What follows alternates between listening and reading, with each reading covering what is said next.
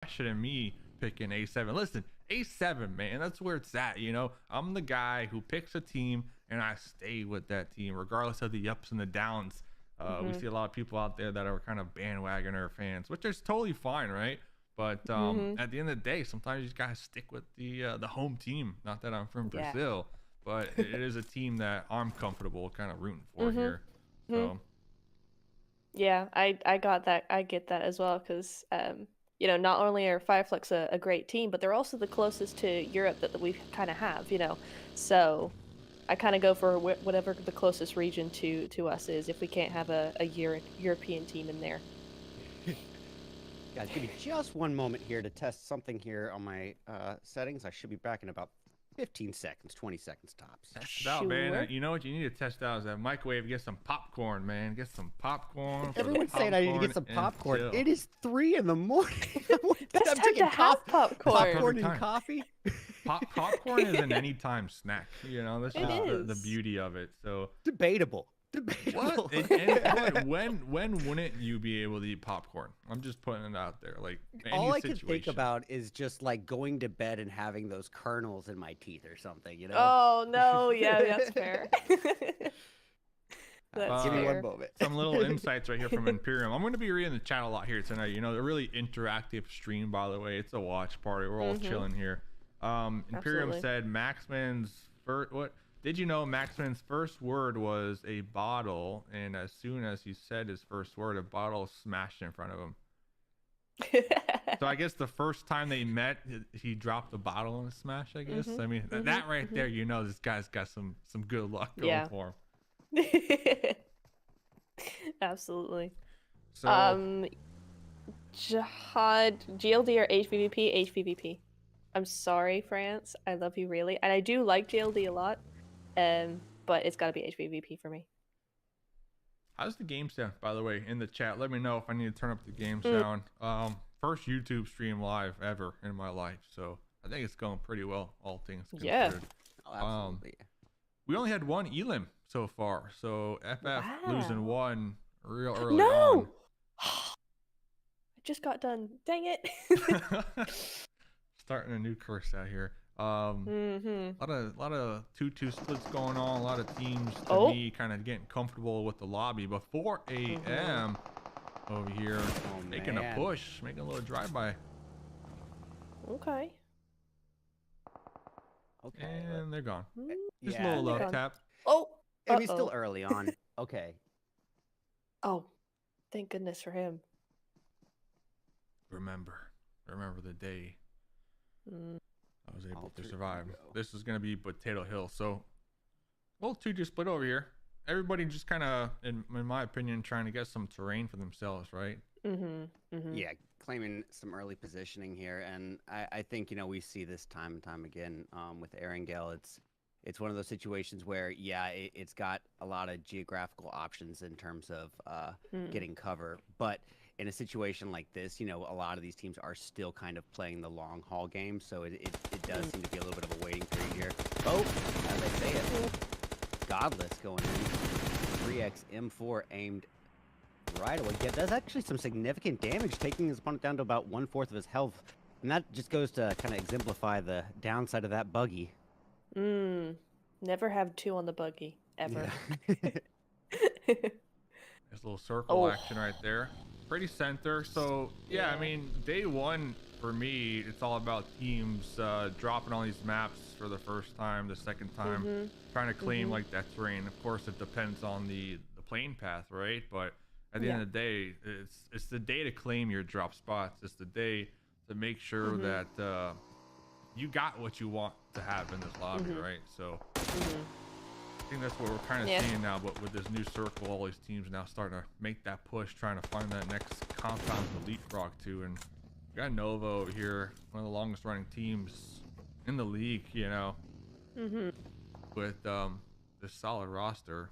A lot of people, they're looking at Nova here as being the top contender out of everybody. Yeah. I mean, winning it to back will do that, won't it? yeah. All right, so this is Geek. Okay, so they're up against. See, my slot list is incorrect. I think actually. You got a slot Oh, is list, it? man. You got the upgrade over here. I'm just chilling on the on the clean feed that we're vibing to, man. Red Eyes has got the hookup, man. He's always got it going on. But Heck yeah.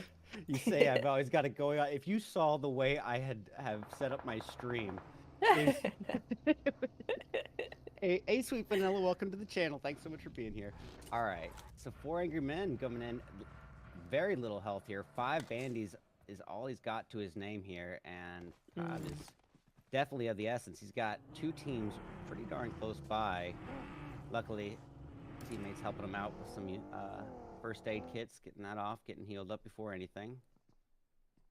Let me get this slot list. yeah, it looked like 4am and A7 this whole match have been just kind of next to each other on their rotates so far. So we'll see if that'll be the case here throughout the day.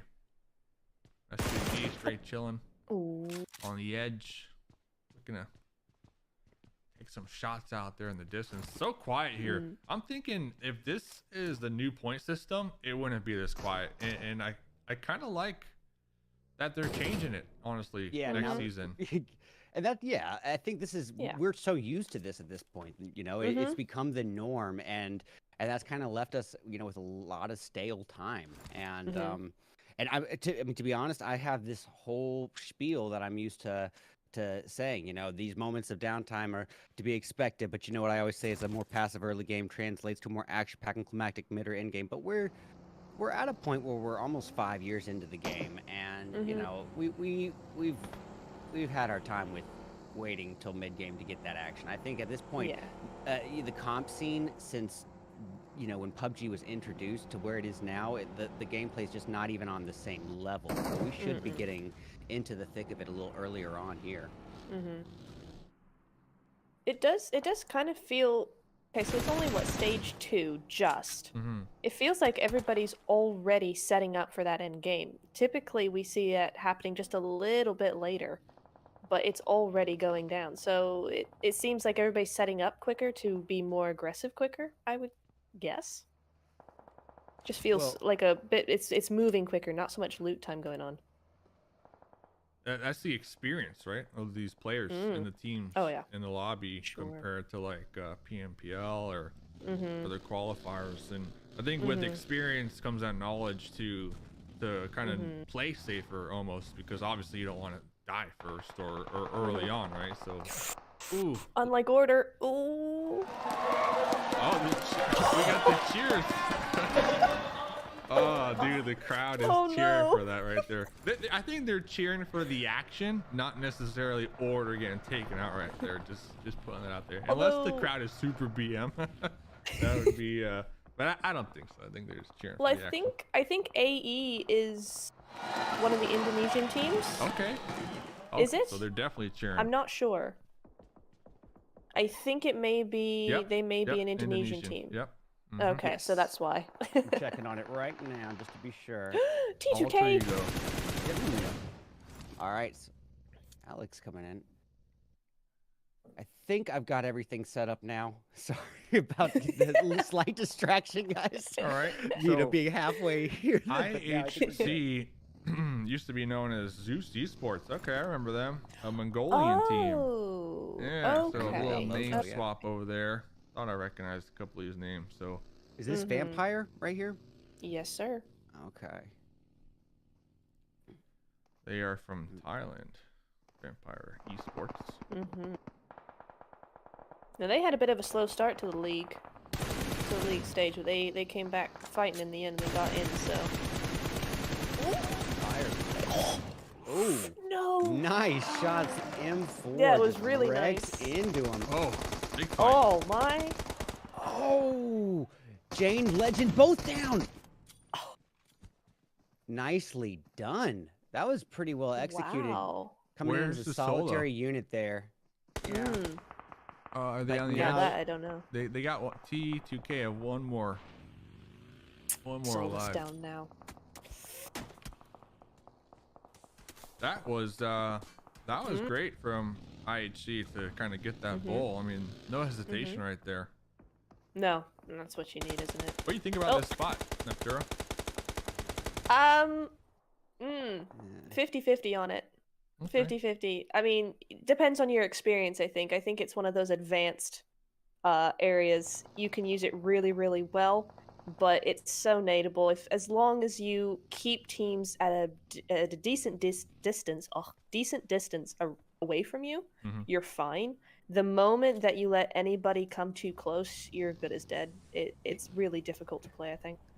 I see. I agree with that. Like I'd say, when you're up against maybe one team of opponents, it can have a lot more advantageous opportunities. But when you have two teams right in your proximity and you're focusing in on one, it's leaving a lot of opportunity for a third-party flank. And from that kind of positioning, they're just open targets from any side flank. So yeah.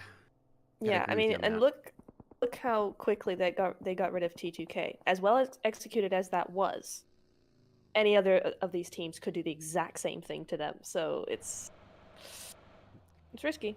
Yeah, the 3-1 didn't help T2K either. I don't know what Sand was doing over there, maybe playing that anchor. You know what? Sand was probably overlooking the bowl that their team was in, right? And trying to give them that intel. Hey, you got a team right above you, but wasn't able to really help from afar, unfortunate. IHC. Oh, here's the fight still on this bowl that we were talking about. They're getting pushed. Yeah. I like the car fork that IHC kind of set up on that weak side over here. I like this a lot. To be honest, I'm not a fan of their positioning or anything, but they're playing it great. I mean, I think all odds were kind of stacked against them, and they did get that. Oh, Zeke just wrecked into immediately. Now here's who I want to keep an eye on, Paraboy. Yeah.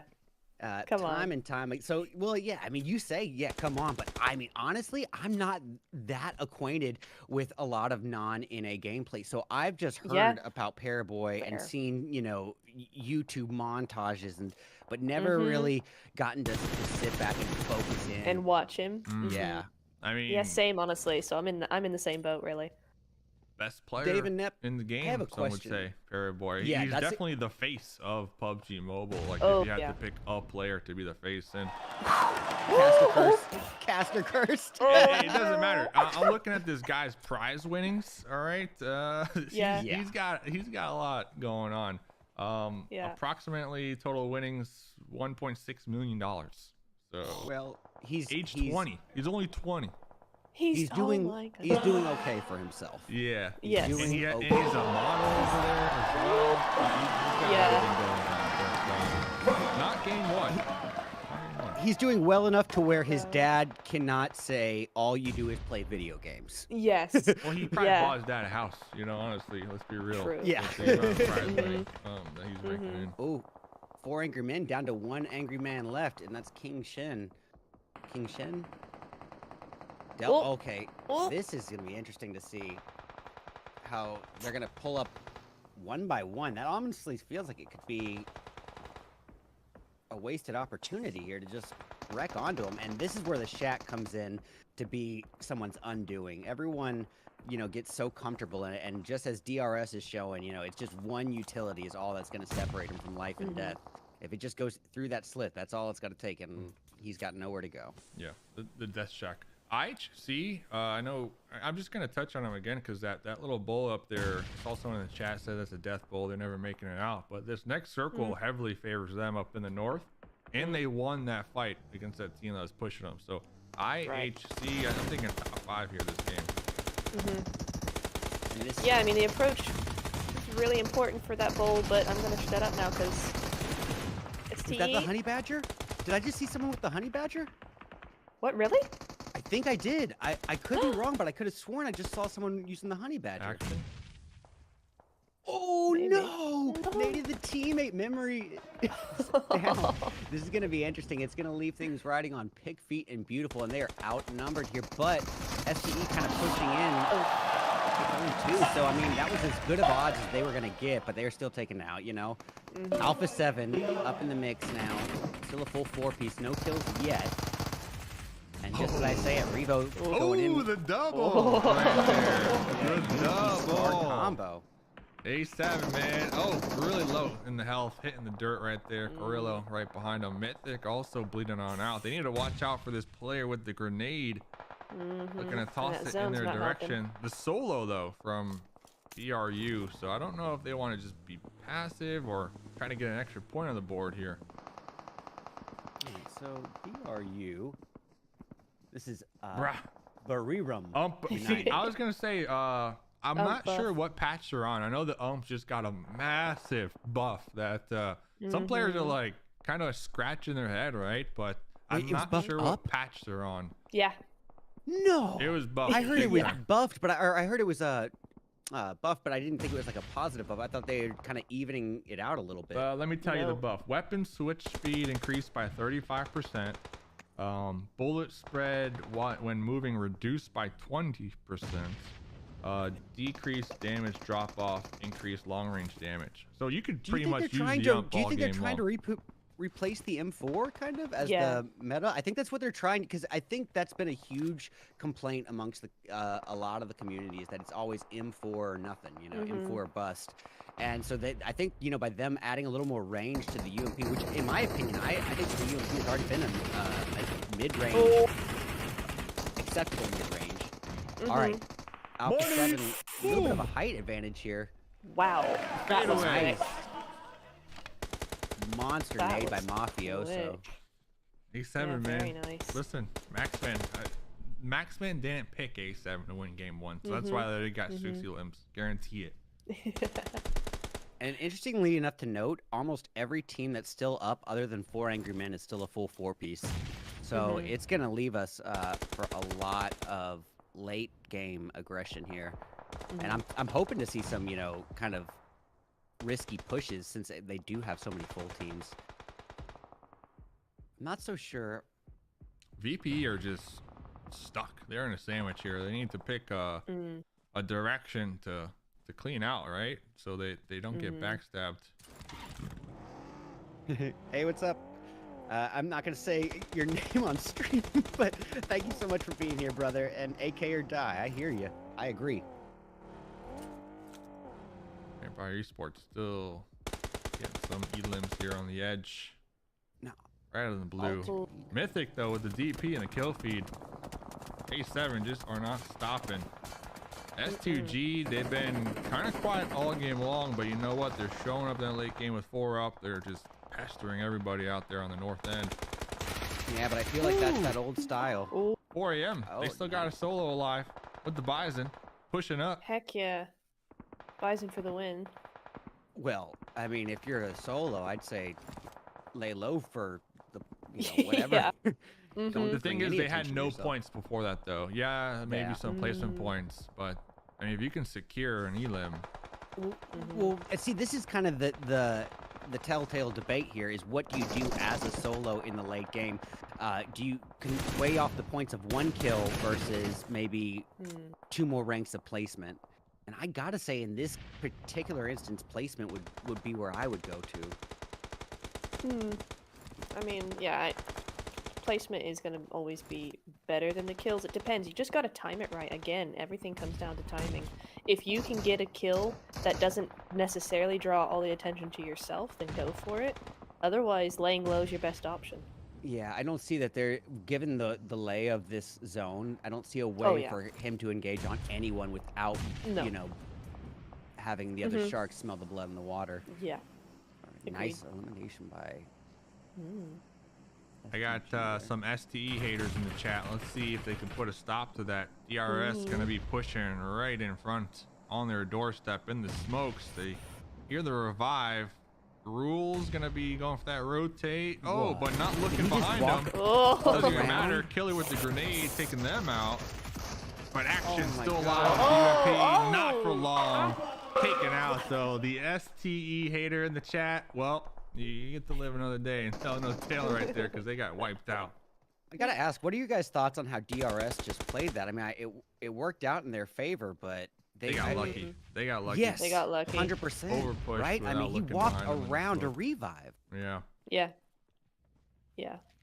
But That was definitely luck on their side there. yeah, but maybe, I mean, they had their squad mate though as the anchor that we saw with the mini, kind of making sure they don't get, you know, overzealous. But maybe. I mean, it was risky. they had it set up well with the 2 on the front, then 1 around the side for the guys on the ridge, but then they just over pushed it.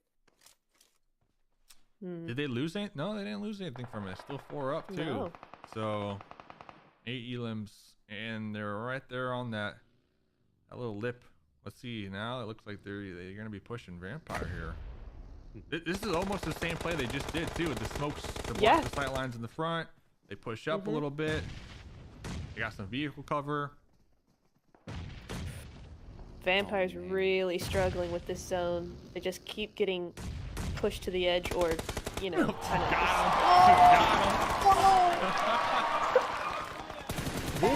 of. This is exactly what I got up at 2 in the morning for, is to see that elevated level of nades. I keep on hearing it from everyone, who's sort of outside of the NA region. It's just a whole nother level when you get to that global scene. Oh, Mafioso out of there. That's gonna bring A7 down to, is it 1 or 2 members? Mythic and can't see who. Yeah. Revo? Is that Revo? I think it's Revo, but I don't know. I can't see. They're Revo and Mythic, yeah. Yeah. Mythic, down. Ooh. Mythic had no bandages or nothing as they were running out there and immediately spotted and tapped right there. Okay, this is nice from DRS though. That's much better of a setup, kind of spreading out a little bit there. Control as much of the zone as possible. And I gotta say, S2G been very quiet, but they're a full squad. Is anyone else hearing music right now? Yes. Yeah, they're like, the music guy's like, cranking it even higher and higher and higher. Yeah. He's like, you know what? He's like, I got a choice to make. I can dial it back, or I can double up. Make it seem intentional. Max out the music, make it intense here as we look at all these teams sitting in bushes waiting to see where the next zone takes us.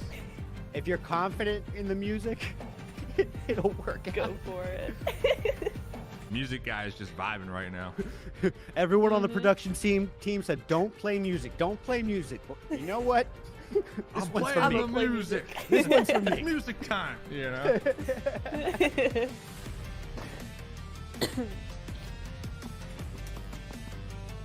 Oh. Raining. All right. 4 AM still in it though. Top 4 for them.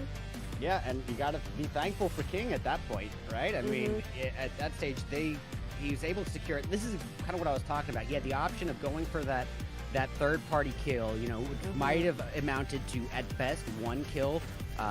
Realistically, more likely than not, it would have been a knock and then retaliation. So by doing this, by kind of playing the long haul, he really is kind of ensuring at least his team gets something out of match 1, Absolutely. Definitely. Yeah, it's always best to kind of lay low, at least until you can. So many times, I did an event recently where there was always solos in the last stages in the top 5 or whatever, and they often came 2nd or 3rd, just because they would just lay low and then time that push or time those kills correctly, where they got a couple of kills in that top 3 spot. So laying low, if you're solo, it does a lot of things for you. Yeah, and I think that, ideally that's kind of going to be, less impactful with this new system. We keep talking about, but I am all for, having it be a little bit less of that late game utilization. Do you think so? You think laying low late game? I still think it's going to be the same thing. No, I'm saying it should be less of it. I think that's what the new implementation is going to kind of take away some of that. Putting less emphasis on the placement points and more emphasis on the kills, which would mean, for instance, if that is to be the case, then maybe moving forward, a situation like King Chen, I still think placement's going to have to work at if you're a solo. But say he had 1 teammate left, then maybe going into risking it and going out for some aggression still as a 2-piece would make sense. Oh, nicely done by Vitaly there. What are they doing? SLR to the dome, baby. Yeah, what are they doing? Just standing up there in the open, not even jiggle peeking, just looking. Oh, the zone's not favoring anybody actually. Ooh, S2G are just getting picked apart with everybody, including the zone. They are. DRS, 12 elims here in game number 1. Wow. Damn. Hey, but S2G now in 3rd with the Exclusionatorium. Gar What a versus risky- double barrel shotgun right now. Vitaly Wait. with the DBS? No way. He did not. And he's going for the revive. DRS, they recognize the situation at hand. There we go. And they immediately push.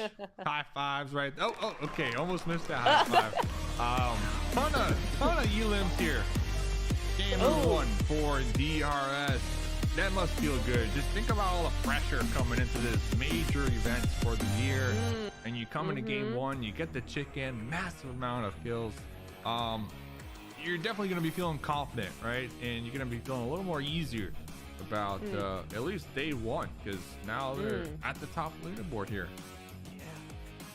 Yeah, but My now goodness. that's definitely going to be huge, a pivotal thing to get in match one. That momentum, that kind of confidence is going to sort of set the tone for him, and also kind of send a message out to the rest of the playing field. But you know, we've seen it time and time again. You know, you do really, really well on Erangel, and you keep that confidence up, but you move to a map like Miramar where the gameplay is entirely different. You know, I think that you got to make sure that confidence doesn't border on cockiness and that sort of situation. 1.3k damage though from Killer YouTube and 60 limbs popping off here. Wow. My goodness. I love how Killer YT, it's a YT plug in his name as a professional. Yeah, go look at, I mean, wait, maybe it's DRS Killer on YouTube, because I'm sure you just typed Oh yeah, YouTube. probably. There'll be a bunch of stuff, but representing here on the biggest stage in the game, you know, you gotta love it. DRS taking the win, game of one. DRS from Nepal, so no, Imperium's a big fan of that region. You've seen a lot of good teams come out of there. The DBS is deadly. Shoddy snipe combo, don't see it a lot in PUBG. Well, you don't see it a lot, but you know, I guess if you were ever going to utilize something like that, you know, very early game or late game is the only thing I can say, bro. I'm talking to one of my viewers, but I'm not sure if I can say his name on the stream. It's not a bad name per se. It's I'll message it to you, Dish. It's not even a bad name. I'm just being probably overly cautious here. You know, I'm getting a little weirded out here. Yeah. Sorry, I'm making it seem way worse than. You sent me a picture by accident. Who is that? You do what you want, man. It's a viewer party, man. The only thing you got to do for me is get some popcorn. Wow. So the music guy left the building, and now the replay guy showed up. I'm gonna turn this down a little bit. The replay guy is definitely vibing. Oh my. As well. A little too early for me. But Natura, let's go to you. I mean, listen, both of you, feel free if you want to get up, walk around, stretch it up. Listen, we're keeping this stream on the whole time, but feel free to do what you gotta do. Cool. But yeah, I might have to grab some water. Yeah. Grab some water. Game one though, Natura, anything from your end that you kind of saw that maybe you didn't have a chance to talk about, break down, etc. Ooh, let's see. I mean, I suppose the obvious would be DRS kind of very quickly kind of trying to take control of the top of that hill. I mean, if we actually think about the game in hindsight, they were doing that same kind of work even before we saw that first fight of theirs that we were talking about, them kind of getting lucky on that. But yeah, they've been doing that work for quite a while, setting themselves up there, because you got to think of kind of the process that it takes to actually get in that kind of position. You got to be thinking about that way before. So zone 2, they were thinking about getting up there and doing that, and as the zone gets that way, they're just solidifying that more and more. So I think if we went back into the game and saw the play and focused on them, the play by play, what they actually did, I think we'd be seeing them trying to take control of the top of that hill very early on, and then they would be just going from there, and they ended up doing it just perfectly. Yeah, and honestly, I gotta say that DRS, you know, I don't want to say they played it perfectly. I think they, as we mentioned, they got a second chance at life here. Yes, running by a revive like that and turning their back on their opponent. But yeah, that was. Boy, you know, coming and turning getting discouraged and not losing the momentum. They really got that late game high ground, and I think it was a pretty pivotal moment for them. Looking at this team, so we got Vitaly doing 44% of the team's contribution, one throw compared to Killer's 21 throws. Wow. Wow! And look how close in damage they are. Wow. That just means Vitaly is gun intensive and Killer is utility intensive. No question about it. My goodness. Yeah, we got to keep an eye on Vitaly here, just based off that stat, like you said, Red Eyes. I really do like that call out. But what play style? I mean, this kind of goes to show you like both play styles work. Kind of similar, you know. I mean, they both have similar elim, similar damage, but it's just how they got the job done at the end of the day. I definitely feel like one is safer than the other, because you could be chilling throwing some grenades, but at the end of the day, you know, it looks like both of them even Steven. Yeah. Let's not take. Go ahead. No, go ahead. No. Well, I was gonna say we can't take away the factor of the weight of those utilities, how much of your resource space they take up. So, you know, by Vitaly, you know, having, let's say, one throwable, two throwables, he's just ammo intensive, you know, he's got bullets to spare. And I think that's going to make a lot of difference in the way he shoots as well. So I need both of them on my team, honestly. But, you know, put them both on my team. And I think we saw that with DRS. We saw a glimpse 2 times where they kind of went for that same play that we were kind of talking about, where they would throw the smokes, pull up a vehicle, kind of make a little blockade almost, then from behind the vehicle and behind the smokes, they would just boom, toss those grenades long range, and that's where we saw a lot of that damage coming through. So kind of smart, you know, in a way, how they were pulling it off. And I didn't really see that strategy being used in game 1 from any other squad off the top of my head. No.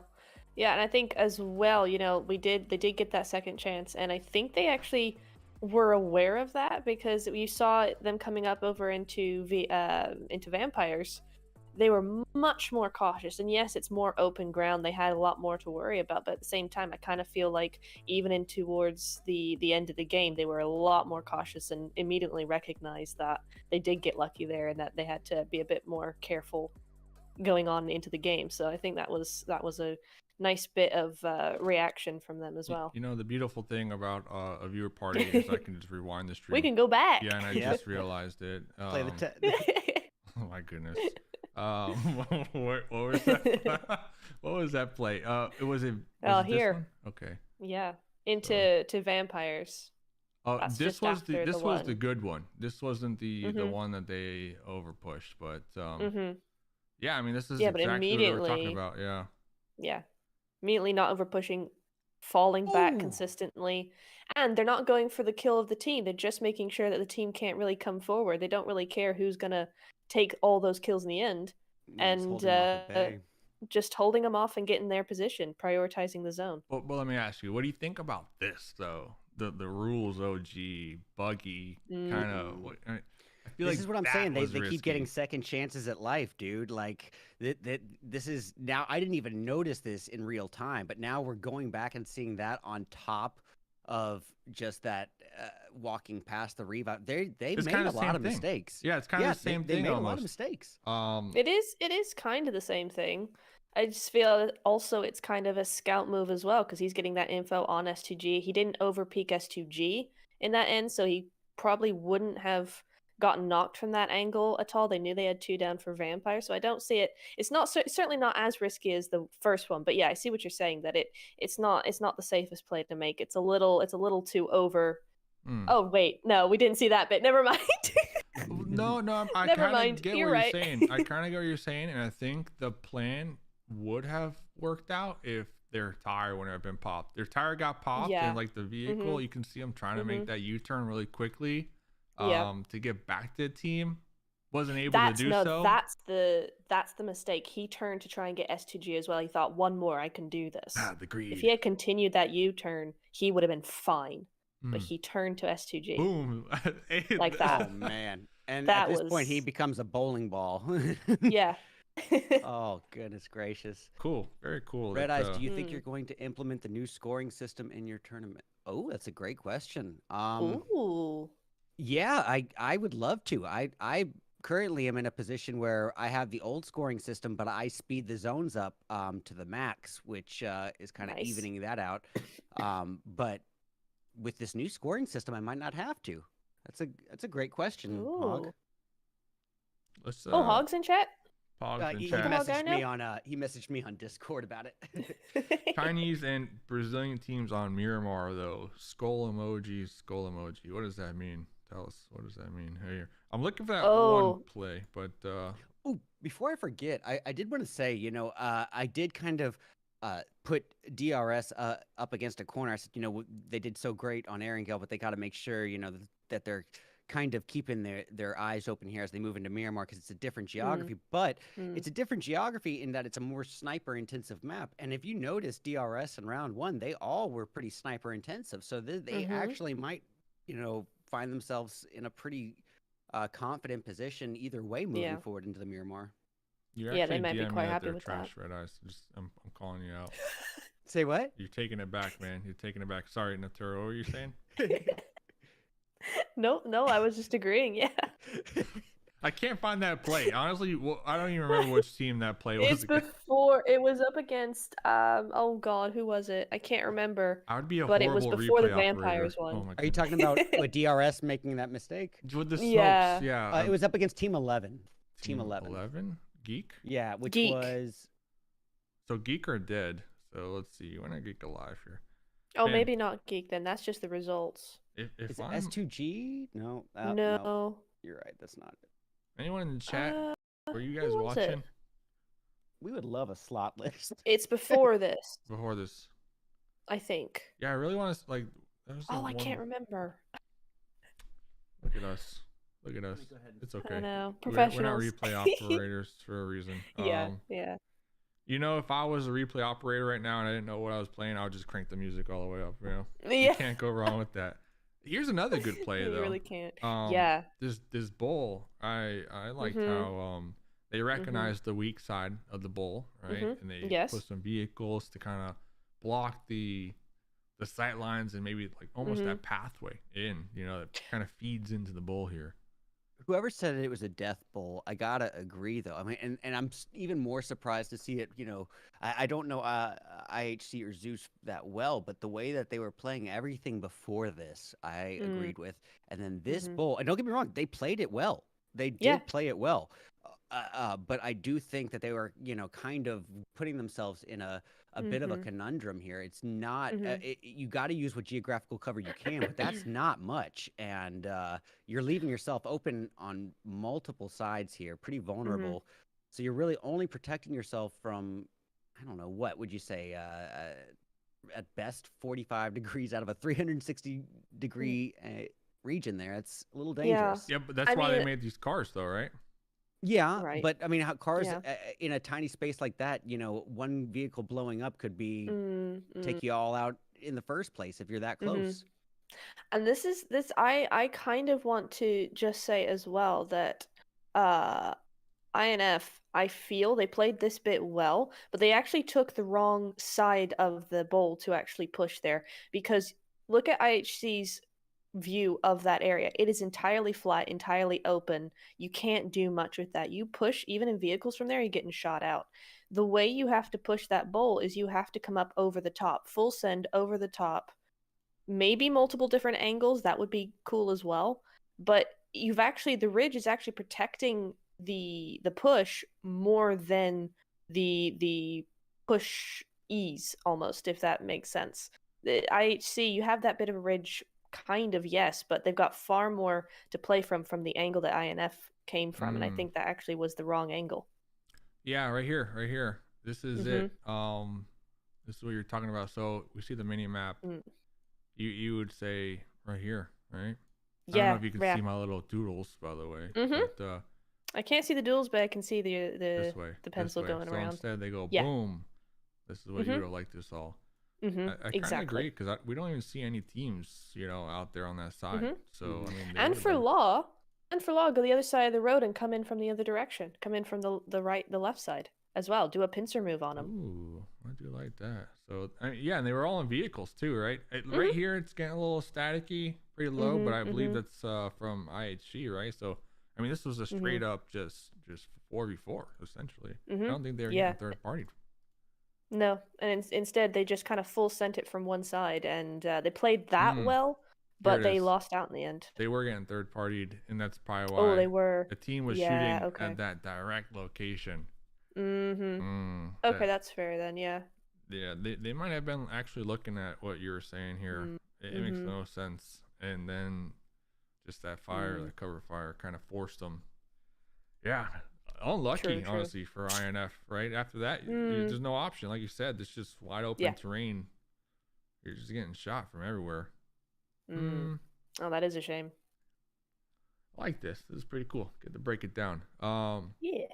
And I got the pencil to go with it. Red Eyes, anything you want me to pencil in, or hey, what are you thinking over there? I gotta say, I mean, we're giving a lot of props here to DRS and IHC, but I mean, I guess it goes down to, I mean, their skill level, their gunplay is obviously pretty phenomenal, because they were able to shoot their way out of that position. And I still am gonna swear by that spot being a death trap, that they just somehow played so well that they came out a little more advantageously than most would. But I don't think that that was a particularly good rotation. And I think DRS as well.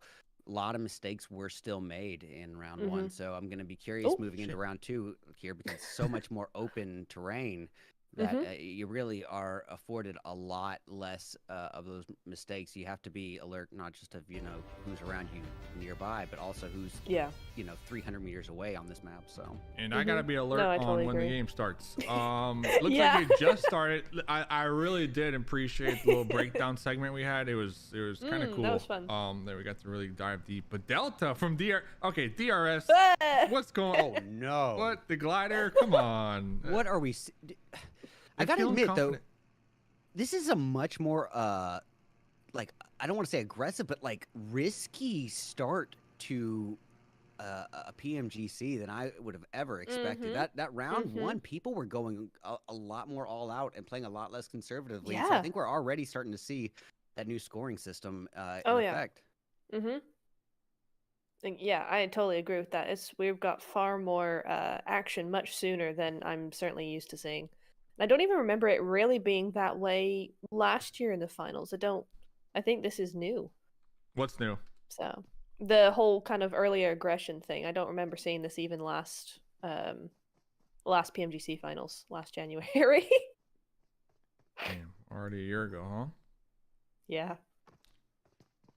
I like that, Red Eyes. Yeah, I don't know what you're talking about. This is something that I've been growing. Oh, I didn't even notice that.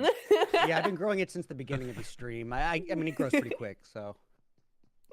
Oh, is that what you've been doing for the last hour? You were setting up this whole time. Just had to get it going. Oh, it's gonna be worth it. It's gonna be worth it. It all comes down to this. So did that cost you a lot of money? Oh yeah, a lot. Yeah. Did you afford it? No. I had to take some money out, but you should grow out a mustache, man. Looks good on you, man. You got that like that old time vibe with the mustache. Yeah. I could be a Monopoly man. Monopoly man, or like someone that makes a mean root beer float. Like you got the root beer floats on lock. Heck yeah. You don't know wherever restaurant I'm going, it's definitely gonna have that 1960s theme, and it's like a old 1960s Cadillac for a seat, for sure. All right, well, Alpha 7, not really. No one's having any close proximity here, and then, I mean, it's to be expected, I guess. If it is gonna happen, if it's gonna happen on any map, this is the one that's gonna be most likely to. But just given the way round one started, I also didn't see the flight path to. In all fairness, you want me to rewind? I mean, I could do that, but I don't know. Well, we'll see the zone in just a minute anyway. So let me ask you guys about this. You got 0 points. Game 2, even maybe 1 point. What are we looking at doing? Are we looking at doing the same thing that we've been practicing, or does that kind of impact your play style in game 2 no, already? It's too early. I gotta agree. Too early. Too early. I mean, you gotta account for the outlier matches, and also the fact that it was the first match. You know, people are still trying to find their footing, and nerves are at their peak at this point. So, yeah, I don't think you should be changing it up, especially when you're changing up the map where strategy is obviously going to be different. So I'd say at least give it to the end of day one before you reassess that strategy entirely. Yeah, What is I agree. What's the prize pool for this? I don't even see that. It said 4 million that I I think that's the entire thing, but though. that's the entire. Yeah, every let me check. Wikipedia is on point with this. Yeah, I think it was like 800. Let me double check on it. 4 1 million. million Like the something. whole prize pool for this one lobby is 4 million. No. That was for League as well, I think. All right, here we go. Grand finals. Oh yeah, it says it's to be determined here. Maybe The that's league for stage has 2023. 250. Oh, grand finals is 1,500,000. Nice. Nice, yeah, nice. Mustache Red Eyes? Mustache Red Eyes, Hey, the rebrand. listen, you know, a lot of people would say Red Eyes. You know, you're not gonna wear this the whole time, are you? And I'm like, you know, I'll Mustache do it. Red Eyes Network, Mustache Gaming, Mustache Gaming Network. Yeah. Red Stash Tura. I'm trying to join Nepturo's network, honestly. Like, sign me and Red Eyes to the network. That's right. Yeah, man. absolutely. A lot of M249s here in this game on Miramar. I don't remember ever really seeing it, but I guess you know. Yeah, I've noticed it's being used a little bit more, which I appreciate. I love that gun. It's a great weapon. You just got to use it correctly. When it's for me at least, it's less of a spray and pray and more of a timed spray because I'm not entirely accurate. But you know, there's enough people here to kind of do that. You do it in like little bursts. Okay. You and me are two and then it's really completely effective. different M249 users. Like so basically, I mean, you're talking about like, you know, you're not very accurate. Why I had utilized 50 round clip and just missed 75% of it. But you know what? Just like we kind of heard 75% of what you said, by the way. I don't know if you're doing that on purpose. Oh, really? Yeah. No, I was the first time ever. The first time ever tonight. But 75% accurate with the M249, you would say, with the spray and pray action. Oh, no, I said I missed 75%, so 25% accurate. Okay. Yeah. Respect. I like to make one of my team drive me around, and then we just push somebody in rotation and spray them down. That's always fun. Okay. And does it ever work? Like this right here. Yeah. Except for you, like this with the M249. Exactly. Yeah. Just like that. IHC looking like they're in 8th place. What are y'all's thoughts about IHC utilizing individual vehicle approach at this stage? Oop, 4 Angry Men up against. Oh. You have to. I mean, Miramar, you gotta have everybody with their own car, right? Just you don't think a 2-2 would be more advantageous at this stage? I mean, like we saw right there with Alex, like yeah, you can shoot, but at the same time, you can easily get shot out. You know, kind of more exposed than the driver, in my opinion. I think you get all the vehicles, and not only does it help with, I mean, that's what 4AM are doing right now. Not only does it help with the rotations, late game, if you survive, you can make your own little car for it, like we saw DRS using last game. And it also, you gotta think about it, it denies that utility from your opponents, right? Who might be looking for a vehicle. You take that right away from them. Yeah, so. true. Miramar, we almost see everybody with a car, but Neptera, what do you see here at this new circle shift? It's a lot of high ground. And also it's La Bendita. I love La Bendita as a final zone. It's so much fun to play. So I know how it feels to play it as an end zone. So I'm kind of hoping it goes there because it's always fun to watch. And high ground's always fun. There's a lot of high ground, so a lot of those teams that favor that kind of positioning are going to be happy with that. You've got that kind of junkyard area. That's very dynamic. Not my personal favorite. Oof. Okay, what was that? But yeah, there's a couple teams over here going to be pulling back. Yep. Oh, that was smooth. Okay. Going straight through that wall. Very nice. This is a good spot. Yeah, there's loads of really dynamic places here that also make it fun for us, but just, you know, kind of not too difficult for the players actually on the field. Now, here's going to be kind of a contest strategy here. High ground versus compound cover. On this High early ground. on? Yeah. I think the Nova, you know, obviously with the high ground, they're doing the split here on them. And versus the compound cover. I think it's going to be Nova getting a knock and pushing. Oh, Wolves just... Oh, no.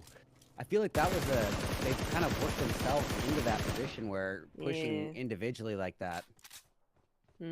Well, realistically, it shouldn't have been that bad of a risk either, because they were pushing on a 2-team. Ooh, they're just getting shot from everywhere. M16 is an interesting choice. At least it's single fire. Yeah, right? So many times they're trying to shoot people at distance out of vehicles with the burst. I'm like, oh my god, please just... It's optimistic. It is. Yeah, looks like Pick Feet will be going down most likely. So, WOL with that solo here this early on in that ravine with a couple opponents on the high ground like we were talking about here. A lot of 2-2 splits as well. Love to see it. yeah. S2G here. I mean, we saw it worked out. They were able to put a halt to that duo that was pushing that compound. But if it was a 4-man pushing that compound, I feel like that would have been another story for that S2G 2-2 almost. But then again, it's not too far away where the other two can't very quickly join up again. So, yeah, overall, it's not bad. It's funny because Abendita is such a great spot if you use the cliffs. You don't want to be in here because that's just, again, Death Bowl, but just times 100. I feel like more cover, but there's far less chance of you getting out of that. Yeah. Looks like this is on the top right here. Influence versus Geek. Okay. Ooh. Yeah, Geek with that low ground. I mean, this might be kind of what you're just asking, Red Eyes, like the compounds down below or the teams on the high top mountain tops this early on. Like, which one is I better? think in this case, I mean, when your high ground is this high, I mean, there's nothing that Geek can do if they get. I couldn't read his name. I do apologize about that, but we all know who I'm talking about. The guy who's a million feet up in the air. I mean, I don't even throw a nade that high. No, you can't. Oh man, the solo, beautiful. Let him live. Let him live. I know. No. They're gonna be getting a point. Snipes trying to be a little sneaky over here, popping up there with he goes. the UMP, but up against 4. Snipes. Yeah.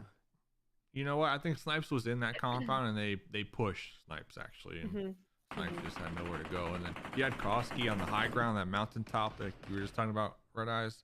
Yeah. That probably kept Snipes kind of pinned down, because if they were trying to retreat, they would obviously be spotted in the process. Because you have to assume we're still pretty early on, where the utility is probably not the best when it comes to like smokes, maybe some grenades. True. Plus, you want to save those up for end game too, I would imagine. Yeah. So Snipes just trying to maybe get an elim there. Knew it was going to happen.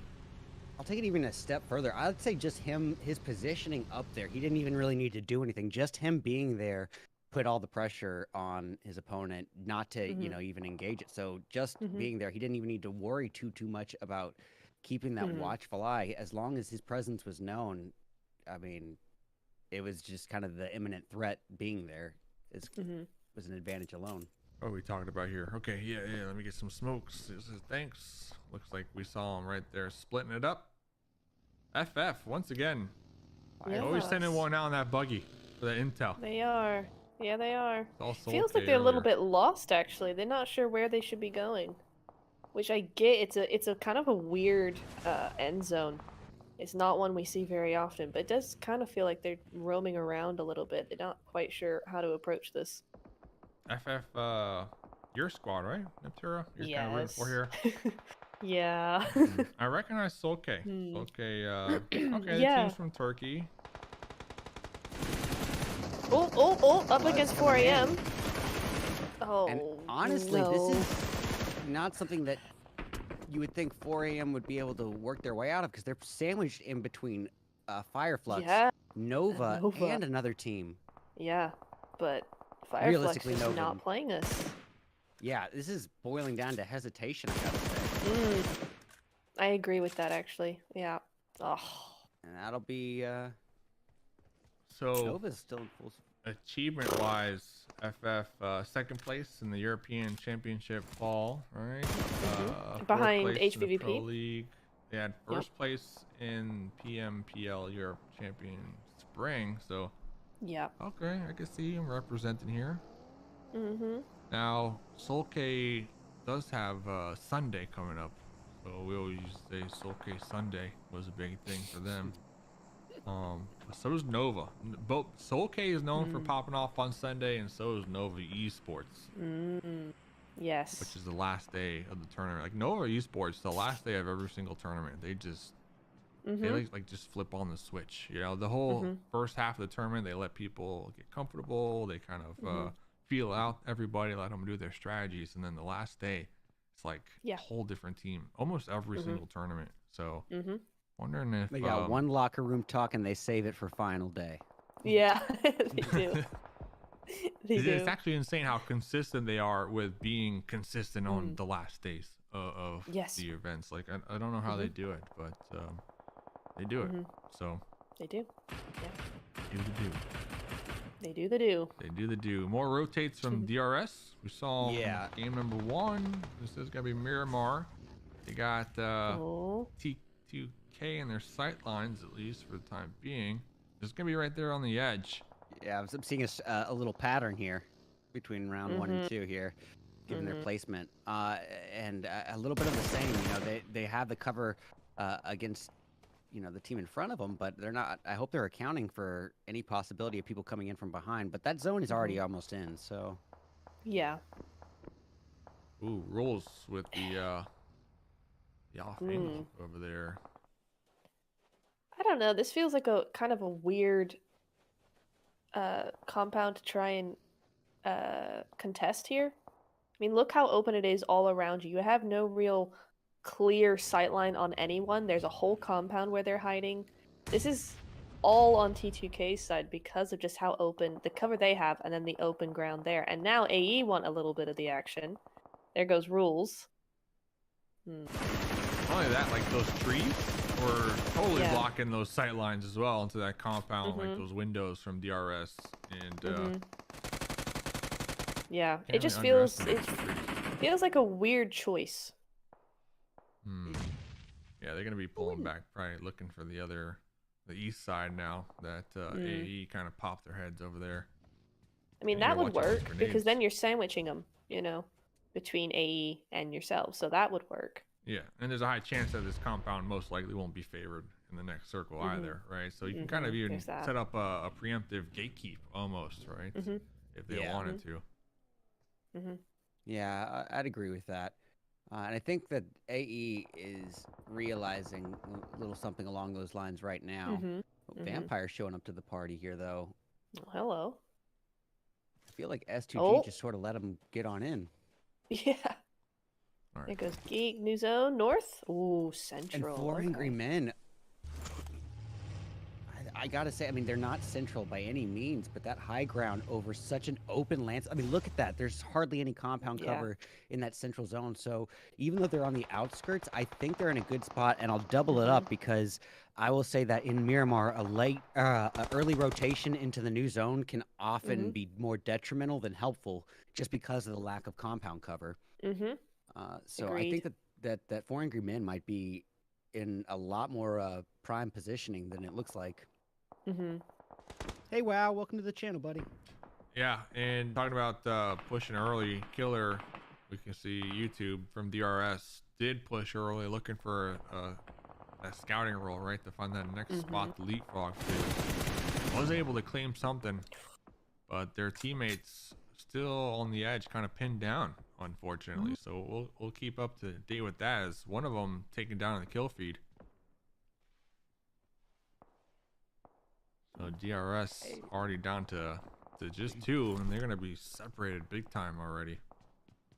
So one of my viewers just sent me the prize pool allocations. First place is 400 grand, second place 200 grand, third place 120, fourth 80. Wow, they're paid all the way down to last place. That's interesting though. 'Cause that's a massive reduction from last year. Didn't Nova take home like $1 million or something like that for first place?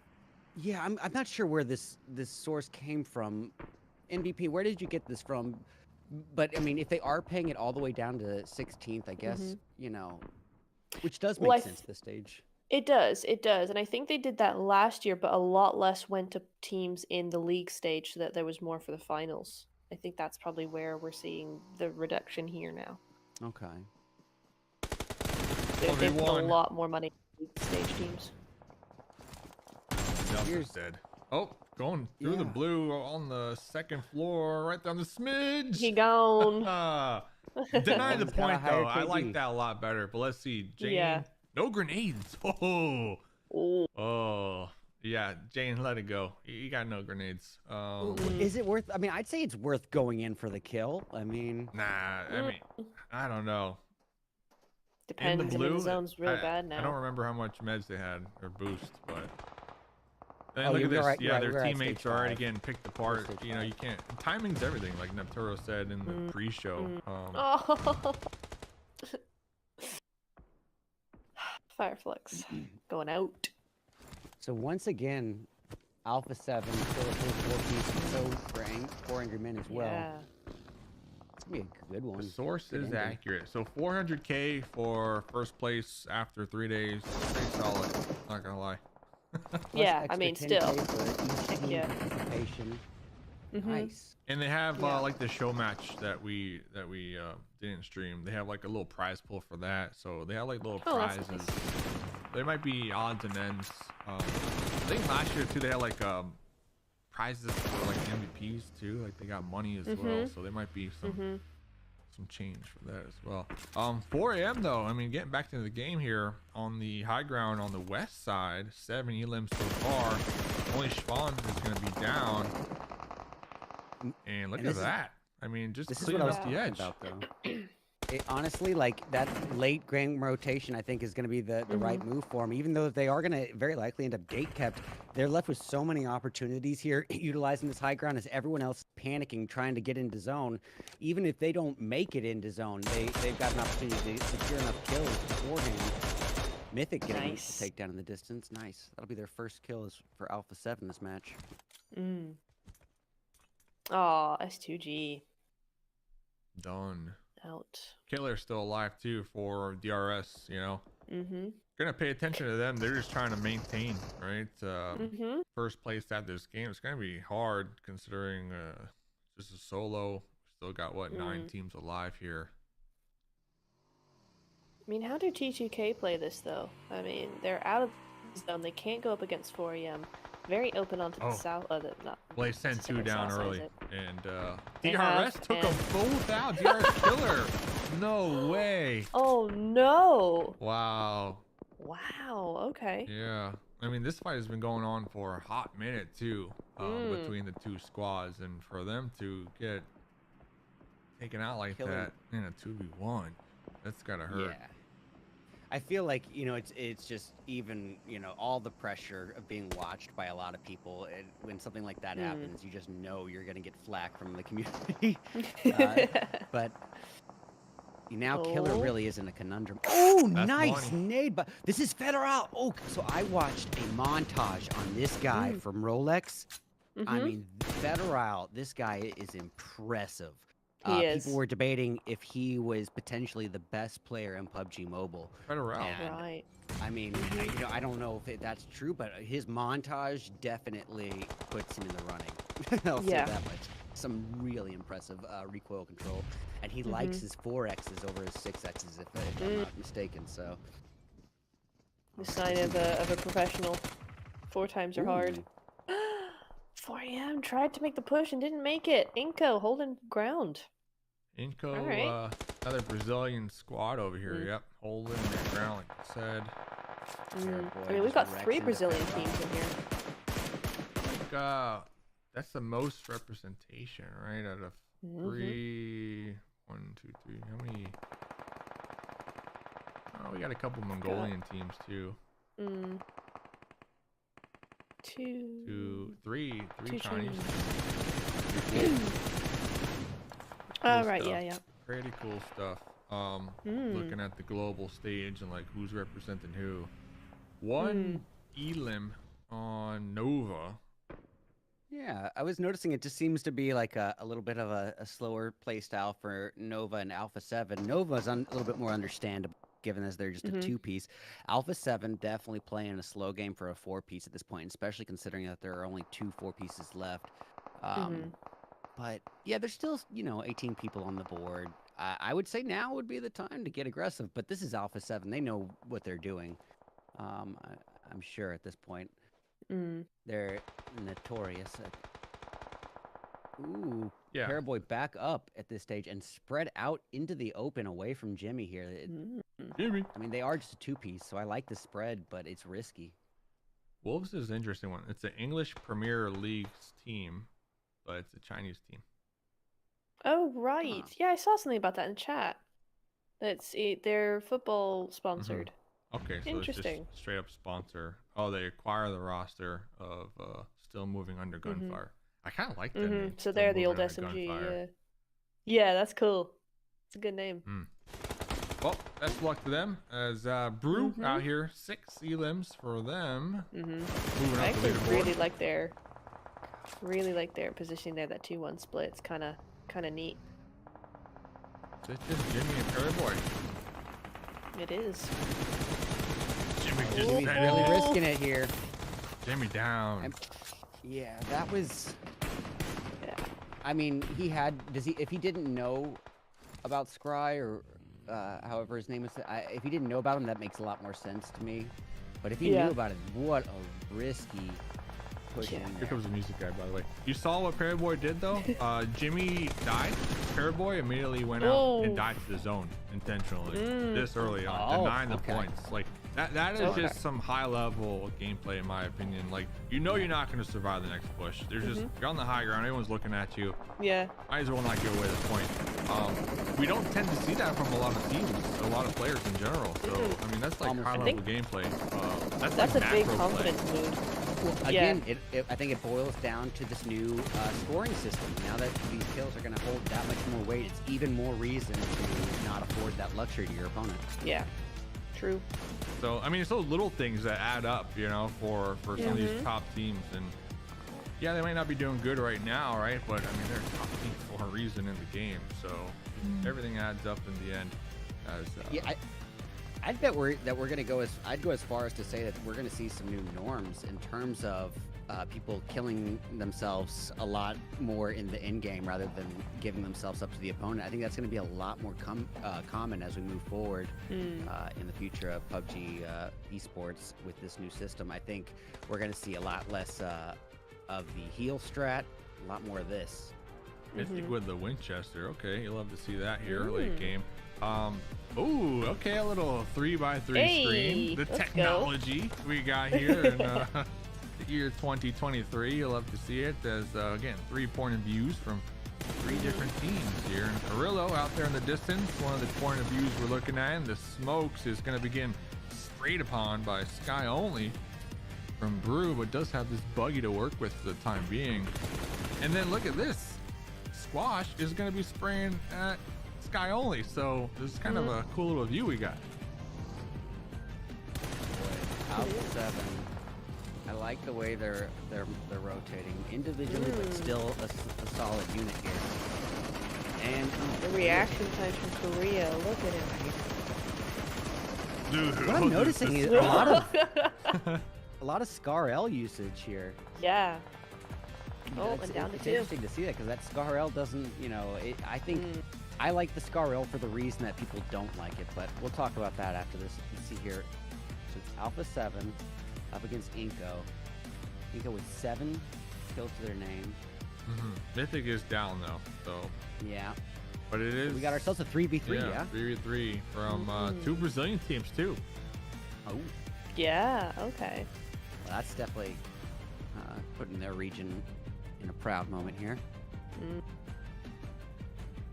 Boy, this music is the guy's like who's running. He says, everyone's like, can you tell them to turn the music down? Every time they tell me to turn it down, I'm turning it up. Yeah, Turning it up, yeah. I'm trying to like pinpoint where this music. I feel like I've heard this style somewhere before. I just can't pinpoint it.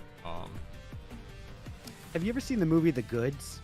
The Goods. No. It's not a good movie, but in the movie they hired this a party DJ, and they're like, he plays all the saddest songs at the party. They said, turn that down, and every time he turns it down, they'll try to test you. He just turns it up more. What was that from Arillo? Yeah, that was interesting. Thought they were gonna go for the revive on Mythic maybe, but then totally overshot it. Yeah. Is this still yeah, it's a 3v2. I like Squash's rotation here, or his flank here. I think the 2-1 splits the right move. Yep, and they got Mafioso down. Revo only. Done. It's gonna be a push or a nade, something. No. Yep. Yeah, Done. Just out to zone, I think. I mean, yeah. congrats Very to them, nice. but I feel like that was a big time throw. A7 through? Yeah. Yeah. From Carillo, honestly, because those sightlines are the exact same sightlines where Mythic got taken down, if I'm not mistaken. So like to go and push that same spot where Mythic was recently taken down by that off I mean, angle. you see what they're trying to do there. They tried to get the same positioning as Mythic had before he went down, but it wasn't really the way to do it. I guess they just went full send. I don't know. Thank you, MVP. Hey Dave, I'm gonna send you something. They're doing live scoring on Liquipedia here. This is gonna be pretty cool. Hey, I got okay. Wikipedia popped up. Oh, nice. I'm gonna take a quick break here on crutches. It'll be a little less quick than I'd like, but I'll be right back. Let's all take a break. We'll go take a break and wait for the next game. We'll be back. Don't go anywhere. I'm gonna put on a little other screen. There you go. A little another screen for your viewing A little pleasure. another screen. We'll be right back. Don't go anywhere, people. Thanks for the follow, Chewbacca. Be right back, guys.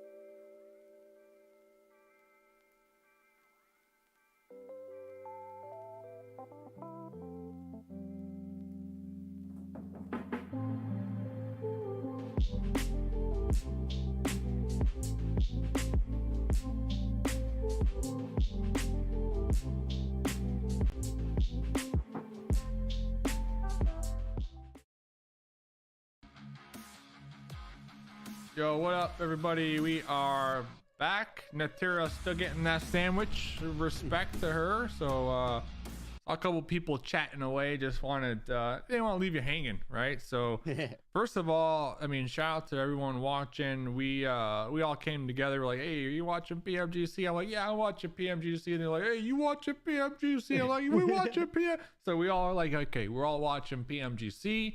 Might as well watch it together and do it live. So we really didn't expect much, just hanging out, having a good time, hence the name PMGC, popcorn and chill. Wow, hold on, what's this video? Look at those. So this is that design contest, the design initiative. This is like the third or fourth time they've done it, but these submissions are so impressive. Basically anyone can submit. Oh wow. You yeah, saw that? The samurai buggy, the swords, that was something else. So I just saw the Joker M4 in there. I don't think that was a fan design though. Wow, Possibly. some of these are maybe. Yeah, I remember this account popping up like last year actually, and people started to submit. I think I follow this. There's a separate like Utopia account. Project. Yeah, it has its own Twitter account too. Oh, what is that? We're gonna have beach theme skins 2023. I'm all for it, dude. Well, it's already had that Scar-L water gun, kind of like that poolside theme. So yeah, before I cut myself off, with the what's the pronunciation of the sandwich? So we don't know what sandwich it is yet. As you can see, Neptera is still out there making the sandwich. But yeah, thanks everyone for watching live. We got a couple chatters. Thanks everyone for clicking the VOD, just showing up. Like we said, just vibes, just vibes. So thanks for spending your time here. Honestly, very special. So Red Eyes, yeah. Where were we? We were talking about something. I was like, let's just go live. Totally forgot what we were talking about. Well, I think either way, I do have something to kind of propose here. What do you think is gonna be the difference here as we move into? I'm guessing this is gonna be the only Sandhawk of the day. I posted a graphic of the schedule. Yeah, only Sandhawk, and then we got Erangel, Miramar, Erangel. So okay. What are we thinking about Sandhawk? I think. Yeah. Go ahead. It's gonna be Sandhawk for me is always like a palate cleanser throughout the day. So if you're doing really bad first two games, going Sandhawk, you have a good chance of kind of turning the tides, right? Because it's a completely different feel compared to the two maps, and it can go either way, right? And then if you're been doing really hot in the first two games, you can do so bad on Sandhawk and really get devastated, right? So it's like that palate cleanser that can either go up or down for me, honestly.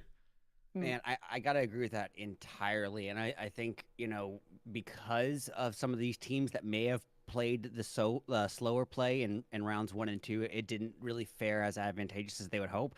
I think it might be this kind of might be their map to shine on that, but you have to keep in mind this is that outlier of it. You only get one Sandhawk a day here.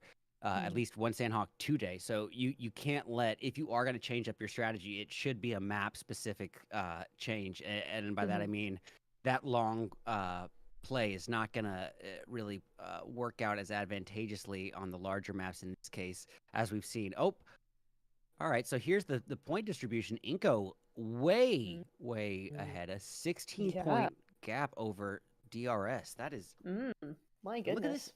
Alpha 7, no dubs, but only 2 points behind DRS as well. It's just.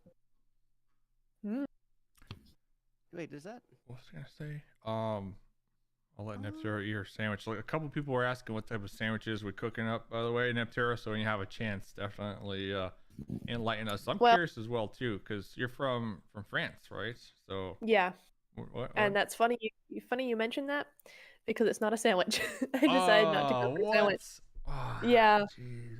it's a French dish called cassoulet, which is kind of like a bean and sausage and duck stew thing. Oh, okay. So I just warmed some of that up. Sausage. So you went from sandwich to like 5-star meal, pretty much.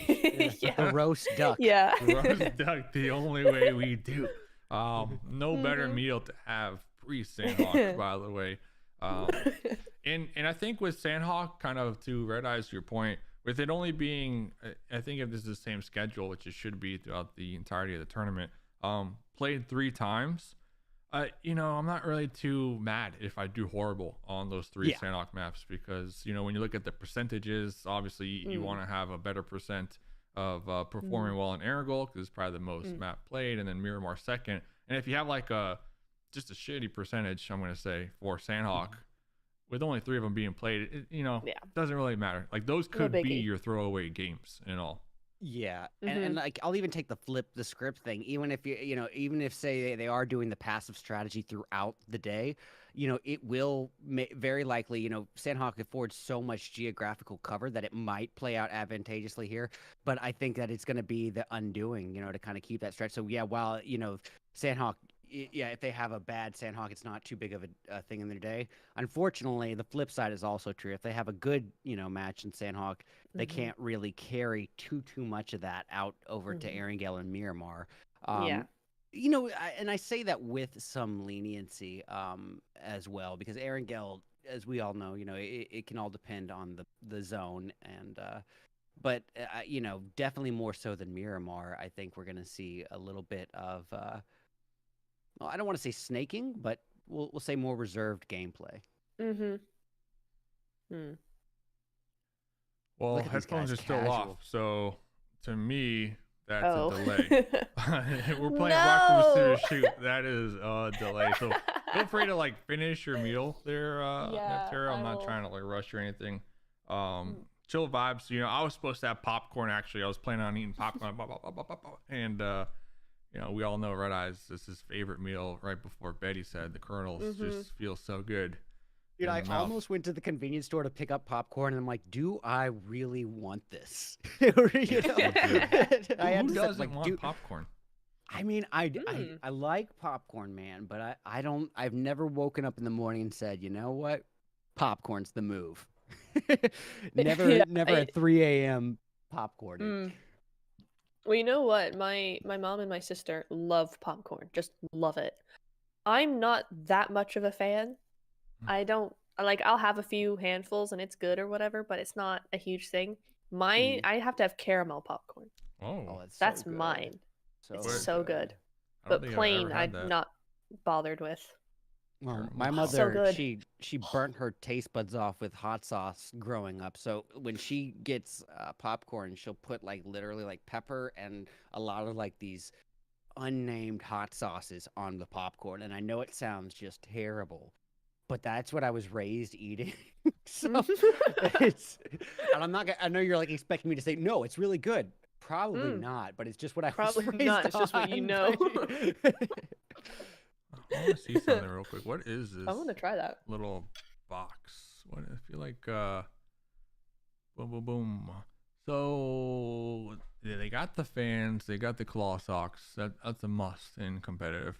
I see there's an Ethernet cable going to this box. Everybody's got their own box. Yeah. So they are playing off of Ethernet, not Wi-Fi. Their phones are hooked up to the Ethernet. Yes, and that's how it's supposed to be at all LANs from moving forward. I believe, because I heard about another games tournament where their Ethernet was messing up and they had to play off Wi-Fi, and I mean their community was just ostracizing them. And I think it makes sense, at this level of gameplay, any sort of latency could make a difference when you're playing with nothing but top tier pros. But hold up, they don't have the box unless it's hidden. Yeah, they do. They do. It's that little thing, isn't it? No, that's the stand. That's not the box.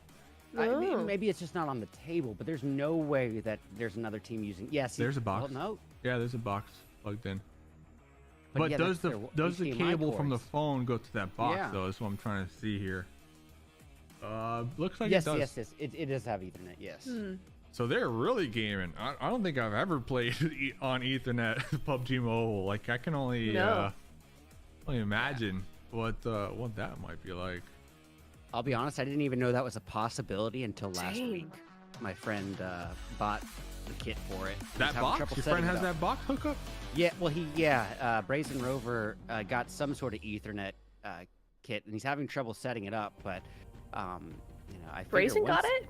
Yeah, it's some sort of Ethernet kit, and he's having trouble setting it up. But I feel like once it does, become a little bit more of the norm, I feel like all of us are going to end up doing it. Yeah. So All right, well, if we're all using the box here, another kind of hot take here, it's not compatible with PUBG Mobile yet, or I don't know if it will be, but the controllers. Is that the next step though? I hope not. No, because I it's think not that would mobile literally- gaming, right? Like you're not. Yeah, No. it's not mobile The claw gaming. It would grip. take away the whole point. Yeah, because the grips alone are like its own thing, right? Like Yeah. its own Yeah. skill set. Full gyroing, like it has its own specialties to it. That all these players have their own special way of doing how they do what they do, right? So adding that controller, yeah, I'm just Mobile throwing it is- out there though, because we're using the box now. We got the Ethernet box. Like, what's the next thing? I feel like a controller or paddles. It's kind of don't- pushing the boundaries almost. It's pushing the boundaries, but when you think about, I think it's more just gonna be an LAN exclusive thing. I mean, yes, I will. I said I would end up getting it, but that's not gonna be necessarily the norm per se. I think that the whole point of mobile is this touchscreen immersion kind of puts you in a game in a whole different way, and that controller I would agree. literally just bring it right back to that sort of console feel. And the reason why, I mean, let's just look at the facts. Mobile is grossing more than PC and console put together, and there's a reason. I think mobile esports is going to be the future of gaming, because not everyone has a or an Xbox or PlayStation 4 or 5. Everyone's got a phone. And Dude, it just took me like a year to get a PlayStation 5. It was horrible. dude, I goodness. could not believe that you did PMNAC from your PS5. I didn't find out until afterwards. It worked out so well. It did such a good job with it. What? Didn't you say you were doing your PMNAC from your PS5? I was casting from a PlayStation 5. Yeah, like your camera work. I mean, your camera from your PS5. Listen, and all I'm that. gonna let that live. Yeah, if you're telling people that, keep telling them that, because that's pretty awesome. Did you not use? casting I from a could have. PlayStation 5. Yeah. That was good. It was good. I thought it was impressive, if it was the case. But now I'm feeling dizzy if I'm just getting messed with and still going along with it. No, I'm streaming this whole thing from PlayStation 5 right now. Okay. Wow. Wow. What was I gonna say? Oh, okay. iPads though. iPads. No, never gonna happen. What? But the Japan League uses iPads for PUBG Mobile. Do they really? Oh, Mhm. wow. Well, the only way that's gonna happen is if everyone does it. Like if. Well, if, yeah, if, at the LAN, like the league provides, iPads for everybody Okay. pretty much. Like I have to assume right now everyone gets provided the branded phone, right? So every LAN you get the branded partnership phone or device. So it's not like they're playing on their own phones. Well, if they are going to do an iPad thing, there's going to definitely need to be kind of a padding time, essentially, because the gameplay between iPad and iPhone is so drastically different. For instance, I played on iPad for 3.5 years, and I just switched to phone 2 months ago. And it's 2 months in, as I said, and it's the lowest KD I've ever had. Why'd you do PUBG that? Mobile. Why'd you switch? Because I got the iPhone 14 Pro Max, and I wanted to give 90 frames per second a good fair shot, but also the full gyro. I've tried full gyro on iPad numerous times, and I feel like if you start from phone, then you can maybe use the full gyro on iPad a little easier. But to start on iPad, it's heavy, it's large, it's not ideal for that. So moving into phone, it's a lot more easier to use those things, and I feel like I'm kind of playing for the long haul. It's going to take a little bit of time, maybe another season or so before I kind of find my flow with it. But I think it's going to make me a little bit better of a player. Yeah, so pro players definitely use phones, but content creators all use iPads, right? Just because you get the better quality for streaming and just video footage.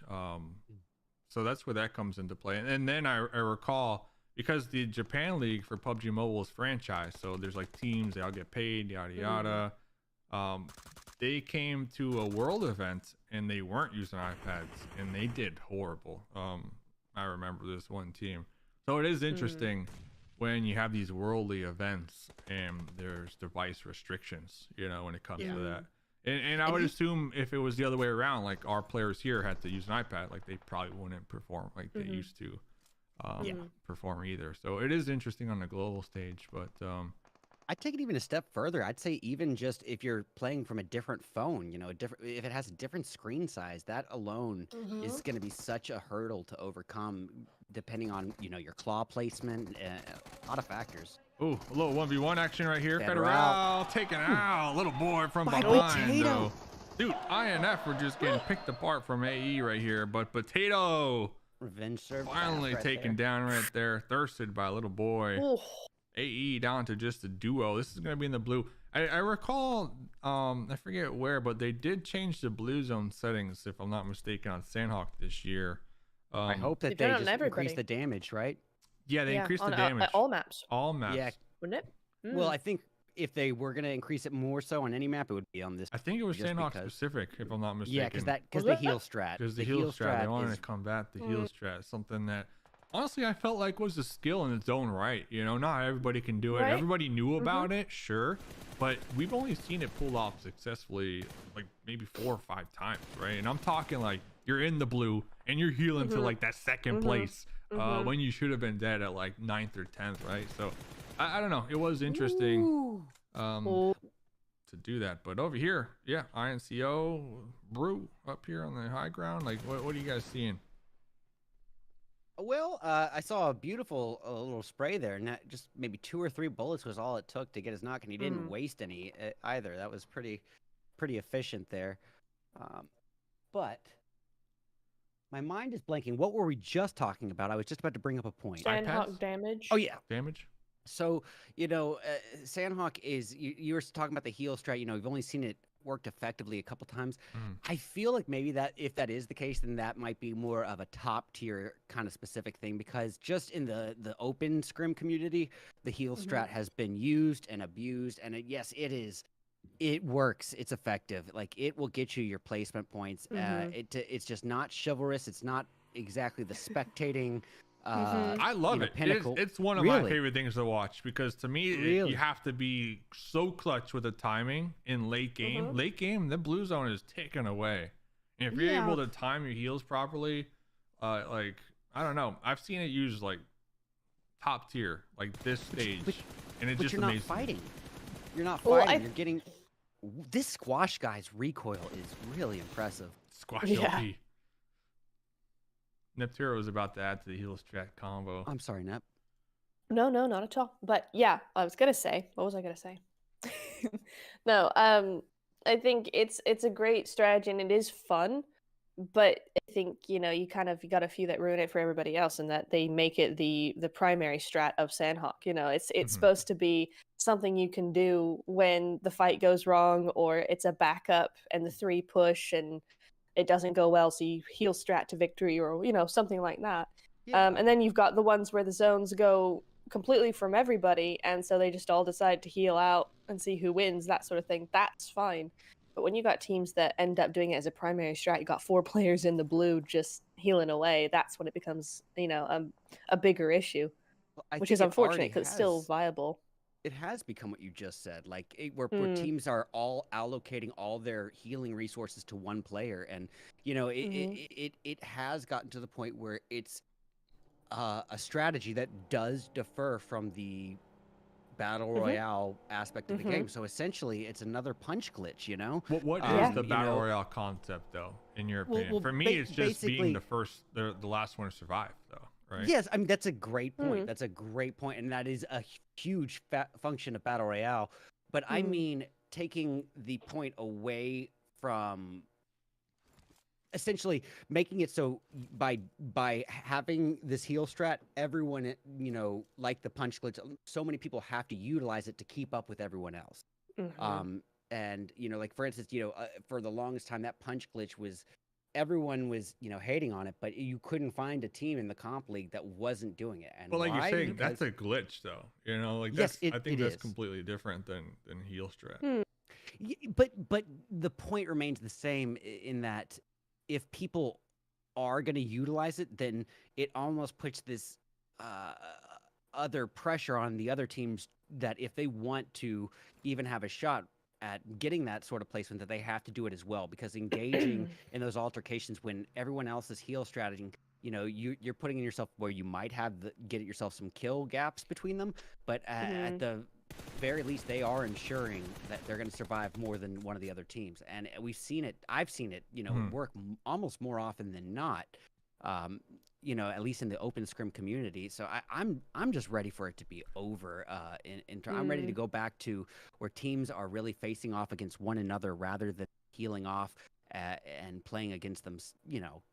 So let me throw one more wrench in the plan and then I'll move on. I promise. Okay. The new point system. Don't you think that kind of makes the change to the blue zone a little unnecessary then? You know, because I feel like the new point system discourages the heal strat as well, right? Yeah, I think that's a fair statement. I think that's definitely a fair statement. But keep in mind, this is the brand new implementation of it. So maybe it's kind of to kick that message in, you know. But yeah, I got to agree. You bring up a great point. Chat's like, why are they arguing about heal strat? Listen, it's early game. Do you see anything going on, first of all? And I think it was a kind of a good discussion. But regardless, you know, I think Natura, you done eating your fancy 5-star meal? I am. There we go. Done. There we go. There we go. I mean, that's what the people want. That's what the people want, right? So yeah, what's happening? 16 teams alive. We've only seen 2-3 players get taken all together, but the action now starting to heat up here on this Sandhawk map. This is Inca once again utilizing just keeping their resources. Like, this is the second time I've seen them now just burst spraying their automatic guns, not wasting a single bullet there and being effective with the few bullets that they are using, which is kind of interesting because I feel like you know, ammo and stuff never been in more abundance than it is on a map like this. Oh, here we go. I swear, if memory gets taken down here from Nenabete rolling up on a Vespa, I don't know what to tell you. I know. Oh my goodness. Oh no. Nenabete rolling up at 2 miles an hour on a Vespa. At 2 miles, 2 miles an hour. Yep. Still takes you out. What? I'm sorry, but WOL Wolves, I don't know. Good thing you got Well, sponsored. you have to keep in mind, was he staring at the rush? I didn't exactly see it, but if he didn't know that it was just one person. Yeah. I mean, most it could have been us two, though, right? I mean, still. Yeah. Yes, that's a good point. Oh, Paraboy's got him so low. Let's see. You've been looking for some Paraboy point of view plays here today. Yeah. I feel like the production crew is doing a good job of not being biased here, at all, and that kind of can be an issue you see from time to time. But they're not giving, you know, the big shots too much screen time. They're keeping it where the action goes. I like that. Action. Talking about action. Jimmy. Cooking up a grenade, trying to pinpoint where Paraboy is, right behind this tree, right behind the corner. Paraboy popping up with the M4. Oh, you hear the crowd right there cheering for one of the top players in the world here. Finally able to get some points on the board. And look at how he's just acting under all that pressure. It's still at the forefront, keeping all the pressure off of Jimmy, letting him kind of heal up and letting the teammates kind of recalibrate their settings here. Done. And, ooh, the dirty deed is done just like that. The crowd. I hear blowhorns, I think, in the crowd. Yeah. Like, that crowd is hyped there. Wow. Yeah.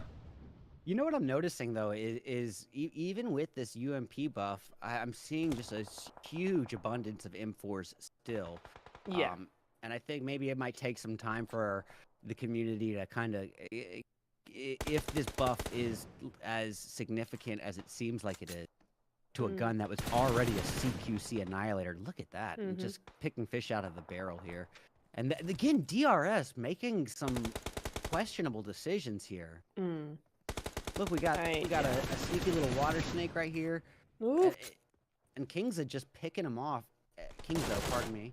What do you guys talk about spoilers, by the way? Who's spoiling anything? I don't understand. Oh, Red Dot said he wiped Nova wiped STE about 30 seconds or to a minute, 30 seconds before we actually saw it. Oh, what? Let me refresh Because I the think feed his live thing is what he's watching is more up to date. I think something like that. All right, I just refreshed I'm here. here for the heal strat. Takes skills to pull it off. Says, Cool.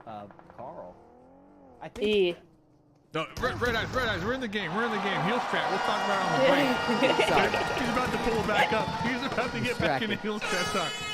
I was just reading Bullhorns, the chat there for a sec. Another 20 minutes of heel strat arguing between Dave and Red Eyes. Maybe. This is gonna carry on after the stream as well. So DRS, unpack that for a moment. Game 1, phenomenal. I don't. They're playing slow edge here.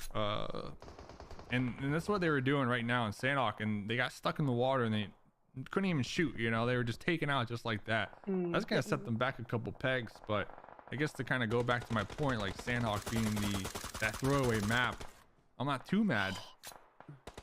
But was it really phenomenal in round 1? I'm gonna Their place 2 it pull-ups down. were pretty nice. I mean, I know we said they got lucky, but their utility usage, I think, was the most impressive. They're leapfrogging with the vehicles, the smokes, and then the utility usage. That was what was really good, in my opinion. Yeah, they definitely utilized them pretty much the entire time, but kept enough for the end game, and I'll give them credit for that. But I will say, you know, like I do see a lot of questionable decisions being made by them throughout. I remember saying it last match too. So this is now the 3rd time I'm questioning their approach. Yeah, DRS. I'm sorry, I should have been more clear about that. But yes, DRS.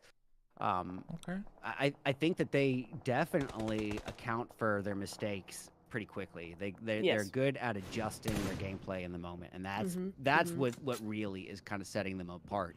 I think some of these decisions, these rotations that they're making, are probably disadvantageous, but they are able to kind of recalibrate and react to the moment a lot better than some. Totally agree. Well, T2K, we saw them last game kind of picking up the ball a little more with their team fights. Legend going to be down. S2G on the opposite end of this hilltop position, as we can see the mollies. You can see the grenades to a third party. So they went right back down to this compound. Interesting. Ooh, snipes. That turn on him was just ridiculous. Who has the drums? Who has I think the music is... He's brought a lot of stuff today. Ooh, Revo. Double. And this is what I keep saying, man. Those little shacks are just false confidence. You're just not. You're just fishing a barrel. So where is Neptura on the break? We'll have to talk about FF. We have to. I mean, that was a team we were looking forward to. Like to get you insights on maybe what might be happening here tonight so far. There. But A7 still at the top here, still pushing 4 alive after that Revo double nade. They love to see it. 4 a.m. They love being on the high ground here. We've seen it time and time again. Yep. So they're trying to push this hilltop, get some good sight lines. Ooh, but they need to watch out because what was that? Sand from across the way does have sight lines on that position. We're down to 2 angry men at this point. And I got to give credit to Alpha 7. You know, like I did not realize just how consistent they were throughout the start of this event. Like I did not think that they were going to be only 2 points behind second place. Yeah. Like that was really, it's a lot closer than I expected. Yeah. Yeah. It's not seemed like they've played like that. Team that all 3 days. Wow. They won a single game. And A7, each of them have their make this push. What else can they? Oh, never mind. Oh. But I mean, yeah, no. And Mythic just like, I mean, honestly, that if there was ever a time to utilize high, they're catching them off guard and everything. Absolutely. Nicely done. Look at this. Now this is kind of the A7 that I heard about. 7 kills between 2 players, and there's still a 4-piece. Exactly. And even as I say that, they get another kill on the board. I can't finish the sentence before they get annoyed. So this, I mean, this goes to kind of exemplify. See a lot more of a aggressive A7 than we saw in main match 1s and 2. But I do feel like this is also kind of partly based just on the fact that it's day 1 and those were the first 2 matches. Again, I'm not as acquainted with a lot of these teams, but I do expect a lot of aggression from Alpha 7, just from everything their reputation has brought them. So yeah, that's what they're known for. Yeah. Oof. Let's see. Carrillo, long grenade in the shack. But I think UI's behind the shack. Yeah, he's behind it. He's behind it. I know. That was a perfect nade. I know. I was very impressed with throw regardless. Aw, TTK. Oh, Korea's out with a nade. Oh, music guy. Cue music guy. Oh, top 4. Music guy. Here he is. Music guy. Showing back up. Gorillo looking for that revive from Revo. A couple mollies out there going to be at least putting a stop to it for the time being. 4 a.m. still on the high ground. Going to get the full reset Korea as well. getting knocked again. Oh, this is yeah. interesting. Oh Thirsted. no! Well, that's a second top 4 for them. Ooh, So. got a 2v2v2 essentially here. Mika from Geek. Going for the follow-up grenade. Can this be good? It's right behind the rock. Oh, Mythic though. Putting a stop to that right there. But the molly. Holding on to that taking wall out cover as long Revo. as possible. That was they pretty much put a lot of damage on both these top contenders right here. Did you notice that they jumped from 7 kills to 12 in literally, what, would you say, a minute? Yeah. Minute and a half? Yep. Wow. That was Wow. That was quick. That was solid. For a second. I know. Look at Carrillo, man. He is just not even, no smiles, nothing. This guy is like, this like, is oh, cool. business. This Nice is doing business with you, sir. He just presidentially hand. handshaked somebody.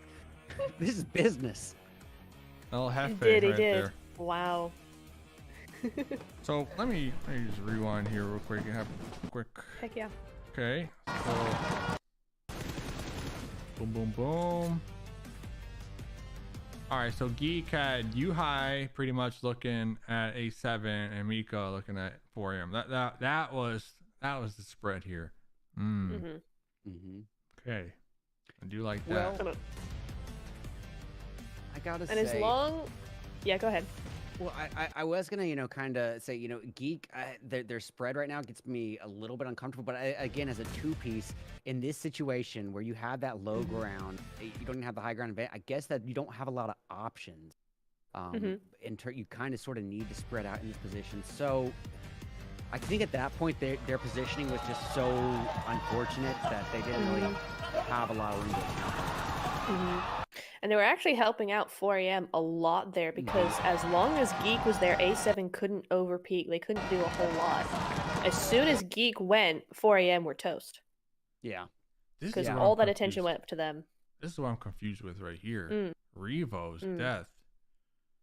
Revo's, wow, from a molly. So confused because Yuhai gets taken out right here from a grenade.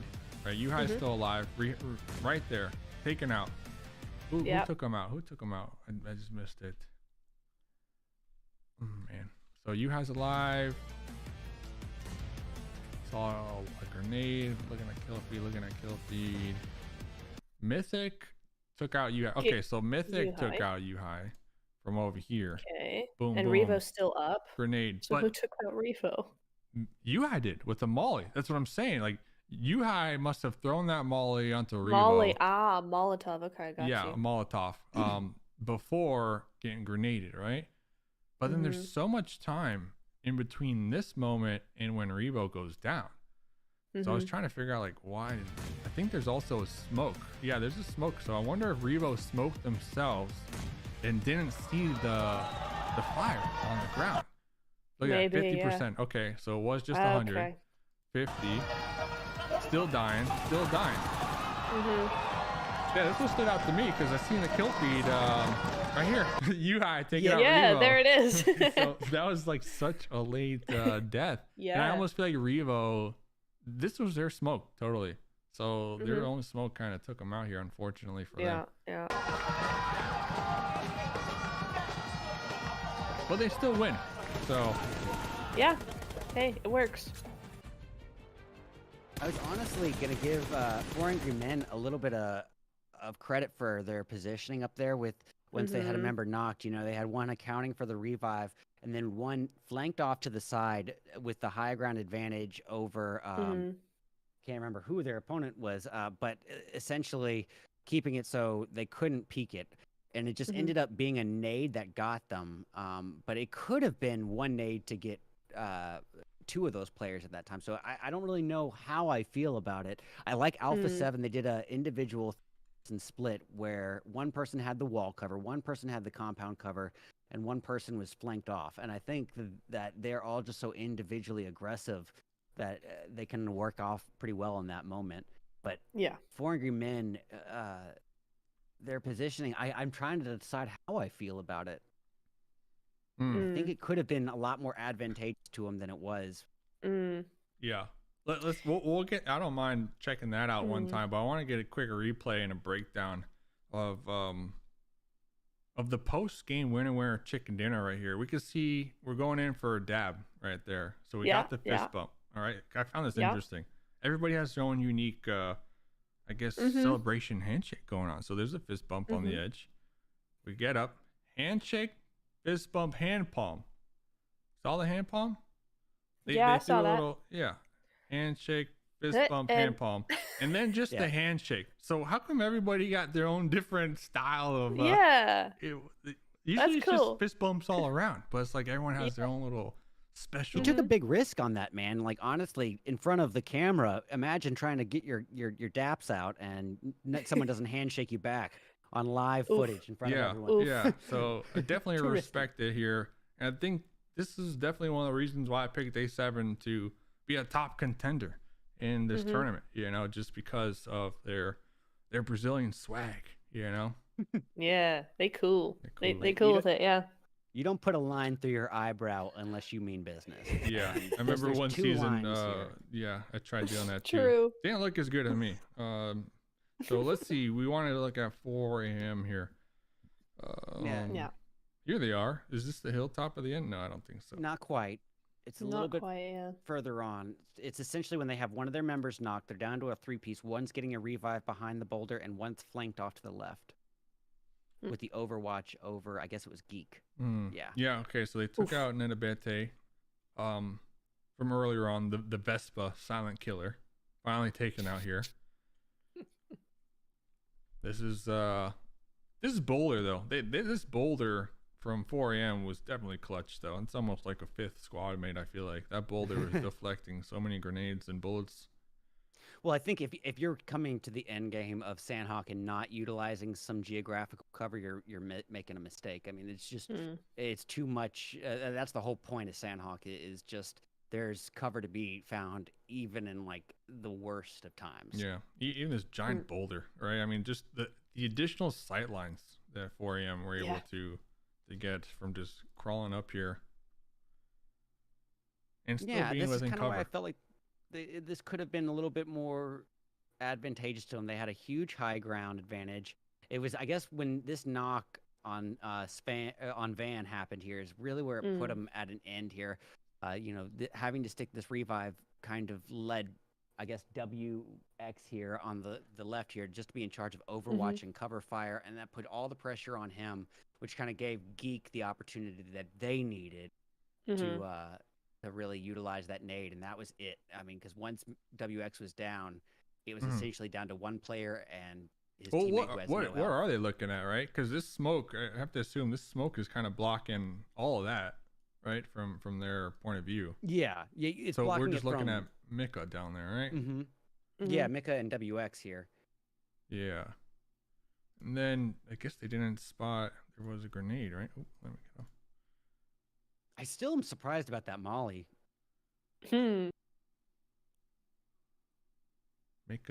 That's just when you cook a grenade perfectly, right? Like WWX didn't even have time to react. No. Wow.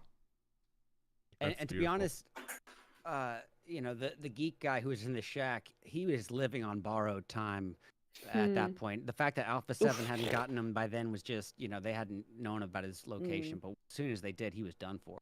And another refresh on this bad boy. Heck yeah. I'm going to refresh as well. Aren't you? Okay, cool. So here are the stats. Overall leaderboards and Free Flux Esports. Yeah, Neptura, I wanted to kind of touch on that with you. One of your squads you're kind of keeping an eye on here for a good reason. But what's happening? 4 points. I don't want to say it's not being confident because in league stage they were perfectly fine, unless it's the pressure getting to them. That I just don't feel like that's really they're a team that would really have that be a thing for them necessarily. Hesitation, maybe they're just unsure how to play it. They did seem a little lost on Miramar. Maybe I feel like maybe they're just kind of wandering a little bit. They don't quite know how to figure out the lobby at this level rather.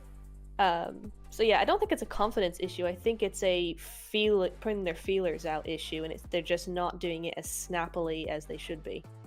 Yeah, I think Miramar, like prime example, like you said, we saw multiple times on their rotates, right? They were just in vehicles. Yeah, sure, it works out when it comes to scouting, but then it's like they were just running around. Yeah, it was just like they were in the buggy scouting just a little too long. You know, it wasn't like they were getting in, getting out type of deals. Like, okay, drive, you know, it's like driving in the sunset, relaxing. Like I didn't really feel that sense of urgency almost. And I think, and that's yeah. No, go ahead. No, yeah. No, it was because I remember seeing them, you know, earlier last year, and they were so focused. They knew exactly where they were going. They communicated as such, and they did it in such an orderly fashion that they were a well-oiled machine, and they just aren't doing that. Yeah, it doesn't seem like they've really kind of accounted for all situations. And at this point, at this level, at the PMGC Grand Finals, you think you would have kind of rehearsed for almost every situation, right? And so you should have some sort of, you know, set of drills that you guys have practiced down to the point of muscle memory. And it does seem like they are. Don't get me wrong; they'll be able to work in as well, but it doesn't seem like they have that kind of that solid foundation in terms of rotation set yet. Yeah. And you know, it's just we're just past the first half of the first day. There's plenty of time to bounce back, because I tell you what, they did this in league. Not quite like this. They were fairly solid. They kind of worked their way up to top 10, top 8, something like that. And then the last day they jumped from like 8th into 4th, and then with the last game they clutched it for the top 3 spot to get here. So it was they're clutchers. So I feel like we haven't seen it's too early to call. And they like the pressure. They like the pressure, yeah. And I think we'll see more from them later on, but yeah. Look at this. The crowds. We finally get to see who's got the drums and who's got the thunder sticks, I think is the name. And it looks like just one corner. What's the team flag? Who are we cheering for here? What is that? Oh, stop waving it and I'll see. I know. I'm just like AE. Is that AE? I was gonna say. Oh, it might be AE, because it is an Indonesian team. So Alter Ego, that might be who. That's the Alter Ego squad, little corner. Well, you know, if you're an invited team, you definitely want your fans to come show up and kind of go all out, put on a show for you. Shout out DK in the stream chat. Hey, what up? So hey, DK. Box Carl. Oh no, the stream is cool, but the banner on the bottom is distracting. It's popcorn and chill. Come on. No. I actually kind of did you see that Discord? I sent you a different one with it a little more subtle. I toned it down, and I kind of agreed with that. So I feel like the rotating sunburst might take away. So I sent you a different version as well. Okay, I mean, the popcorn guy is kind of his own guy. You know what I'm saying? The popcorn mustache spinning. Oh, the air horn. Talking about the guy. Here's the air horn guy. Hey, there we go. Oh, Indonesia. Yeah. Okay, they already ran out of the air horn. They ran out of the juice. Now look, they're telling him to shush. How do you can't tell him to shush? It's like one of the best parts of the stream, in my opinion, is the air horn, the drums. The drums going every time. So there's a shush guy too. Look Wow. at everyone else in like the front. They're just Yeah, you they're can like, tell yeah. that they were on board with the the air horns at first, and you can tell it's definitely game 4 at this point. Yeah. Well, the air horn is out Growing of juice, old. so I mean, Yeah. there is that. You They have know. to revert They brought to more the air horns. You don't think that they came with a backpack full of air horns? The thing is, though, do you use all the air horns on day 1? That's the question. Yeah. Yeah, because They you're not got going back more. to the store. Look, guys, I brought enough so we can ration it out. We have an air horn per match. Yeah. All right, guys, I'll be right back. All right, yeah. Okie dokie. Yeah, DK, who you cheering for, my man? Who you got going? I got a 7. Neptero's got an FF. I think. Who did Red Eyes have? Red Eyes had the He Wolves. said he was. Yeah, he was kind of open. He Okay. said. We'll give him the Wolves. You know, Something you like gotta have that, someone yeah. cheering for the underdogs. Paraboy. Oh, the Paraboy fans are out. Let's go. Nova Esports got their own Oh, little, that's funny. section as well. Uh-huh. We'd love That's to see neat. it. They've actually separated them into team sections. That's cool. Okay. Looks like Kinda headsets neat. are on. Players getting ready to go. Okay, Mhm. so you got. I'm so interested in this little Ethernet phone I know. box. You know, I don't know. I don't know if they're playing on Ethernet. Now that I think about it, I think that box No. might be connecting the internet for them to capture the gameplay. Well, in League, didn't they have a box thing that was the anti-cheat systems? Usually that's on the phone, but I don't know. Yeah. They I don't did. know. The box was the anti-cheat. Yeah, we'll need to. I don't, this is just stuff you don't. No know idea. out there. Yeah, just making stuff It's up. too techy for me. That box it heats up pizzas for all I know. Mm-hmm. So let's see. DK, who did you say? Oh, DK didn't say who they're cheering for yet. Oh. It is what it is. So, Neptero, let me DK, ask oi. you. Let me ask you. What made you get into kind of PUBG Mobile and trying to like dive deep, you know, become a caster, that type of stuff? Like what made you do that? Like what made you become inspired? Well, I played for a while, and I played competitively, not at any sort of real level, just with some friends. And I'm very competitive, and I really enjoyed the competitive kind of atmosphere and everything, but I was not going to be a pro player at all, at any time. But I still wanted to keep in that space. I still really liked the whole esports thing. So I decided to go admin route, and I actually started by managing my team of friends. And then I went on to managing, I think, a couple of teams. I can't really remember now, but I started doing managing stuff. And then, how did I get into the analyst stuff? I don't really remember. I just think it just came to me. I was like, I want to start doing like streaming and YouTube and things like that. And I started streaming the games, just playing them. But I started doing the YouTube. I was like, wait, no one's doing it on YouTube. And I was like, I could do that. That would be fun. Because I was already kind of analyzing a little bit. I thought, hey, this could be fun. So I started doing it on YouTube, and then that got me into the casting thing. So then I started casting in September 2021, so it's been 18 months roughly. And then analyzing since June 2021, so again, 18 months, something like that. So yeah, that's kind of how that went. I was just like, hey, I want to do YouTube. Maybe I could analyze since I'm already in that kind of admin sort of space. Were you analysis is great. like the IGL on the team? What was your role back when you did compete? Hard to say because I played on an iPhone 6 from Europe, and I played the NA scene, so I was playing on a MS of 300 plus, to the point where if somebody came near me, I was lagging out completely, so I played sniper. Okay. So there was no real role. I just did what they said to do, and I played long range. Okay. Yeah. Well, Because that was it was the only way I could play without lagging out lagging. across the map. Yeah. I'm sniped them an hour ago. They're down. Yeah. Game 4. We're in it. We're in the Yeah. thick of it.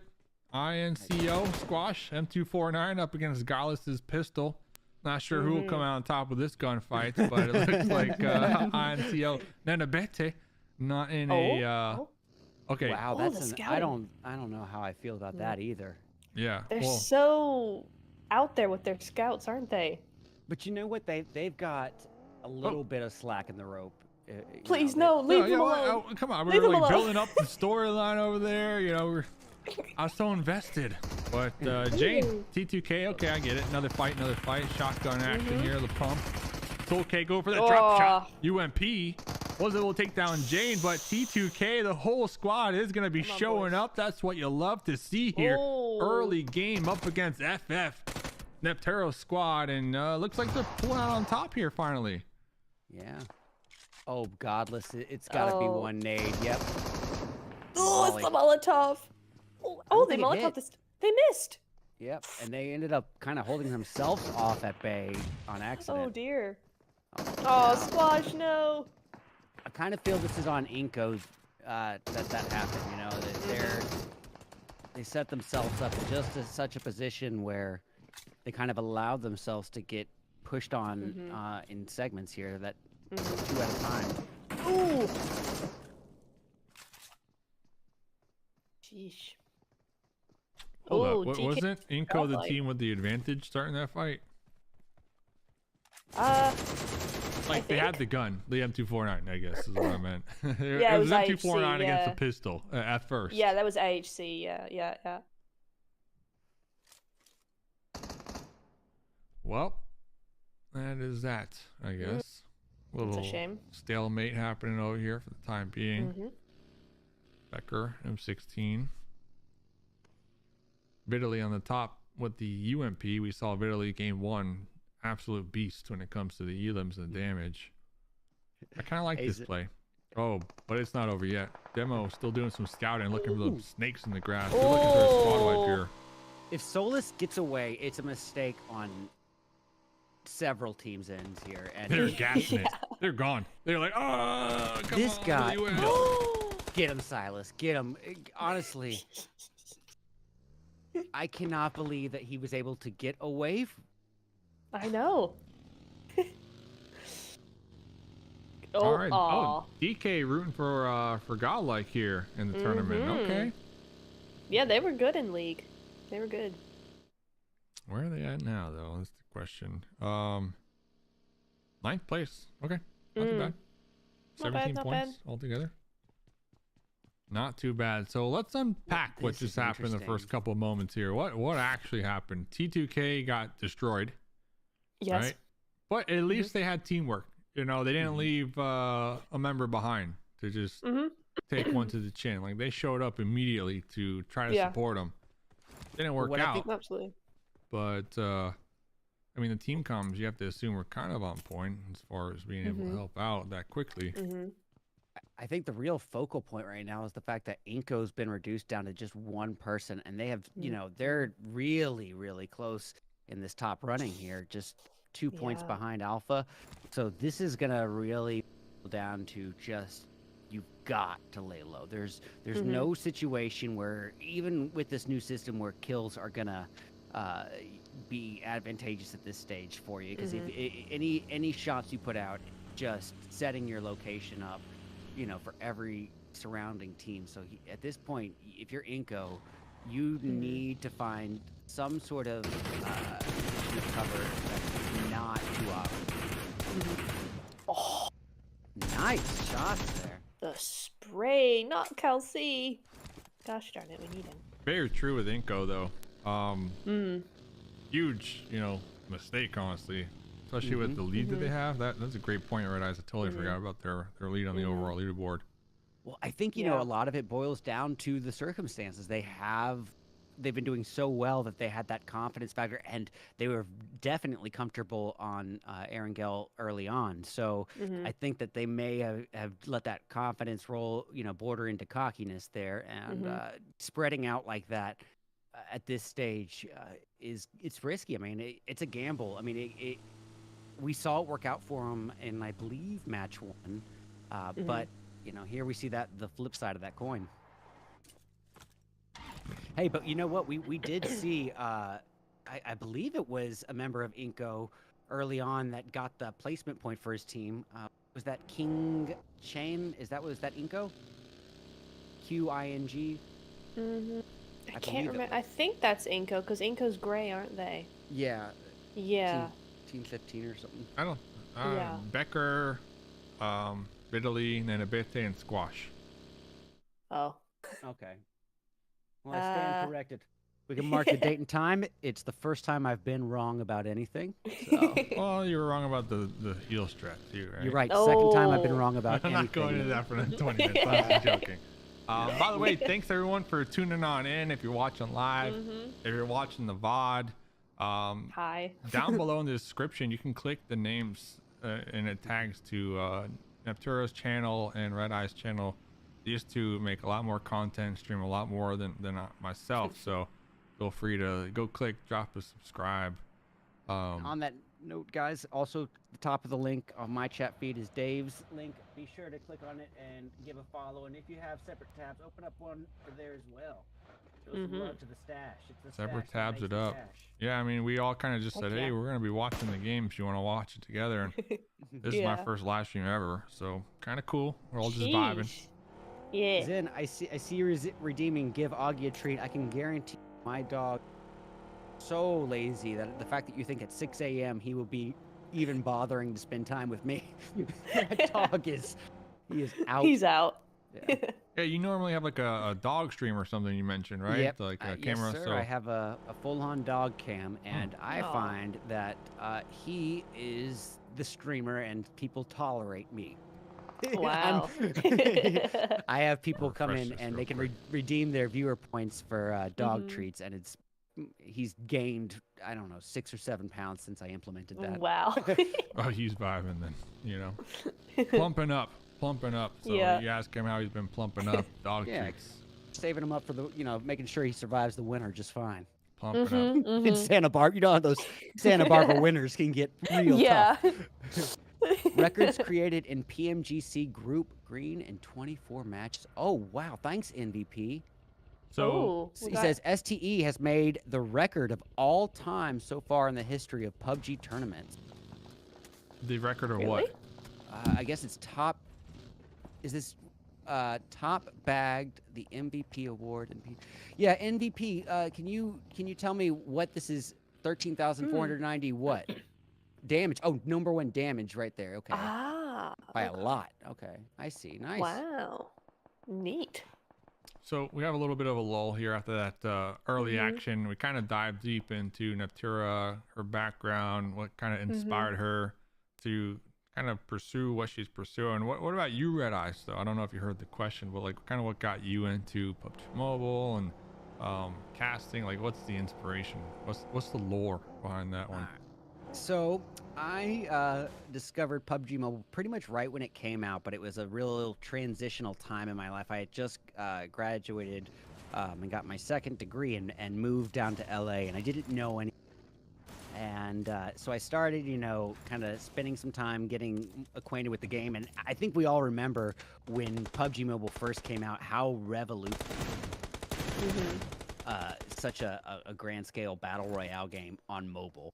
And so it was just, to me, it blew my mind. And this is light years before Fortnite Mobile, Call of Duty Mobile. And so it was just really shining. And I remember tuning in. I guess it was maybe the PMPL or something. I saw Imperium casting, and I just loved the way his commentary kind of added the storyline. His ability to deliver kind of completely shaped the way that I viewed the event, and I wanted to do that. I've always been sort of Soulless. Hold on, this is the guy I want to keep an eye on. Yeah. The guy who somehow, this could have all been avoided. He was on the vehicle with no health. This could have all been avoided early on. He is, but anyways, I knew I wanted to commentate fairly early on, and I couldn't get anyone to hire me, so I decided I was going to make my own event. And I built my way up in the community from there, and then I started doing 8 scrims a week for about a year, maybe a little less than a year, and kind of starting to build a foundation more of an understanding of tactics more so than commentary. I wouldn't say my commentary really even began to develop until maybe year 2. But then from there, I built on another tournament called the Deadly Month event, and it's as of February 1st, it'll be 2 years running. It's the only North American non-Tencent affiliated event that combines the Tier 1 with the open scrim community these days. So, you know, it's definitely built up a lot of traction and given me a lot of opportunity to kind of work my way into the comp scene.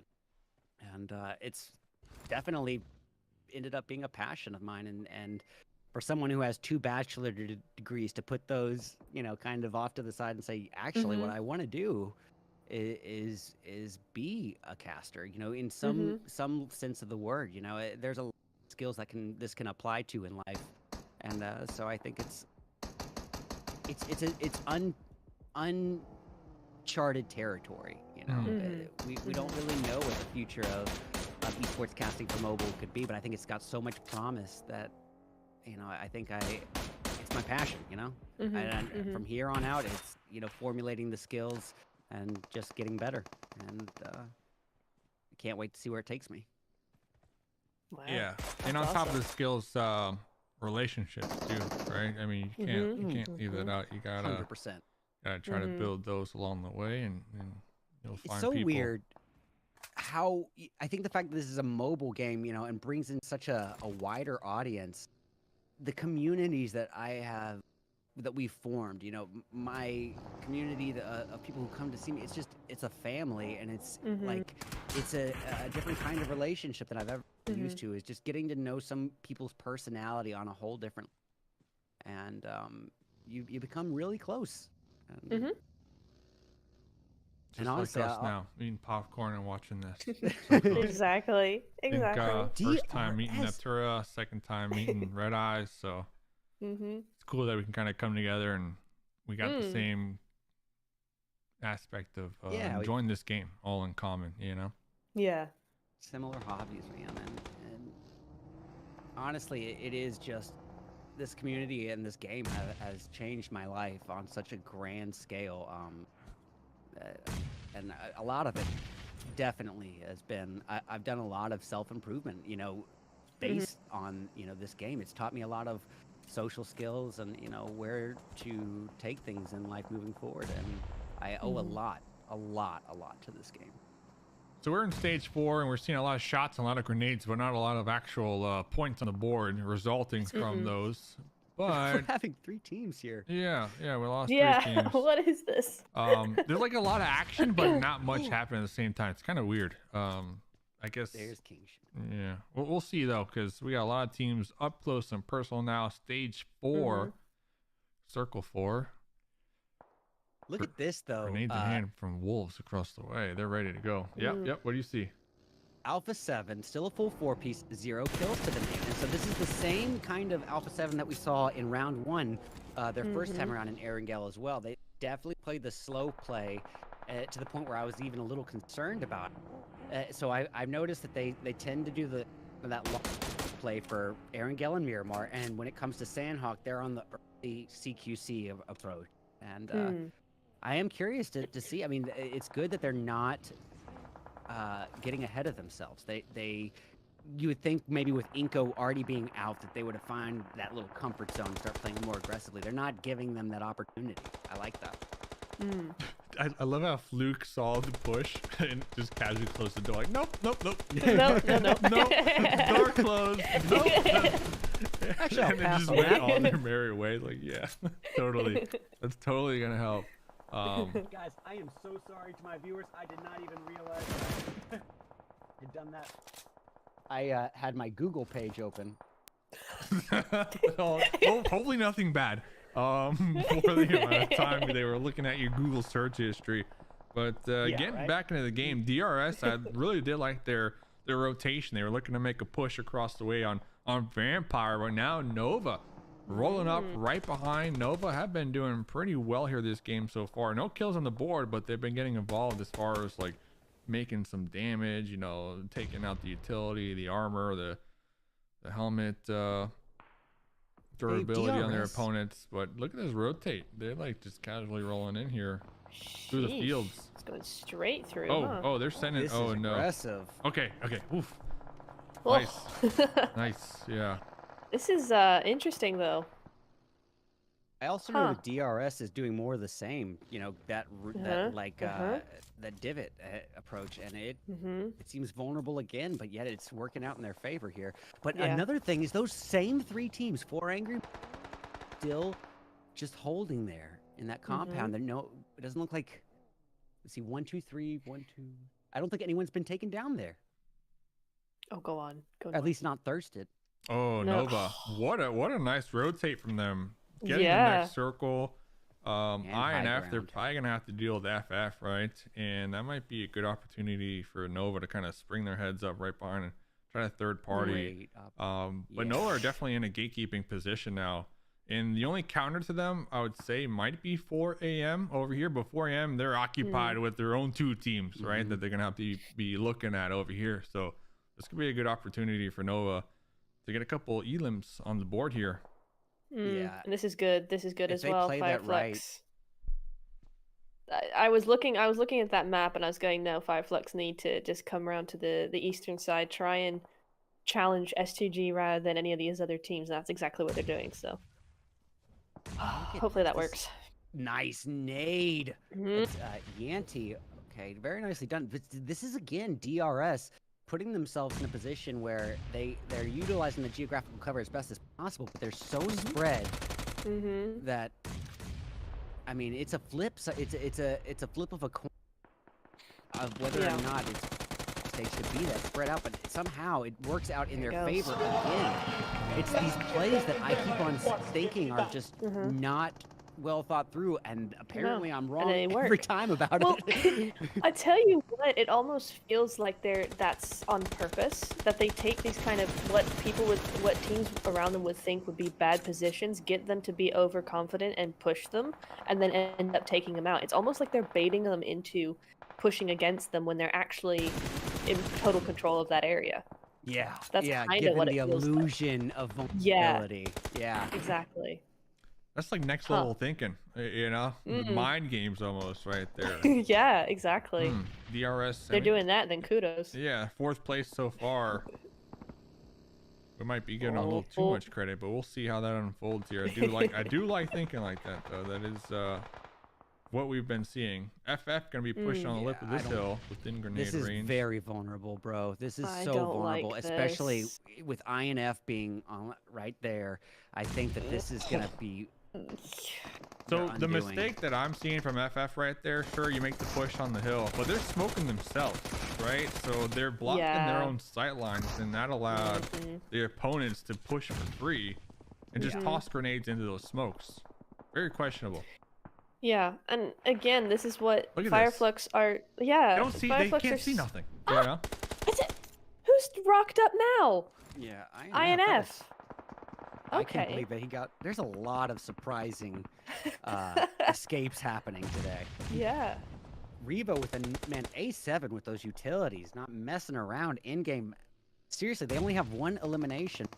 Full 4-piece. Look at how many 4-pieces we still have. 1, 2, 3, 4. Oh, that drift. Yeah, the skirt. It's okay. Looking up with the UMP, Come on, bro. trying to make a play on the Silas. The UMP gunplay is absolutely deadly right here.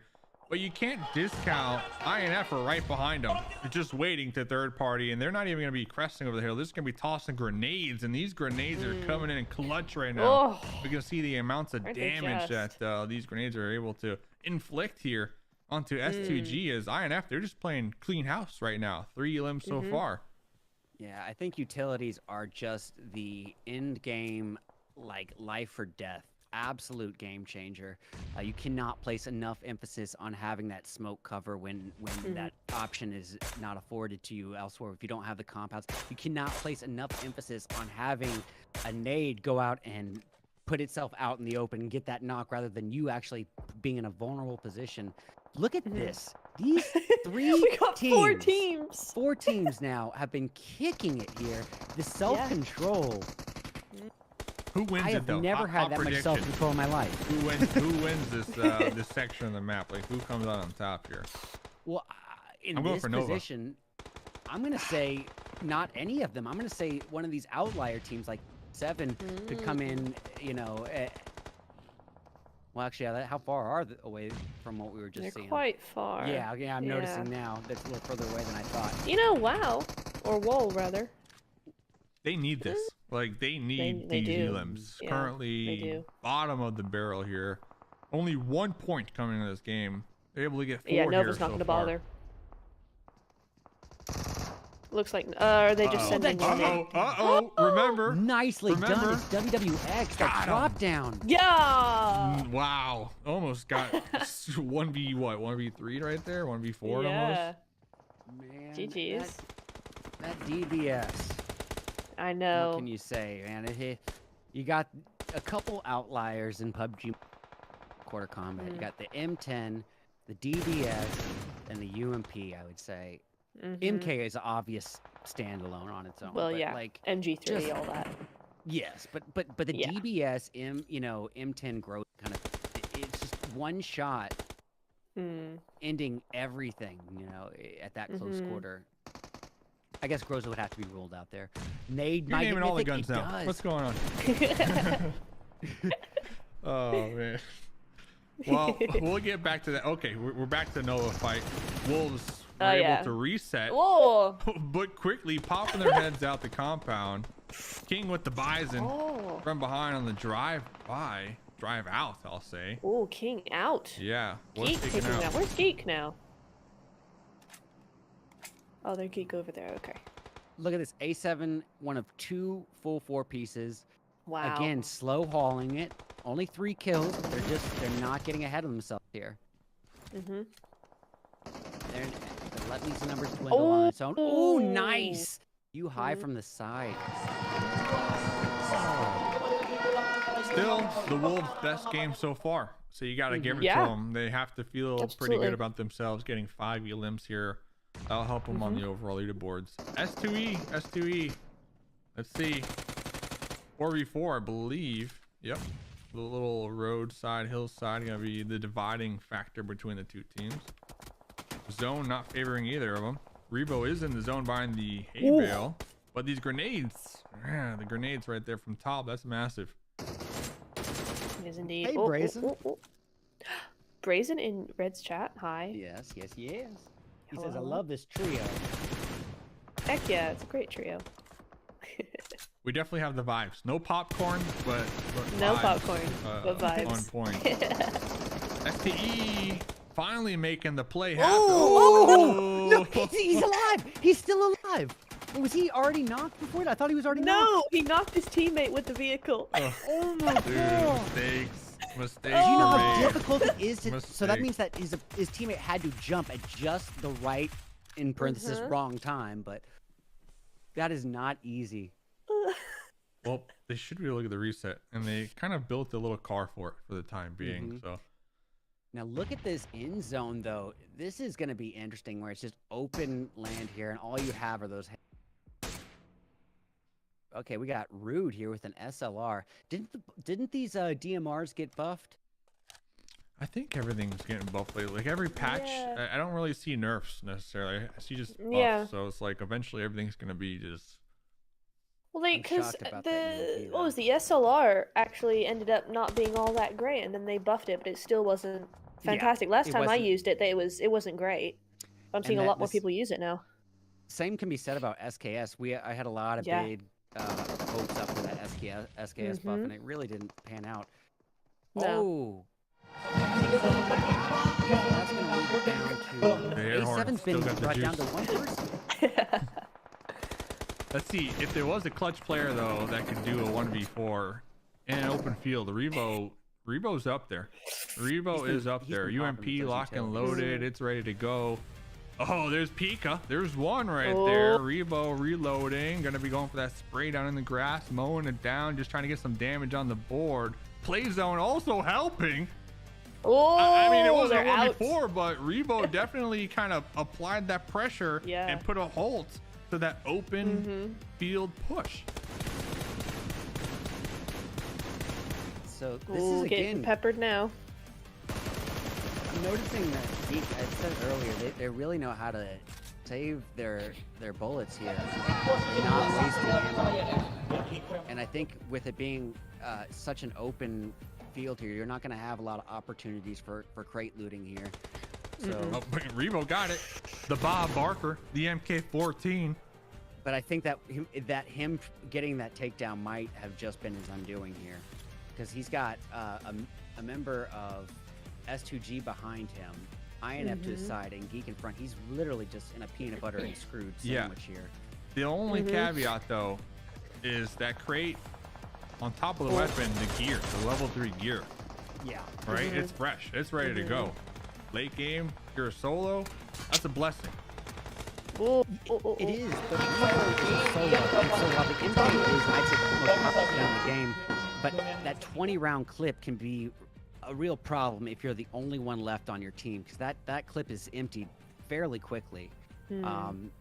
So yeah, you're definitely, bound to get one knock, if you're lucky, 2, but that's not really enough for the situation. Costi making that push, UMP in hand. So thirsty right here. So thirsty. Tell you what though, S2G. GG. It's the 3rd game now. 3 out of 4 games they've been top 3 or top 4. Okay. Oh, mustache back. I'm going back full stash. Heck yeah. In game, we're gonna stash this up, guys. We got a 1v3 on our hands. If Hamzi pulls this off, it would obviously. But look at this. This is what I'm talking about. Just in game, everything can be stacked against you. This is where having smokes and nades could have been his only saving grace, I should say. The ability to maybe get a nade without your location would have been huge here. But INF spreading out too, not gonna give him any hope with that. The second he fires on any of them, there's going to be 2 more angles firing right back. I think that INF played it really well. I think deny the point, honestly. Just go out the blue zone. Pull pull a paraboy, I'm going to call it right now. Yep. I think he's trying to get that 1v3 glory. True. This is the stage to do it. But yeah, he should really just deny the point. Yeah. It is day There's 1. oh yeah, there he goes. Yeah. Yeah, he's doing it now. He knows. You already got GG's. 2nd place. Good stuff.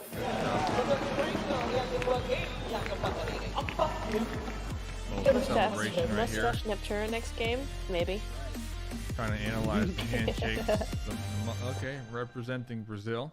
Love to Heck see yeah. it. Love to see it. Brazil showing up here today. Honestly, they have 3 teams playing in this tournament, and all 3 are top 4 right now.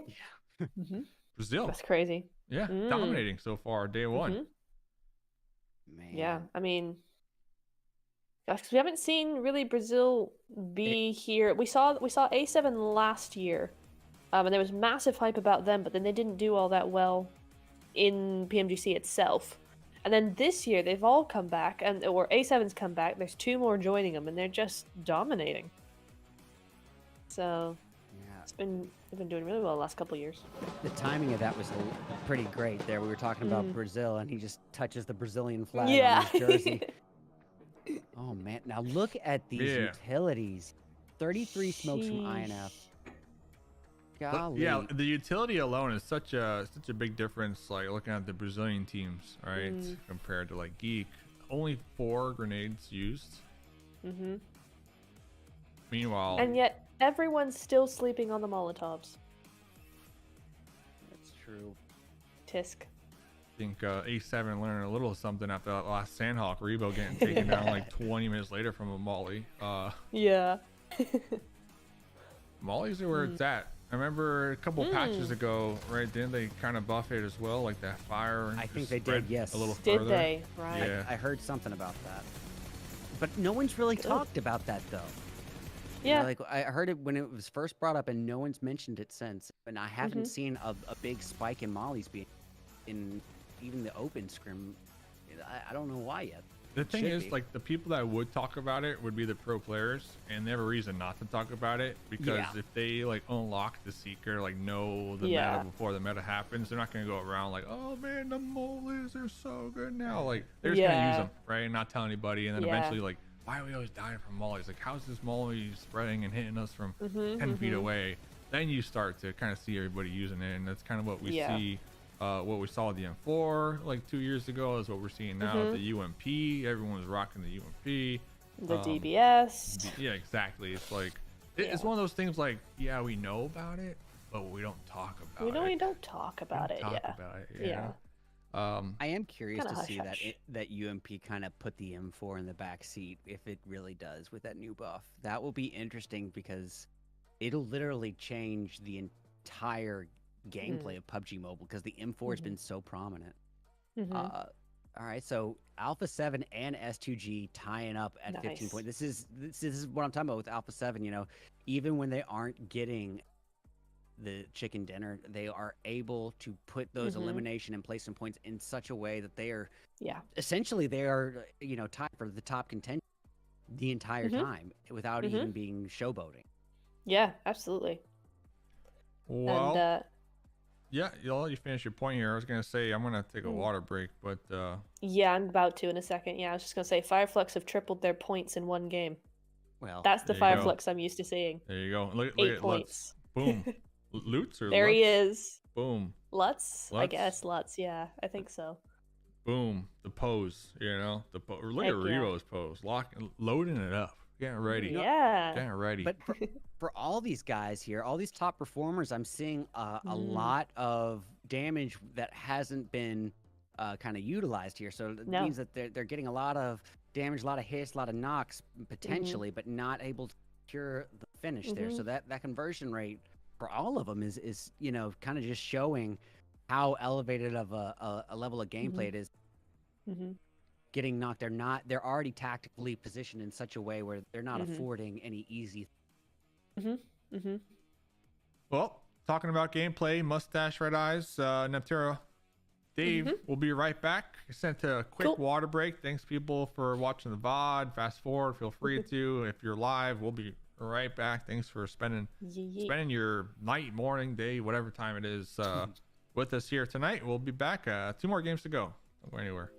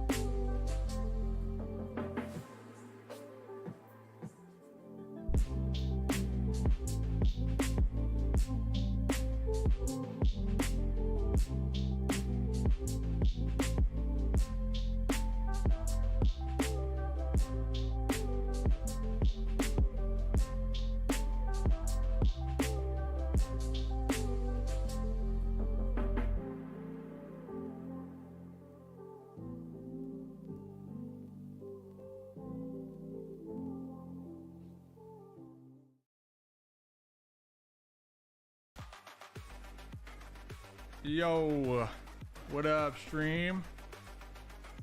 What is this? Do you hear the enemy clearly? What is that? Born to game, Sony. Oh, is this? Oh. Well, that's a gaming phone. That's a gaming phone. So yeah, everybody, thanks for tuning on in. We got Mustache Red Eyes, Mustache Dave, Big Chillin'. Big Chillin'. I feel like, would you be able to fall asleep right now? Probably not right now because I've been drinking Monster after coffee, but I bet you within an hour and a half, I probably be able to doze hold off. up, Monster, like coffee flavor? No, Monster after coffee. Oh, hold up, that mustache is a. Oh my goodness, it's a filter. Whatever you're about to say. I This thought is not a filter. it How is. dare you? You just gave yourself. How I thought it was a dare stick you, on. Sir? It's a stick on. It's not a stick Sir, on. this is, I didn't spend all this time growing it out. I mean, I understand I put a little time into it, you know, and I groom it. But this was done with tender loving care. So how much money did you spend on the technology department here? Like, did you contact Elon Musk for this type of tech. Listen, man, I don't know Amazon, what Jeff you're talking Bezos? about with filters. I don't even know what a Jeez, filter man. is. I'm afraid I don't understand the. What, you don't have laser eyes? Oh man, the technology, Red Eyes. I'm impressed, man. It's what was that this summer? What is that summer with those glasses? What are those glasses called? Starts with S. I don't know. Oh, I don't know. I just think of like ski resorts from the 1970s. Yeah, dude grew a mustache in 20 minutes. I could see you rocking a mullet with those sunglasses, honestly. You know, I'm glad you said that. I'll find out about that right now. Hey, Satan, I see you in chat. Coffee, then Monster. That's how you grew that stash. You're darn there you right, go. sir. Yeah. I know- totally was caught off guard because I thought it was a stick-on mustache the whole time. Oh. It's Mrs. Red Eyes. How's it going? Hey, I'm gonna get a good mullet going here. We're not gonna What do is this that? halfway. We're gonna do business in the that's a I don't know. Mullet boy, come on, give me a good mullet. Why is it so hard to find a good mullet? I'll tell you why. Because if you want to do a mullet, you got to do it right. You know, Yeah. Yeah. do it the natural way. And this But is yeah, not it. back to my original question. Like, I laid in my bed for a hot minute. I was like, man, I can totally just like fall asleep right now if I wanted to. But I'm like, no, 2 more games You to guys go. get no sympathy from me. Cause I'm still sleeping by now normally, so it's kind of cool. Kind of Well, cool. yeah. Yeah, I don't know why I was talking about that. Totally forgot. The irony of this is, you know, after this ends, I'm gonna go get a nap, and by the time I wake up, I'm gonna have me before I do my own stream. Have your what? Oh, God. Like an hour or two before I do my own daily stream. Damn. What? Those are your custom rooms you were talking about earlier. No, just personal gameplay, potato gameplay. Ooh. Then what do you got on your schedule, Nepturo? Ooh, not much. I saw Not you're like much, a I've drone kinda- pilot now, right, or something like that. Yeah, I got a drone for Christmas, so I've been messing about with that. Yeah, Nice. I want to so do much some fun. content with it and things. So, Gotta. yeah. Too tempting not to. Yeah. What I type know. of content? Like obviously drone footage content. But Well, like, what- yeah, but like, Yeah, I don't mind. well, I want to do like some IRL content, and I've seen a lot of people using drones for that sort of stuff, like visiting places, traveling, stuff like that. So I kind of want to do some stuff with that next year or something like that. Yeah. Like that. So, yeah, I just wanted to get a feel for it and have fun with it. But yeah, I can even see you being able to use the drone to make like a cool kind of IRL Clash intro for your YouTube channel, like playing PUBG Yeah. Mobile. You got like a little drone flying around, then boom into the game, little transition. that'd be fun. Yeah, like a little intro. Yeah, I was gonna say you could definitely have a real cool intro, like maybe the drone coming down like super fast towards the ground, and then like switching to a scene of someone dropping. Oh, that'd be be cool. cool. Yeah. Yeah, you can do That'd be a bunch epic, with yeah. drones. Like if you were here in the arena, you could use your drone to look at the I was air thinking horn that. guy. Yeah. Yes. Really zoom in on. Yeah. On the air Pinpoint horn who action. that is. Looks like Where we're I waiting live. around. By the way, waiting around. No headsets. Always a good indicator of waiting. If I was around. them, like, this Chase would be the Dave with worst it, says part. Carl. This would be the most difficult part. Is just this in between time where you gotta keep your headspace right, you know, and not kind of. I don't know. It's like it could take you out of the zone when the nerves are like going on. Yeah, that was gonna be a topic I wanted to kind of talk about. And I know we talked about the point system topic. We talked about the blue zone topic. The 6 games a day. Like for me, the sweet spot is 5. 5 games. Yeah. You know, by the 5th game, you're really loose. But at the same time, you're like, okay, 5th game, you get that kind of burst of energy to kind of wrap up, finish off the day, right? But 6 games, I feel like as a I guess maybe Neptura, you know, you've competed before, like 6 games playing, is that too long of sitting here gaming it up? Oh, you're coughing. Hope you're okay. I'm good. I just swallowed water the wrong way. Like, oh shit, he's asking me a question. Six No, games though. 6, I think it's easier to play 6 than it is to watch 6 or commentate 6. Oh my god, I look down and there's just cursed Pikachu staring at me. I'm afraid I don't know Pikachu. I don't get the reference. Is that an Wait, is that anime not character? Pikachu? I don't know what a Pikachu is. I'm sorry. Okay. This is just my face. Yes, that's your face. Okay, sure. Yeah. But no, like, oh, you know what? It's been so long since I played competitive. I last played it, I think, 2019, 2018. So it's been a very long time. But I was playing. I don't think it was that much because I was playing that long anyway with my friends. I'd play from like 10 p.m. to about 2 a.m. Oh wow. And so that was either us messing about in classics or competing. So it didn't really have any effect on me on whether, 5 or 6 games. It was all kind of the same. But yeah, I would say 5 is best. But for teams like this, I mean, and these teams are gonna be competing or playing, like Nova plays 15 hours a day or something silly like that. So this is not gonna be anything new or particularly arduous for them. It's when you get down to the lower tiers perhaps that it starts becoming, it feels like more of an issue than up here. Yeah, lower tiers, 6 games is a clown fiesta. Last game people are honestly just memeing, not dropping, and riding around in vehicles trying to pan each other. I've seen. Like it just gets crazy. By the way, Red Eyes, you weren't here earlier on, but that box, I'm still like fixated on that box. And maybe you have more the insights. Ethernet box. Oh yeah. I don't know if it's Ethernet to the phone, man. I think the phone connects that box, and that box uses the Ethernet to transmit the stream, like the video. I know Brazen, the broadcast. Brazen was just talking about last week about how he for his PUBG Mobile Play, where he connects directly to his phone with some adapter. But yeah, you're right. I have no idea if that's what they're using. But I would think that if that sort of technology is coming about, that it would become the norm pretty quickly. Because Wi-Fi has, a lot of spotty issues no matter what. Even with the best of Wi-Fi, you're going to have little spurts of latency. And I think it would make a lot of sense if that is, pretty developed, that it would be used.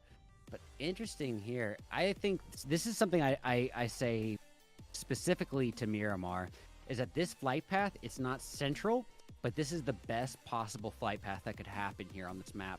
And the reason for that is because there's just this unnamed little trail that goes from Campo Militar essentially down to the Los Higos area, where it's a chain of cities and compounds on both sides of this flight path. So literally, this is the one map where not having a central flight path is actually advantageous to them. They have more to choose from. And the circle said, forget about it. No. Right? I love that circle, though. Going up north. Why not? It's something different. Satan says, I get up at 4 a.m. every day. To do Ouch. what? Wow. Yeah, No. What are you doing? 4 a.m. Listen, I didn't even know 4 a.m. existed before this event, Mood. 4 angry men, apparently. No pun intended. Let's see here. I did not mean that about 4 angry men. I was talking about the time of day. You said 4 a.m. or trash? What? No. Oh, I'm gonna tell No, Twitter I you would said never. that. Oh my goodness. Uh-huh. This is who or 4 a.m. Start some beef up. I'm gonna get some Twitter DMs here. Yeah. You get a bunch of fans definitely sending you some nice stuff. See, this is the time where I think DRS really cannot afford that the gameplay that they were doing in round 1, and I guess somewhat in the last round as well. Just getting that little slight geographic cover. Basically, well, I can't remember what someone called, like the death divot or whatever, the death death bowl, something like that. I see, on a map like this, it just coincidentally worked in their favor in round 2 somehow. But definitely, I don't see that lightning striking twice. So I think that they're definitely going to need to play a little bit more stable in terms of the cover that they place here. Yeah, I think stable's a great word for that. They really do need to play very stable. just stable in how they place themselves in any sort of situation, how they spread out and how they do all that. Yeah, totally agree. Jihad says HVVP circle. I know. And that's what's funny. What is funny about that is the circle refused to have any sort of or give HVP any sort of break whatsoever. It just wasn't happening. And now we're here in the finals and they're not here, and it's sure, why not? It's so annoying. Yeah, no, it's the Red Eyes curse, essentially. Anywhere that zone is where I'm not gonna be. Now, where are you streaming on right now? I'm not streaming. Oh, okay. I'm sorry. I thought you were. No, it's for you as well. Oh, well, thanks. But yeah, I wish, but my internet won't let me do both. Nah, just do if you need, you can always send you the link to download and upload it Yeah, later. that'd be great. Yeah, I wouldn't mind that. Thank you. I'd say get it from Dave though. This should be on the channel too. It's a VOD. I'm pretty sure. Yeah. But can anyone download them? Can anyone? I can download it off YouTube. I You have can a thing download other. installed. Oh, The YouTube okay. Plus. Nice. No, it's another thing. I don't remember what it's called, but it lets me download videos off of YouTube in Okay. 720. Not hacking Only in anything. 720, but yeah.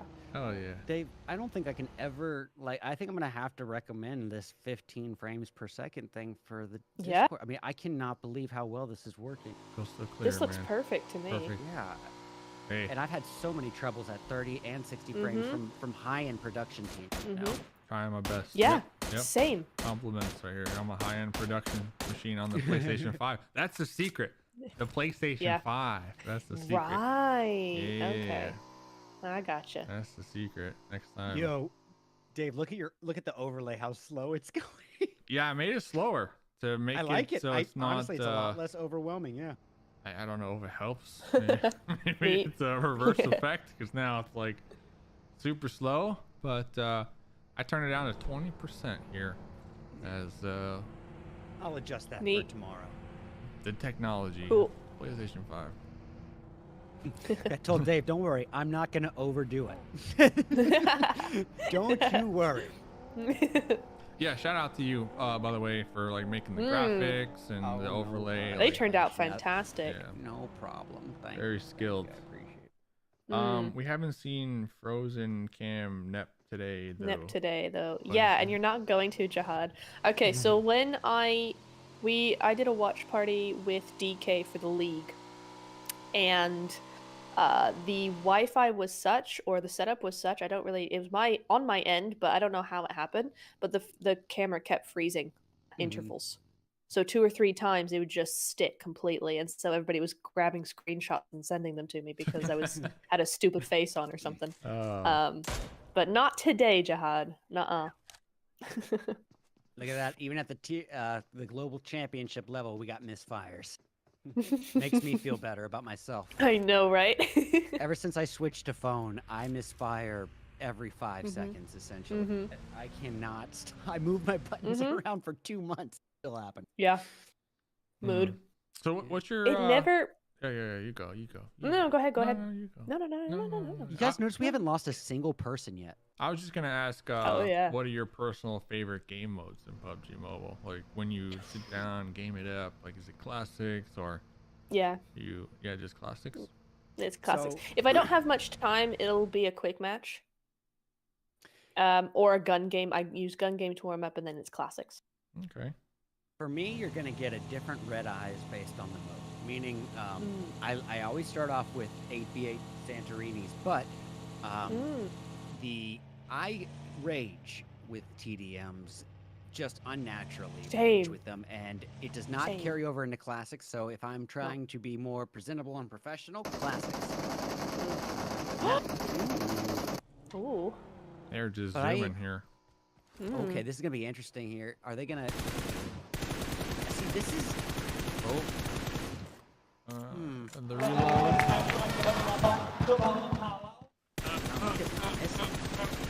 Oh! Wow! Got him! Wow. AR guy is not letting off that button. now with the double elims here in the open field from the rotate from INF on the two-seater. Boy, both were great takedowns there. I almost thought They were. he was going to get away at the very end, but oof. Well, Punch him out. Oh, No. actually, the teammates are right there. Oh! no! They're in the blue, but it's not gonna hurt too much. not at this stage, but Pop the can't tires. get too comfortable with that. Blow up the car. Might as well. So yeah, I mean, any thoughts on the two-seater bike kind of zoom right there? Yeah, that I think, you know, they should have heard shots from Geek at some point if they were being kind of alert of their surroundings, because Geek was firing. So that drive rotation there was kind of to you know, they put that on themselves essentially, is what I'm saying. And Geek, you know, give them credit where credit is due. If you are gonna do a split approach on a map as, you know, open as Miramar, that's how you got to play it. There's just 3 teams fighting for this right now. I totally agree, and we'll get back to that Geek fight.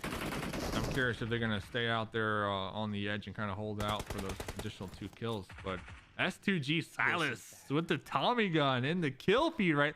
That wasn't a squad wipe, but definitely definitely racking up points right there. Oh my gosh, that was Squash's opportunity right there. He had well, to be honest, what's happening with them? You know, like they started the day super strong. Last 2 games just sliding down. Brought down to a solo real early on. Wait, that said Inco was taken out, but they still got a solo. Yeah, according to the it takes a thing. while. Oh, there to it catch goes. up. There it goes. All right. Those Well, should be celebration. I think those are celebration sounds from Geek. and I like what Geek's doing right now. They have one guy flanking off to the side. It's Yuhai gonna get that side flank here, and it's gonna be perfect if Stranger stays there.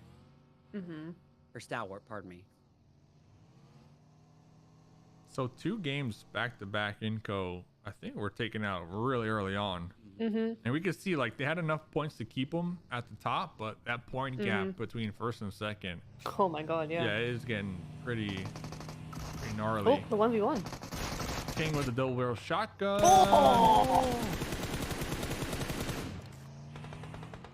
Let's see, do we have the support from the teammates here? I think you got to.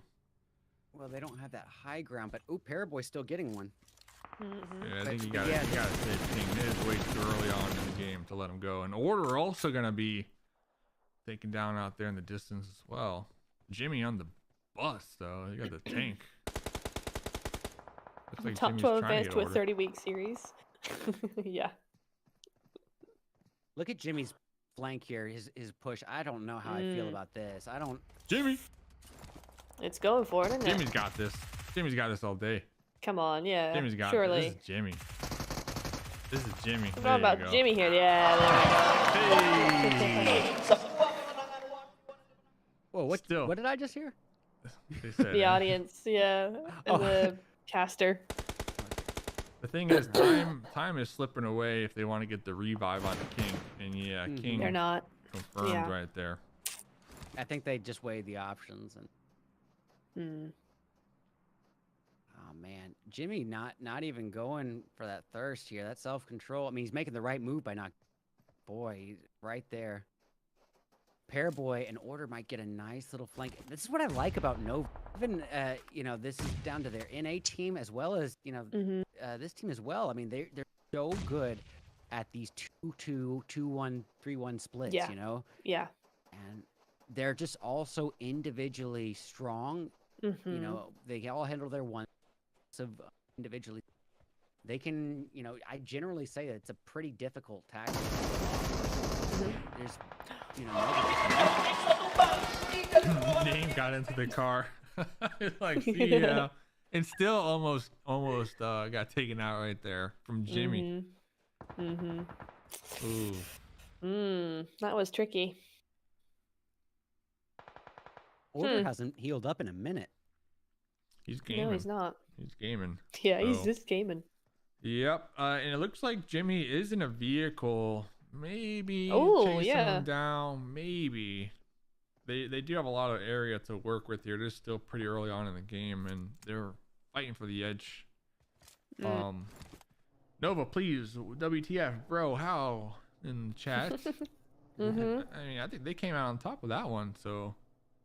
They did, yeah. Yeah.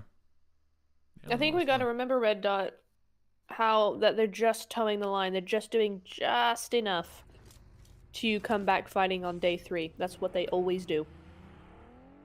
And they win the whole thing while winning a single game in 3 days. So just by being consistent points,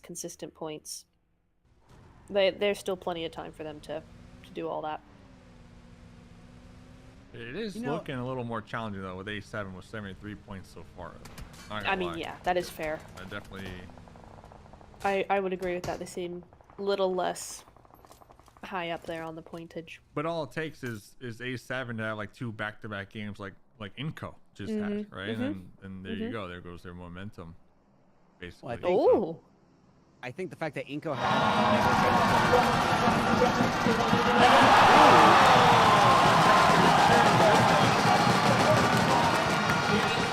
that was good. I mean, if you're an invited team, you got something to prove. Last place team right there, making a pull up with the support of the crowd, and they came out on top. So, but I think Red Eyes was going into something, and then the air horn guy came into play. Yeah. I didn't hear anything you said, by the way. Yeah, I was about to say, if you remember the first couple words, I'll probably remember, but at this point, I'm just a spectator to my own words, same as you guys, just listening to myself talk. Yep. It's a mood. Crowd is wild. Remember the crowd, that was where we saw the pretty sure it was AE with the flags and the thunder sticks in the corner. I remember. Right. Yeah.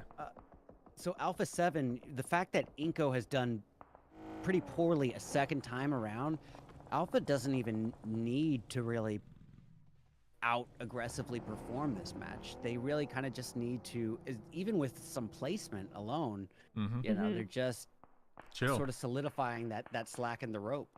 Yeah, if I was them, I wouldn't necessarily capitalize Inco being eliminated by, you know, playing too aggressively. I would do this conservative approach, just like they're doing. They're really utilizing kind of this long haul marathon.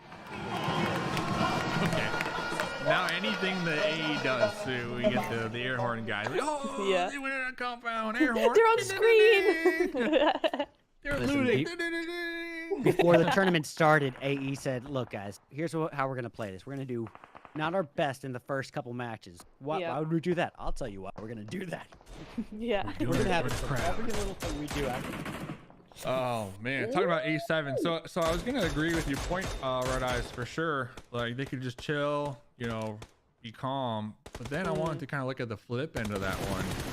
And with Inco down, hot on their trail, what if this is their moment, because they do have that wiggle room to work with? What if this is their moment to go all out, to try to pop off, have an insane game, be ultra aggressive, get a bunch of elims, to try to widen that gap even more? And if it doesn't work out, well, they have a huge point difference between them and second place, right? So they have a lot more room right now to kind of fail, in my opinion, compared to maybe coasting and allowing everyone else beneath them to catch up slowly. Well, you're not wrong. I mean, you're definitely not wrong. But I would argue that the flip side, that literally all that they would need, you know, necessarily to kind of gap in that is placement. I mean, they don't need the kills at this point. They've already done so well throughout the first couple matches that they've already got a little. They have options. You're right. I mean, the way you said is gone on the all out, which, as you can see, it didn't pan out.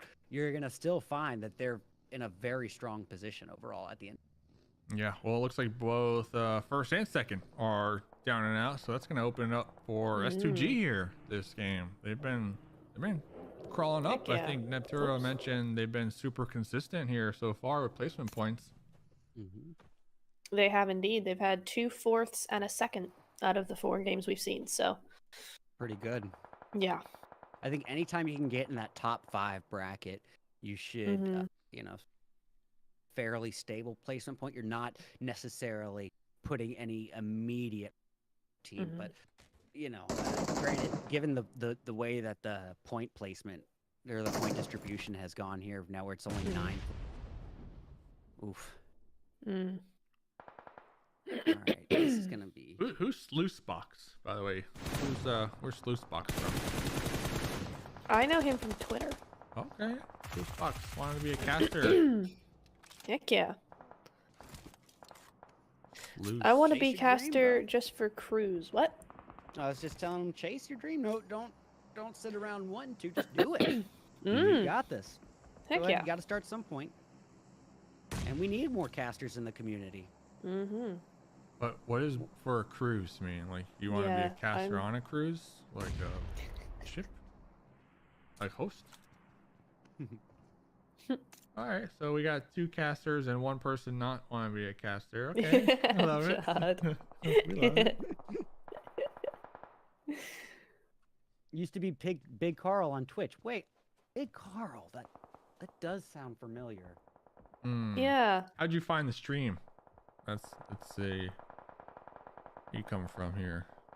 I feel like you're Red Eyes. Ooh, Jimmy in the kill feed popping off for the M4. Ooh. Heck yeah. So who are we watching right now? We're watching 4am, 5th place team. I guess we're watching them because they're on the edge. We're kind of watching all 6 billion teams that are in El Pozo right now. I Okay. mean, there's so many. So This bowl, talk about a death bowl. That is the death Yeah. bowl. That is the Death Bowl, isn't it? Yeah, 100%. Well, actually, Stop. you know, it's. Hmm? Oh, I'm sorry. I thought you said stop. No, So I no, just no. I said- was, yeah. I just immediately stopped. Stop, both stop. Way too Stop, responsive huh? to that. Sluicebox mines gold for 1.2 million views. Yeah. Yeah, I went with stop there from his thing. Oh, catching crews is what the kids say for mad flexing. Oh. So you want to be a okay. caster to flex on a Oh. cruise. Huh. I don't know if I understand still. But back Kids to these gold days. mining. That's interesting as well. You know what? Yeah. Hello He was in does my gold generation. prospecting. The word "hella" was in my generation. So that was Yeah, unforgivable. same. I think cruise you can say cruise all you want. Nothing is gonna be as bad as What generation are we all from? When I never really understand. I'm Every time Red Eye starts talking this game, I know. the air horn guy comes into play. I'm not gonna lie. Yeah. I don't know. It's a sign. It's a sign. Really, every time you talk, he's like, "Oh, air horns." Oh, oh man. Yeah, you don't gotta say your age. It's cool. The crowd's. Oh, like, I don't mind. I'm 33. I look like I'm 25, so I'll take it. Oh, nice. Nice. Our generation of 33-year-olds. Wait, Nice. you're 33 as well? No. No. Go on, Dave. I'm gonna keep it at mystery. As the, Well, I'll. no? As the host, is that host privileges? But, you don't have to answer if you don't want. Hey, well, I don't care. I'll be 23 this month. Oh damn. Very cool. Yeah. 23 and a drone. Yeah. That's the life. That is the life. Yeah, I'll be. What day is it today? Is it the 6th today? My birthday's in 10 days. Oh shit! Happy So, birthday. there's that. Exciting. Thank you. So what I do is I celebrate the birthday month, not the actual day. So Ooh, just whatever yeah. I want to do, I'm like, it's my birthday month. You know, I want to go eat here. It's my birthday month. You know, I want to get It's my that. birthday month. Yeah. Oh, Oh. I gosh, shut see. up. Oh boy. so I think Ouch. action's starting to erupt now. Finally, as teams are finally forced to push here in El Pozo, like you said. Like for the time being, everyone El was just Pozo, chilling, oof. compounds, kind of scouting, kind of getting intel on their opponents. Maybe even a little bit of window peek in, some shots across the way. But finally, teams are being forced to move on out of their compounds and starting to see some action here. Yeah, and that's can be something a trend you tend to find here at Miramar is like these congested cities. You can have a lot of teams in fairly close proximity, but if they all have that compound covered, it can turn into a kind of a stale standoff there. Even with certain knocks, sprinkled intermittently, the ability to acquire your thirst from there is a lot more difficult. So Yeah. yeah, you can be left with a lot of idle time there. Mm-hmm. So it's a No, big absolutely. game for S2G to really climb up these Yeah. leaderboards. They're in a standoff with STE right now up there in the Mhm. north. And I'm a little worried about either team's position because whoever wins that fight, they're going to have to work their way down that hill. And that hill's pretty open, right? To the teams that are in the Yeah. town if they wanted to turn their attention over there. Yeah, it's very open. I mean, you think El Pozo, the peeps in El Pozo have it bad. You know, it's El Pozo being such a difficult city to actually navigate. It's one of the hardest places on the map, I think, to actually play from. So you got all I'd those agree with teams, that. which might be a way that S2G actually end up being okay, or whoever wins this being okay, because they're all so focused on each other and all those different windows and angles and everything that they might not be particularly noticed, but at the same time, then now you've got, I mean, especially in the sun, you've got what 6, 7 different teams all looking at that hill. You know, worst case scenarios. It's difficult. I think they should be okay. I think no one's really looking up there, at least for now. If they can finish up that fight and come down ASAP, then they should be okay. I would have thought. It's interesting to see that Kalse or whatever his name was from IHC, I believe. Oh no, from Team 11, whoever's Team 11 up on that hill, rocking that the AMR. I almost said the AMR. You know, I think that it's a bold move on a map like Miramar because you only have 10 shots. So, that I don't. Oh, yeah. I'm not. Godless still going in, trying to even the odds. Yeah, that was gonna happen. Train to Kill. Yeah. Kind of had that in the bag after they got that second. So. Yeah. Yeah, that did happen. In fact. But hey, T2K need the points. Yeah, they've been slowly kind of crawling up as well. Action has been sitting here for a hot minute, and I think STG totally Action top, like they totally forgot about him almost. Yeah. And they tried rolling right past them, and it all got taken out. Like. Yep. I'm pretty sure they fought a little earlier on as well. I guess they just just assumed like they kind of moved out by now. We haven't heard much, but no, they've been waiting, and their patience paid off right there. We saw. Yeah, but did you see where Action had 2 knocked opponents in front of them, and they were both from DRS in the distance getting those knocks, and they were right in front of him just for the taking, and he passed it up. And I actually don't think that was necessarily the wrong move either. You know, in that position, if he had put himself those thirsts, he would have probably been taken out by DRS as well. So I more so than, criticizing it, I'm giving him props for actually having that self-control. Big match for these bottom teams too. A lot of them still really healthy. Wolves still strong. Train to Kill, FF, like all these bottom teams have a good opportunity right now to really capitalize on this game. DRS though, mid-pack team, they were up there at the top starting out the day, been slipping down since then. Still gonna be 4 strong here late game. This for me, this could be anyone's match just based on these next circles. I am looking at FF though. I'm kind of favoring their building, but okay, it's gonna be there still. I mean, and I will say on top of that they tend to do quite well with a more central position. See, them and HVVP strategy are very similar, but HVVP like high ground on the edge or mid. Fireflux like the center for them. So for them to be actually in the center with a pretty decent building, actually, they're looking very good for this. And the different levels too of that building, there's different windows and levels of elevation that they could utilize for not only like taking fights, but just getting intel on who's pushing from where. So exactly, yeah. Stone with a monster name. Yeah, when I was talking in round 2 about kind of being the exception to the wanting to claim early real estate in final zone, I think that is kind of null and void the way this zone has gone.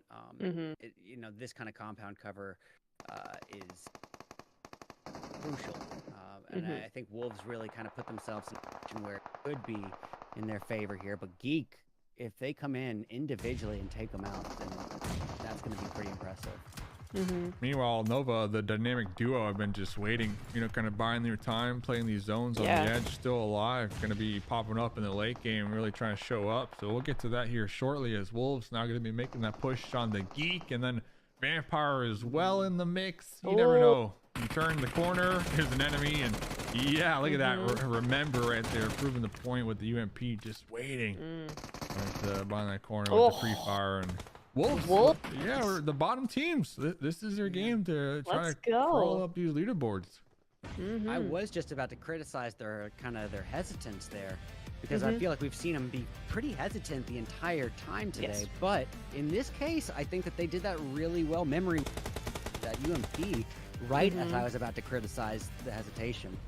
Because to be honest, when Geek pushed up as a 2-piece and got that knock, I was like, well, Wolves is just gonna outnumber them and annihilate them. They waited. They did, yeah. Music guy jumping the gun this game usually starts at top 4. Oh, that's why we hear it toning down a little bit. Toning down a little bit as Train to Kill. Oh, here comes the dynamic duo we were looking at here, just kind of waiting it out. Rolling in. Oh, there they go. Come on. Order Catch with Paraboy. 5 kills. Order Paraboy, classic duo. Yeah.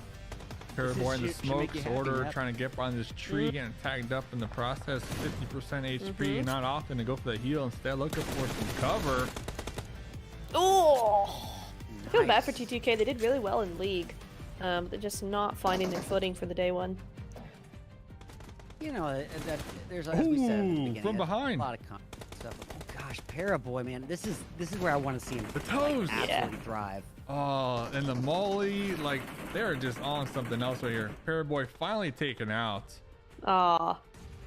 Tell you what, Wolves still in it though. Top 3 for them. 12. They have 12 limbs? Nice. When they win big. If they're gonna win. I'm not jinxing it. No jinxing. Even if they don't win, having that number of kills on the board with even a 3rd or 2nd place finish, it's gonna be huge for them. Absolutely huge. They're starting off in 13th position. So I can't wait to see where they jump up in just this one match. Order wins this against Solus. Order with a grenade, but then immediately taken out from across the way. That's still going to impact FF here on the final push, because now the Wolves is going to be working their way into this building, or at least on the edge of it. Remember's in the front lines with the UMP. Oh no. FF trying to get some heals off, but the blue zone going to be closing on in. Solus with the pre-fire, the jump shot in the air. FF. Let's go. That's more like it. Winner chicken dinner. Jeez. The thing is, they don't even look happy. They're like, okay, we got the win, but we're still really far behind. Like, you don't see the pressure relief right here in their faces. No. That's interesting. That is. I think they're in the right headspace here. Is that like they're not letting get to their head, but they're hopefully they're not going too far in the other direction, letting gotten hell too pressured. Yeah. Like no high fives, at least let's get some dabs. At least come on. Yeah. To some get handshakes. a dub with that many kills, that aggressive of a win after being in 13th place, that's a huge boost. Yeah.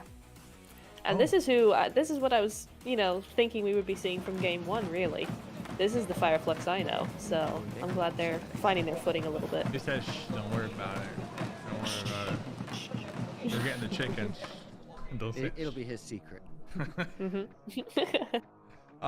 This is interesting too. I think I'm finally realizing like the setup of the tournament. You have like this big long runway, and then on both sides all the teams. So there's 2 sides to the crowd as well. The Indonesian crowd on one side with the air horn. So I almost feel like if you're on this side of FF, it's a little more quieter. Even though they probably have noise canceling headphones. True. Still, all these people looking at you, in person is a lot different than playing at your house on your phone.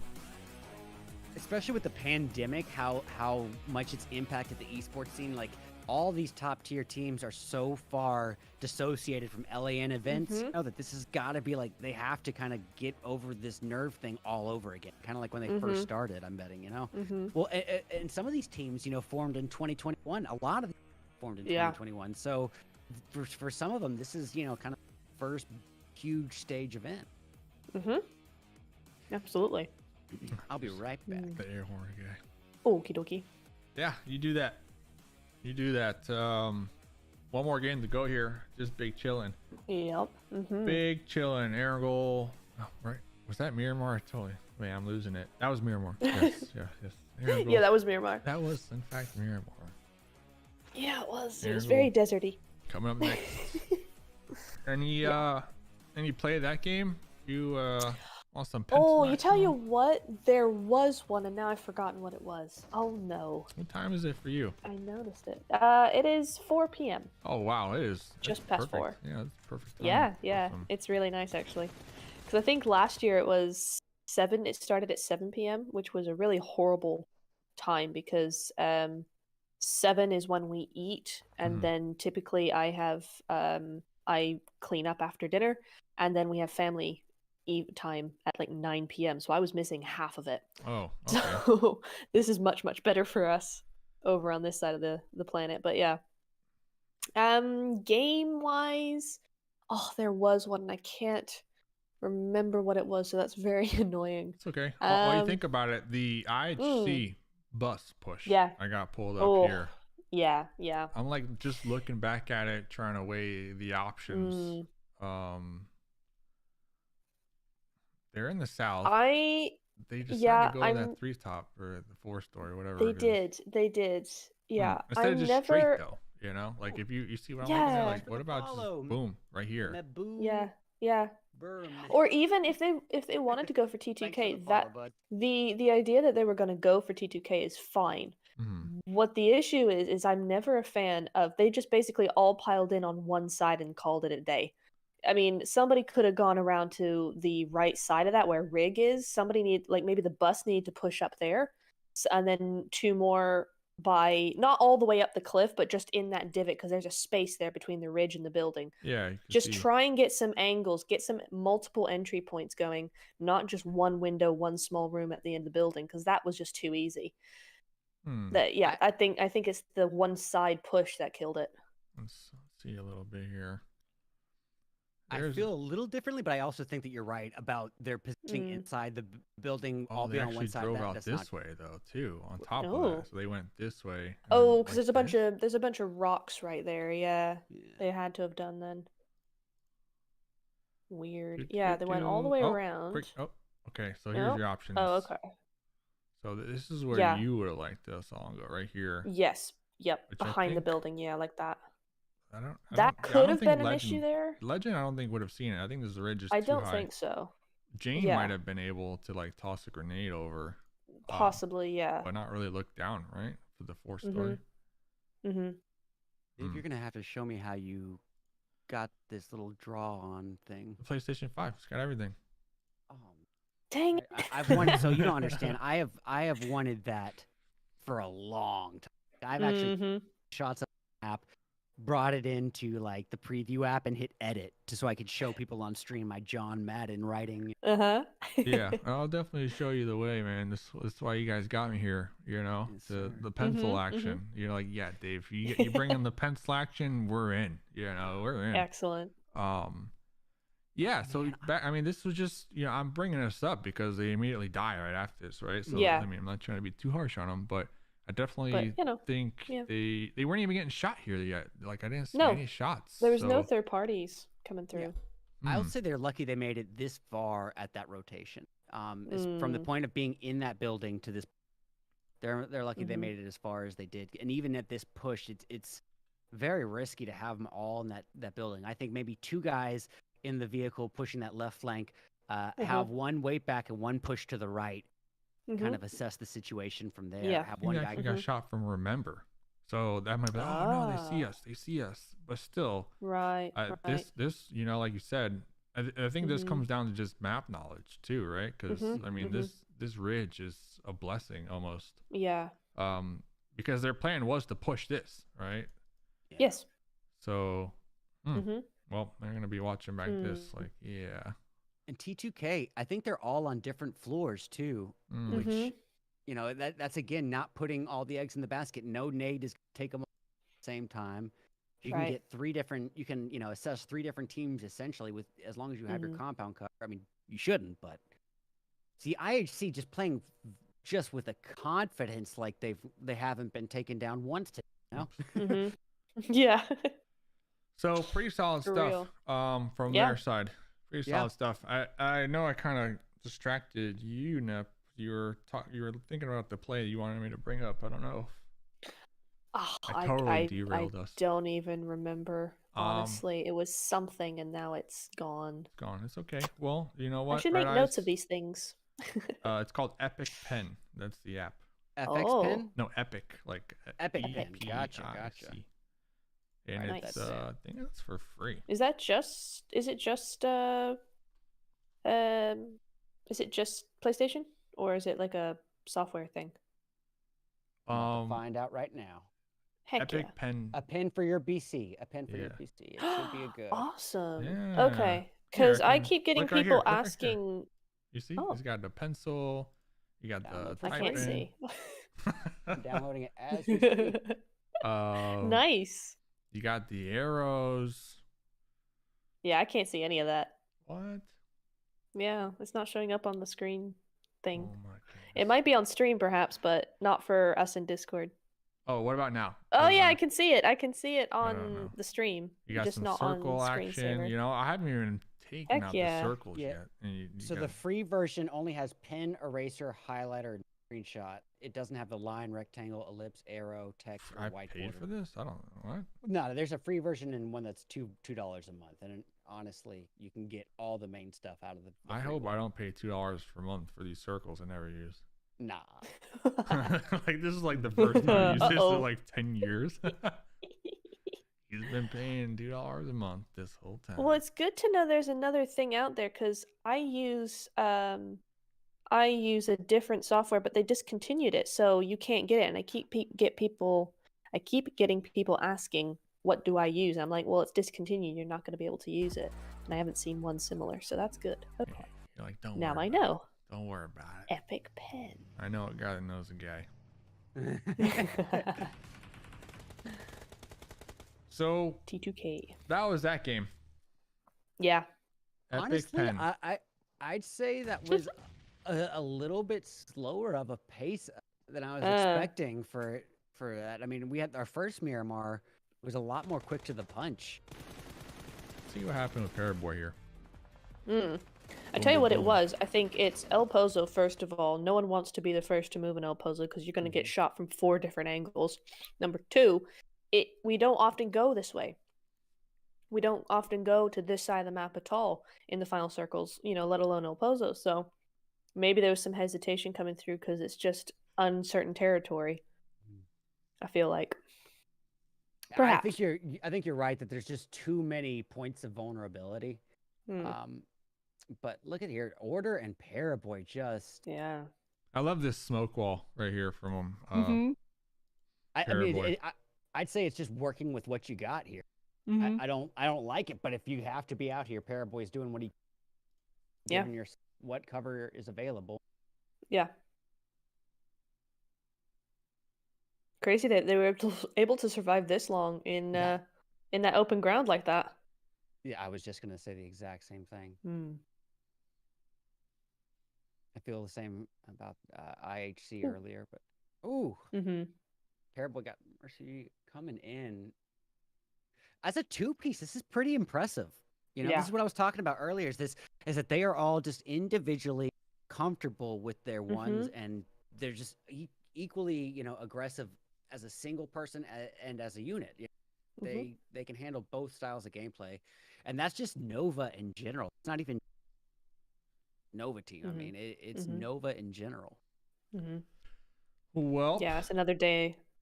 Another day's work for them. Clocking into the office. Exactly. Yeah. So FF, we saw winning the chicken. Heck yeah. A whole different. And not FF. even that happy with it. I know. Now that I look back, they're like disappointed looking. They're not yeah, even, they like, are, aren't they? Like, oh, Does we the could have third gotten guy look 15 like kills. Ben Affleck to anybody? Like, I see Ben Affleck, right? Yeah, that guy right there. This Just like one? angry Ben Affleck. Yeah. I see Hot Jukes. Now that you say that, I see Hot Juke. way more than I've been out. So 100%. Hmm. Was he playing on that stand the whole time, or did he just put it there? If he was. Yeah, no gyro then. Whole Oh, other they flex. they all got it on. No, them too. It's Oh, they okay. put it back. They They put it back. They put it back. Okay. Okay. All right. Yeah, I just saw him breathe, his exhale. You can tell the nerves are crazy. See, if we were here in the crowd, we would be sitting right here, cheering him on, commentating with the watch party. Like, oh yeah, that's why they got the spotlight right there. You know, they're like, Yep. this is for you. Okay, so refresh this. I know last time I missed it. I think I saw 3 more minutes. Not bad. Yeah. Not bad. 3 more minutes. Not bad. Final game. You two planning on vibing tomorrow? I don't know. 6 games. What do you Yeah. think? This early? Yeah, man. Okay. I mean, it's not early for me, so it's up to y'all, but I'm always down. Well, Oh yeah, true. Well, you said you got family time and stuff. It's the weekend. Oh, you know? that's 9 p.m. That's 9 p.m. We're good. So you have family time We're at 9 chill. p.m. every day? Yeah. Oh, okay. That's like Yeah. 9 p.m. family time. that's awesome. Mhm. That's great that you guys do that. Yeah. But yeah, man, I'm gonna be watching either way. So I'd love to do it if you guys are down. Here's I'm down. the stuff all together here. Mhm. Wolves, they've been, look at this, 12th place Yeah. now. Last 2 games. Satan, now would be a bad time to redeem push-ups. Yep. Just kind of. So Wait, are you seeing the? Yeah. Are you seeing the leaderboard? Because I'm just seeing top Erangel performers. That's all. Yeah. Oh, you know, I keep putting stuff on stream, and I'm not sharing that with. Oh my goodness. Okay, gotcha. Yeah. You'll see in a second if you do have that pull. If you don't, it's okay. Point chill. being, the Wolves last 2 games pulling up Mhm. after back-to-back 16th place finishes with 0 points. Like Mhm. they are, they're feeling good right now. Coming They're in doing last real match well, of yeah. the day.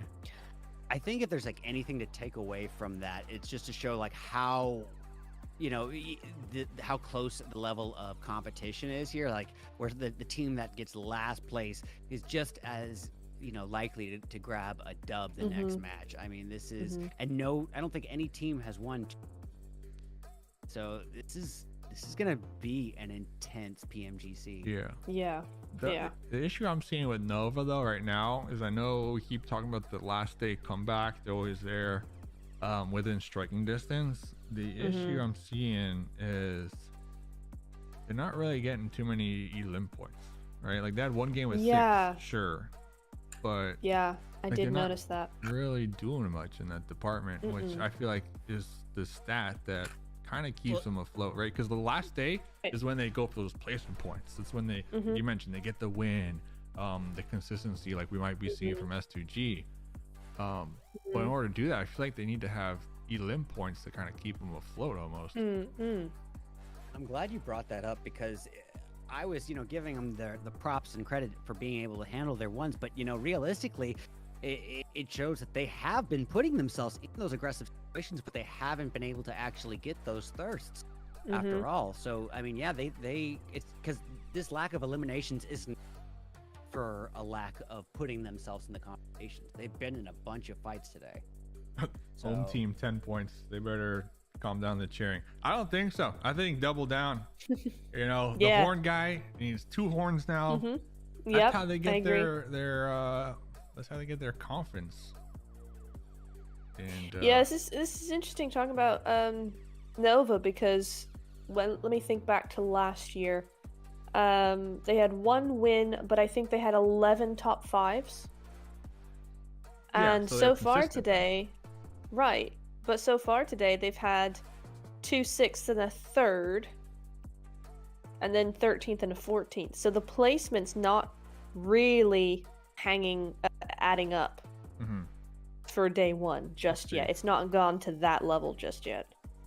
Yeah, it's getting there, but I think come day 2, like by the end of day 2, we're gonna start to see a pretty, you know, the kind of gap that we would expect when kills are this new scoring system. I think we're gonna start to see a bigger gap, and maybe it's gonna be like Alpha 7 just with a leap over, but it's gonna be gonna start affecting the players' mint. You're gonna start to see that lower half bracket start making maybe more simple mistakes, and I mean, you see it time and time again. And it could be the flip side too. You know, the 7. I'm not really sure how. You know, I'm not as acquainted with them as probably most of our viewers, but you know, you see it time and time again. This is hilarious.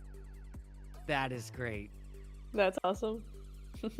But you see it time and time again where these top performing teams will just dominate day 1 and come in day 2 just a little bit ahead of themselves. Yeah.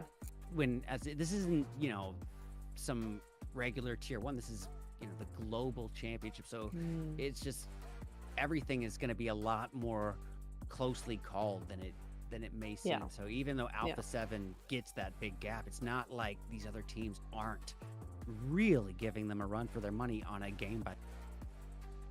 So Nova last time around, day 1 had 8 kills, 4, 5, and then 13. The last game they had 13 kills with a second place finish. So that really boosted and kind of set the pace too. Because I'm looking at day 1 from last PMGC. No one had 13 kill game, right? So right. That boosted them, and then day 2 they had a chicken, 1 game with 10 kills, and then day 3 it was 10 kills, 11 kills, 9 kills, 6 kills. So yeah, I think that storyline is still there, right? But there's somewhat of a difference compared to day 1 last PMGC and day 1 this PMGC, and that's just them not getting any elim points. Yeah. So they did win $1.5 million last time. So I mean, They did. pressure is probably not completely on them, right? But at the same time, just imagine being back to back, right? To back. Yeah, but the pressure, the pressure for that third, it's.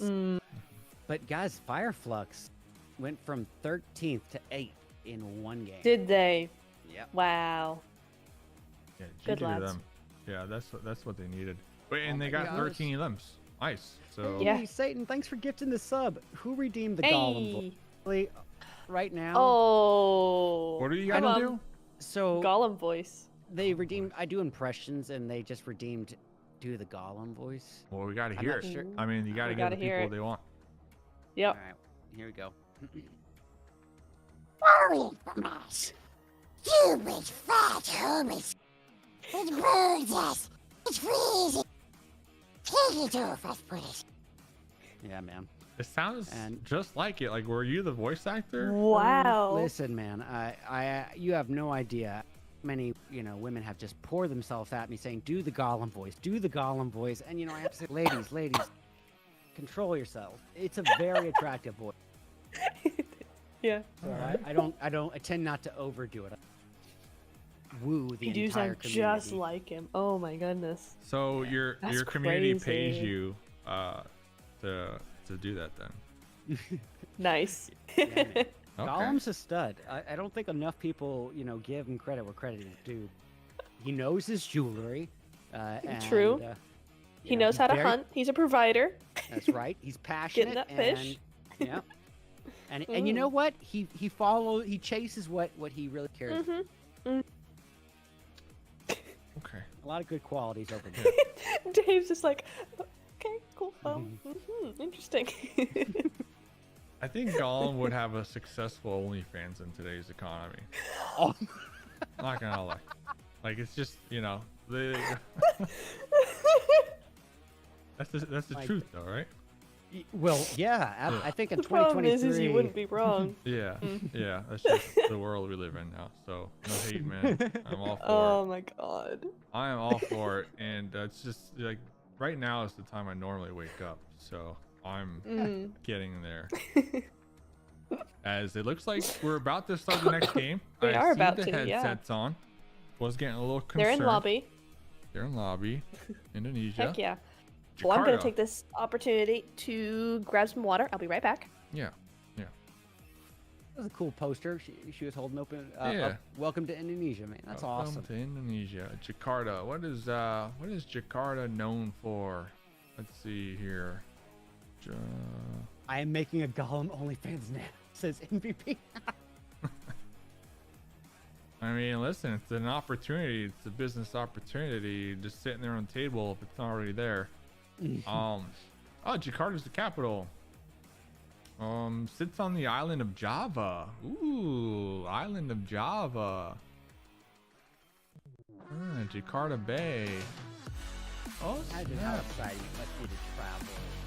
What? to Indonesia. Just. What'd you say? I didn't hear you. The music I started. said, just imagine how amazing an experience it is to. Well, I don't. I mean, you can imagine, but like to travel, you know, to somewhere like Indonesia, for I don't know, it just blows my mind. I think it'd be so exciting.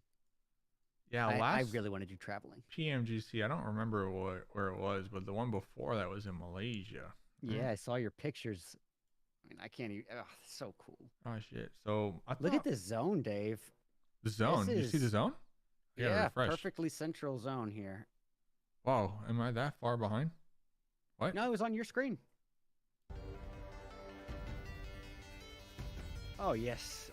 Matter of fact, if this guy wasn't playing this music, I would be doing it now, and also an NFT of it. The NFT. you need the NFT to unlock the page. How about that? You know. Mm-hmm. Hey Alex, welcome to the channel. Hey guys, if you haven't yet, there's a link at the top of the chat. It is Mustache Dave's YouTube. This is his very first time streaming on his YouTube. Be sure to click on it and give him a sub. Heck yeah. Yeah, I made content like 2 years ago. I tried dabbling in it, but I don't know. Shout out to the content creators out there. You definitely, it's hard to keep the motivation. Man, you don't understand. These thumbnail designs that take me like an hour and a half to do, they get the least amount of views of everything I do. Oh yeah. And I'm just like still trying to motivate myself to do the thumbnails. Like, just gotta do it. Yeah. Just- Well, just little bear it out. shorts is where it's at right now. Shorts is a 100%. massive traffic source. It's a tenth of the work and 10 times the views. Yeah, so definitely, if you want to be a creator, should be uploading some shorts For sure. at least once every 2 days, right? And I also hear there are different algorithms. Yep, for sure. Shorts have a better chance of gaining new audience too. It's a good source for new audience. I saw, what was it, Nep, you were posting analytics the other day, right? Like that's I was, yeah. Yep, I'm all for that. It's love looking at that stuff. Well, what, on Twitter or on Twitter, YouTube? I On think. Twitter, yeah. Yeah, there was a short that I feel was it I think it was a PUBG short actually, but because this is the thing is like you're not supposed to, or you don't have to put thumbnails for your shorts. It doesn't matter. You don't have to. Yeah. But the thing is my short got like 10K impressions Oh, nice. and only like a 3% click-through rate. So it's got like 600 views at the moment or How something long silly. is it? It's long because I think it's an analysis one, so it's nearly a minute, 58 seconds, 59. I think something like forget that. the number. Yeah, It was for like getting 30. an It was like analysis number, that's 35 pretty good. seconds. I think was the sweet spot based on Yeah. channels I was analyzing. By the way, Sluice Box. So If you're still here, oh, you are still here.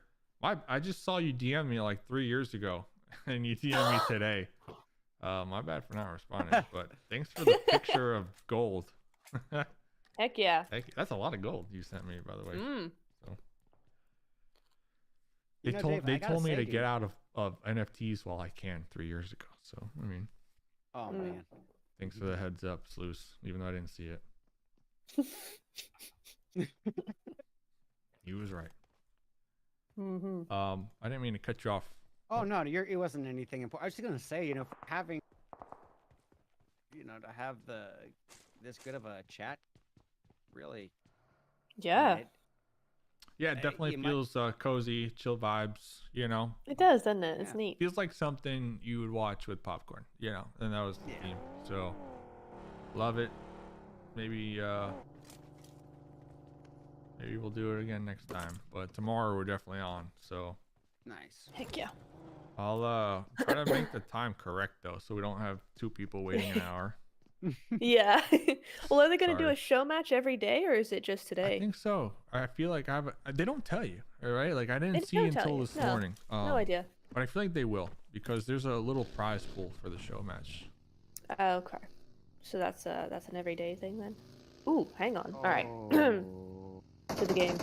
Interesting to see Inko doing this after kind of having lost that momentum. Hmm. To still be risking it out, having one guy scouting on his own in a buggy. Yeah. Nothing crazy happening though for it being the last game No. of day number 1. All these teams still I feel like a lot of these teams feel just like FF did after their win. Like, okay, we got the win. Okay, we got a couple kills, but we are just at the start of this tournament. And What's weird is that it feels like these last 2 matches would be the first 2 matches. Of the Right. day. Yeah. Right. Yeah, I agree. It has felt weird. I mean, I get it for this Erangel because it's the last day. They want to be extra cautious, get as many points on the board coming into day 2 as possible, so they're gonna play it quiet or careful. But other than that, come on, we want guns blazing. at least Where's air all that? horns right now. Come on, we're watching AE. I know. I think Red Eyes has that those glasses as well. So Oh, just saw him with the Listen. glasses. Saw him with the glasses. I don't know what you're talking about. You keep on saying I have this stash filter. I don't. Share dude, the technology. You need to face. share like. Come on, I shared Epic Pen. No, you know? yeah, I'll send it. Yeah. So basically, all you do is it's called an app called Snap Camera. It's just the Snapchat filters. You launch that before OBS and set SnapCam as your source, and you can apply any filters into it. You ever consider Neat. being a VTuber with that? Well, to be honest, I just started using it once I got my well, at the very end of my Mac stages, beginning of this PC stage. So maybe about a month. I've been using it. Okay, Wow. got it down packed. Yep. Shout out to Brazen Rover for showing it to me. Heck yeah, Brazen.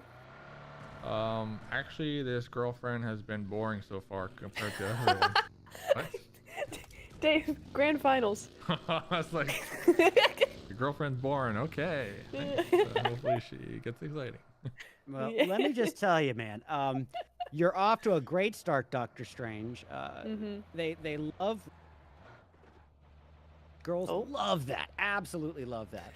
They love what? Be sure when you compare them to your previous girlfriends. Yeah. No, I don't think they are though.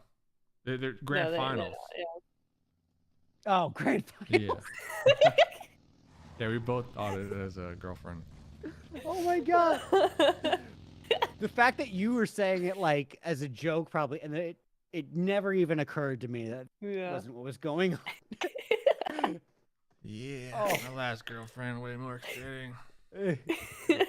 Like, thanks for that info. But yeah, back into the game.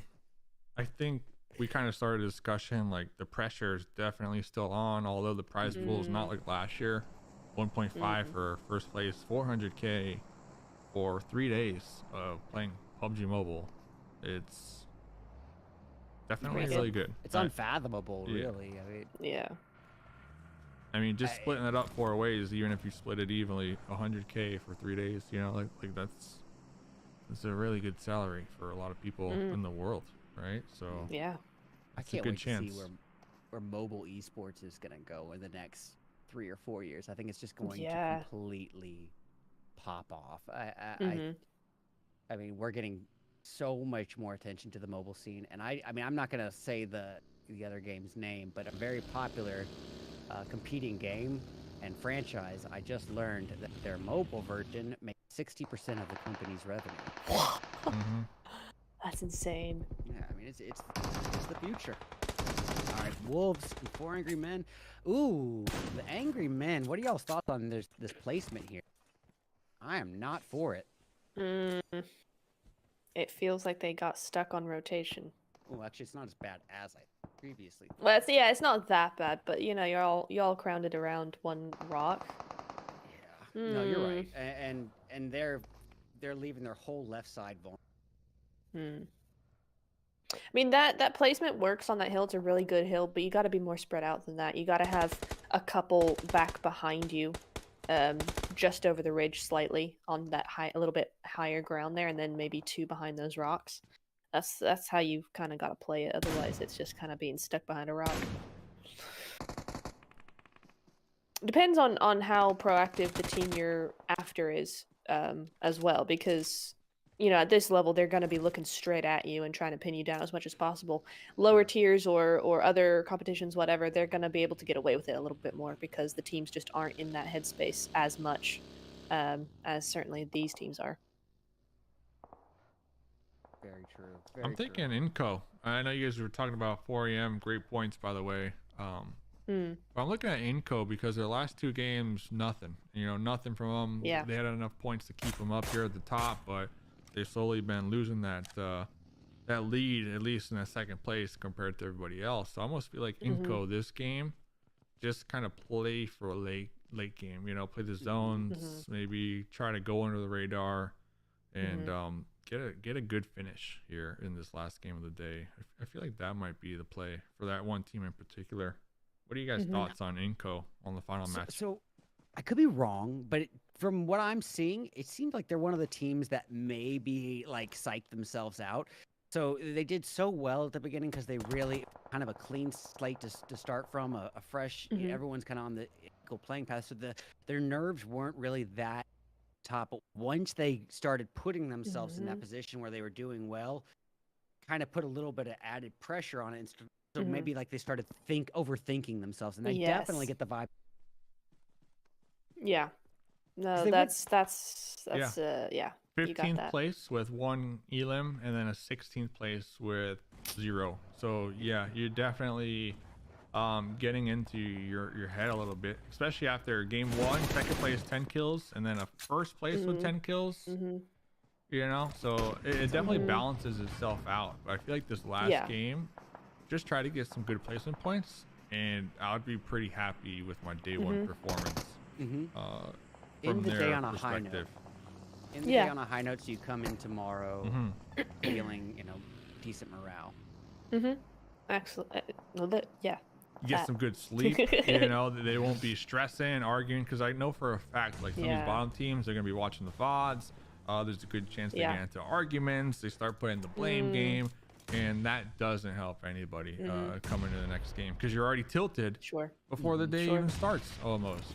So absolutely. I think it's very important, that mental aspect as well. I think the second you start seeing a team bickering at this stage, that's when it's getting to be a bad spot, because that's adding just bad negative energy on. I don't think that there's a lot of ways to productively scrutinize in a situation like this. I mean, there's criticizing for what you can do better, but to get to scrutinize at this level, I think would just be counterproductive. You're not going to make any monumental changes in your game on the spot that's going to be successful. So you need to be a team, and team behaviors build each other up. High fives after a chicken dinner. That's what I'm saying. That's what I'm saying. Get some hugs going. Well, yeah. I mean, you're a team. You're here. You're vibing. You're vibing. I'm slightly annoyed at S2G right now because I was looking at that map when the new zone popped up, and S2G and Fireflux were both at the bridge area. I was like, okay, well, S2G still have access to the bridge. They're going to keep that. There's no way Fireflux are going to get there. They need to go all the way around. And actually, it's interesting that they've actually come this far, because I was going to say, go up by the lake, sneak in that way. But S2G went in ahead of them, so they couldn't do that. So now they're here. I was like, oh, dang it. And then the team's here as well, too. So yeah. No, there's INFCE. What is their actual name? I forget. What Influence? Is it Influence? Is it as simple as Influence and I'm just silly? No. It's Influence Kemen Esports. Oh, yes, of course. Yes. Influence Kemen. Gotcha. So it's 2 different teams together. Influence Rage and Kemen. Interesting. Cool. The partnership between Kemen Esports and from India, Influence from Brazil. Nice. Yeah. Koski, Federal, Little Boy. Like, this team has been playing for a hot minute. Law as well. Law gonna be cooking up a molly, jumping, tossing it. UMP. Oh, big surprise from Soul Cake, catching them off guard. Let's see though. Yes. Can Soul Cake get on his wall and get the pickup before getting thirsted? Oh Or no. Soulless. Nope, not able to happen. That was a nice little surprise though. Like, surprise. Yeah. Really nice. Yeah. Wow. Just like that. Wolves. 4 Where have angry they been? men minus 4. Golly. Wow. Oh, and now Nova. Now, Alter Ego coming in after Nova. One on What? bodies? Where's the? What did we just where's see in the cheers past at? Wait. 15 seconds? Yay!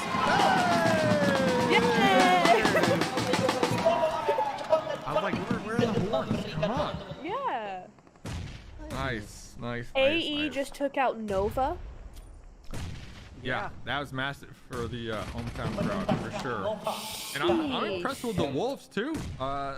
Two bottom From teams last two essentially games, here. Yeah. Finally starting to pull their weight here in the last game of day number 1. Mm-hmm. And there's still time. I mean, this is day 1, but there's still time. And Yeah. Doctor Strange. What? WTF just happened? We saw Yeah. AE take out Nova. That's what happened. Oh, Yes. Red Dot's mad. He's saying goodnight because Nova died. I'm at school, Red. I can't hear you because I forgot my earphone again. Deluxe, go do school. Yes. Red says, Attend if any, class. I promise you school will be more beneficial than watching talk I don't know. about. I don't know. That's Well, debatable. That's Well, debatable. I do say that yeah. No, Fireflex, why? Are they still in it? Oh, they're out. No, they got taken out. Yeah. Compared to where they were earlier on in the day, that last Miramar match, Mm-hmm. definitely. That's why I Jumping from feel 13 I'm to still 8. like stuck on the fact like they didn't look happy after winning. Like, I'm stuck on it because I feel like Yeah. that's an accomplishment in this lobby in its own, which they should have recognized. You know, appreciate Yeah. these things in the moment. Yeah. I think a lot of it is humble, too, being humble, you know, and not, you know, trying to give off an impression where you're celebrating too early, because you have your fans there as well. Yeah, You're true. celebrating when you're in a. It's like that meme of the first, second, and third place pedestal winner, and then you zoom in, and the third place guy's popping champagne. You guys ever seen that meme? Or you know what I'm talking No, about? I haven't. Is it an F1 meme? I don't know what it's No. called. It's like you see the guy Oh, popping gosh. champagne, and then you zoom out, he's in third place popping champagne. Oh, yeah, I've not seen that one, Revo ahead of the curve, going Yeah. up against Whee! multiple members Whoa. of S2G. INF doing the same? What? They see the This has water in been play. a very weird though. minutes. It's very weird. A lot have upsets in the past 4 minutes. Yes. Koski's in the water, like Whoa. overshot the position Yep. big time, right? Now their teammates are kind of on the shoreline getting picked apart. Here comes some follow-up grenades from Rebo and Carrillo, some mollies as well. Looks like Little Boy gonna be jumping in the water, joining Koski. You can't learn the ins and outs of Whoa, the that field. thing just yeeted. Oh, Nice. I think that's gonna hit. Oh, I thought it was gonna hit. STG Well, this is and a solo. interesting. Yeah. So Lil Boy is basically sacrificing himself, I would think here, so Chowski can get away. But Mm. if that's not what was going on, then what is Chowski doing, staying in the water? Trying to get to zone. Yeah. Yeah, but he's leaving Lil Boy there Mm. to hold That's off the thing, A7. isn't it? Yeah, so it's a trade. That's what I'm saying. Is like if Lil Boy is not going to be like a sacrificial pawn then what are they doing? I love T2K's little split they got going on in the zone. Yeah. I know Yeah. we can't really see it, but I keep seeing their names in the distance, and I am. Yeah, all for I was it. just gonna mention them actually because let's see what game was I want to say it was the first game of their group in League. They had a sort of similar zone and they just took it by storm very passively, but just by controlling little bits of the zone and inching forward bit by bit, which is kind of what I think they might be going for now. So I want to keep my eye on T2K for this game and see what they're up to because T2K have 4 kills now. I think that's as many kills as they've had so far. I want to say they've not. Oh, here they are. It's like the spectators Oh. gear up. It's crazy. Heck yeah. This is good. Ooh, pushing Yeah, look at Legends that. Pushing out, though, getting real thirsty onto A7. Looks like it's Really gonna pay nice. off. So Legend was able to do this because they had the support from behind, right? From their teammates playing that oversight. And then Rig Exactly. was already on the approach for that pincer move. So this is like the first time we're seeing T2K kind of be a little aggressive and proactive actually in their playstyle. It's paying out. It's paying out. It I really think is. that you brought up a good point, Nep, is like coming in game, the ability to sort of spread out across that end zone without bringing a boatload of attention to yourself. Yeah. That could be absolutely huge. You know, to be able to claim, I mean, spreading out in game or in zone is just a dominant, you know, it's a big stack pool in poker, you know, it's aggressive and bullying tactic, and it works time and time again. But to do it without giving, you know, too much attention to yourself is even better. That's just icing on the This is going to be interesting to see Alter Ego just hanging out here. I kind of was hoping to see them kind of build off of what they've started today. I hope they get a hard shift, honestly. Like, just let's just give it to them at this point. Just hard shift down there. Give them a break, yeah. Give them a break. You know, they got 5 elims this game, so yeah, they're doing good. Little 5 boy's elims and still alive. a full 4-piece. Yeah, I like this compound. Is that them smoking their sightlines though? It's always like one of my pet peeves. Same actually. Yeah, it's like The smokes that keep getting put in wrong places. Yeah. if you're gonna smoke somebody, smoke the opponents. You know, block their Thank sightlines. you. Like, why am I blocking my own? Yes. Why? And it gives you so much smaller area to work in. You smoke them, you have that whole compound. You smoke yourself, you have that smoke. Yeah, Like- I find, you know, a lot of times in the very last end zone that smokes can be. Yes. Yeah. I've seen smokes just literally give people's locations away when they weren't Yes. spotted. Thank you. So many solos in final phases go, oh, they might see me, I'll put a smoke here. No one was looking at you. Perfect. I don't think there's ever a case where it's even more. Yeah. Yeah. So we have It's highlight crazy. on, by the way, with the spectator client. In reality, they don't see anything. They're just spraying through the smokes here. You might see a little smidge of something that looks a little darker than the smoke, but they're just there. You know, they're just in the moment, listening in, trying to go through those cues, trying to get that pre-fire spray down. That's crazy. Yeah. And, Oh! there you go. Maybe able to get the sync up, hopefully. I don't. Yeah, he does. Yeah, he's. Maybe home team, man. Home team coming in clutch here in the final match of day number 1. You'll love to see it. And you know what? Inco's still a full 4-piece. I mean, they don't have a lot of kills on the board, but I think, you know, they've shown that they can do that late game. Not like this.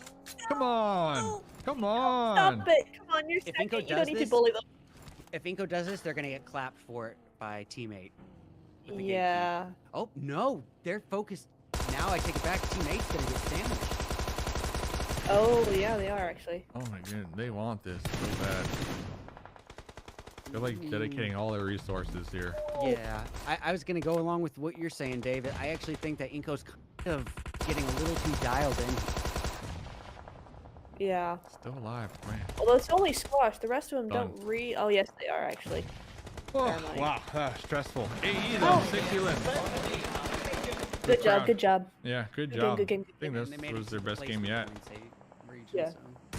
T2K still alive. 8 elims so far. They are kind of a little too split for my comfort here in this late game, but we'll see how that one works out as Inco on the high ground, not going to be pushing on top of the Wolves. The Wolves did get a squad wipe earlier on. Beautiful with the Tommy gun, letting this pre-fire spray down through these smokes here. Let's see, Wolves can up they to come 11. out on top? We hear a couple shotguns in the mix as well. Beautiful gonna be pulling through the smoke, looking for the confirm.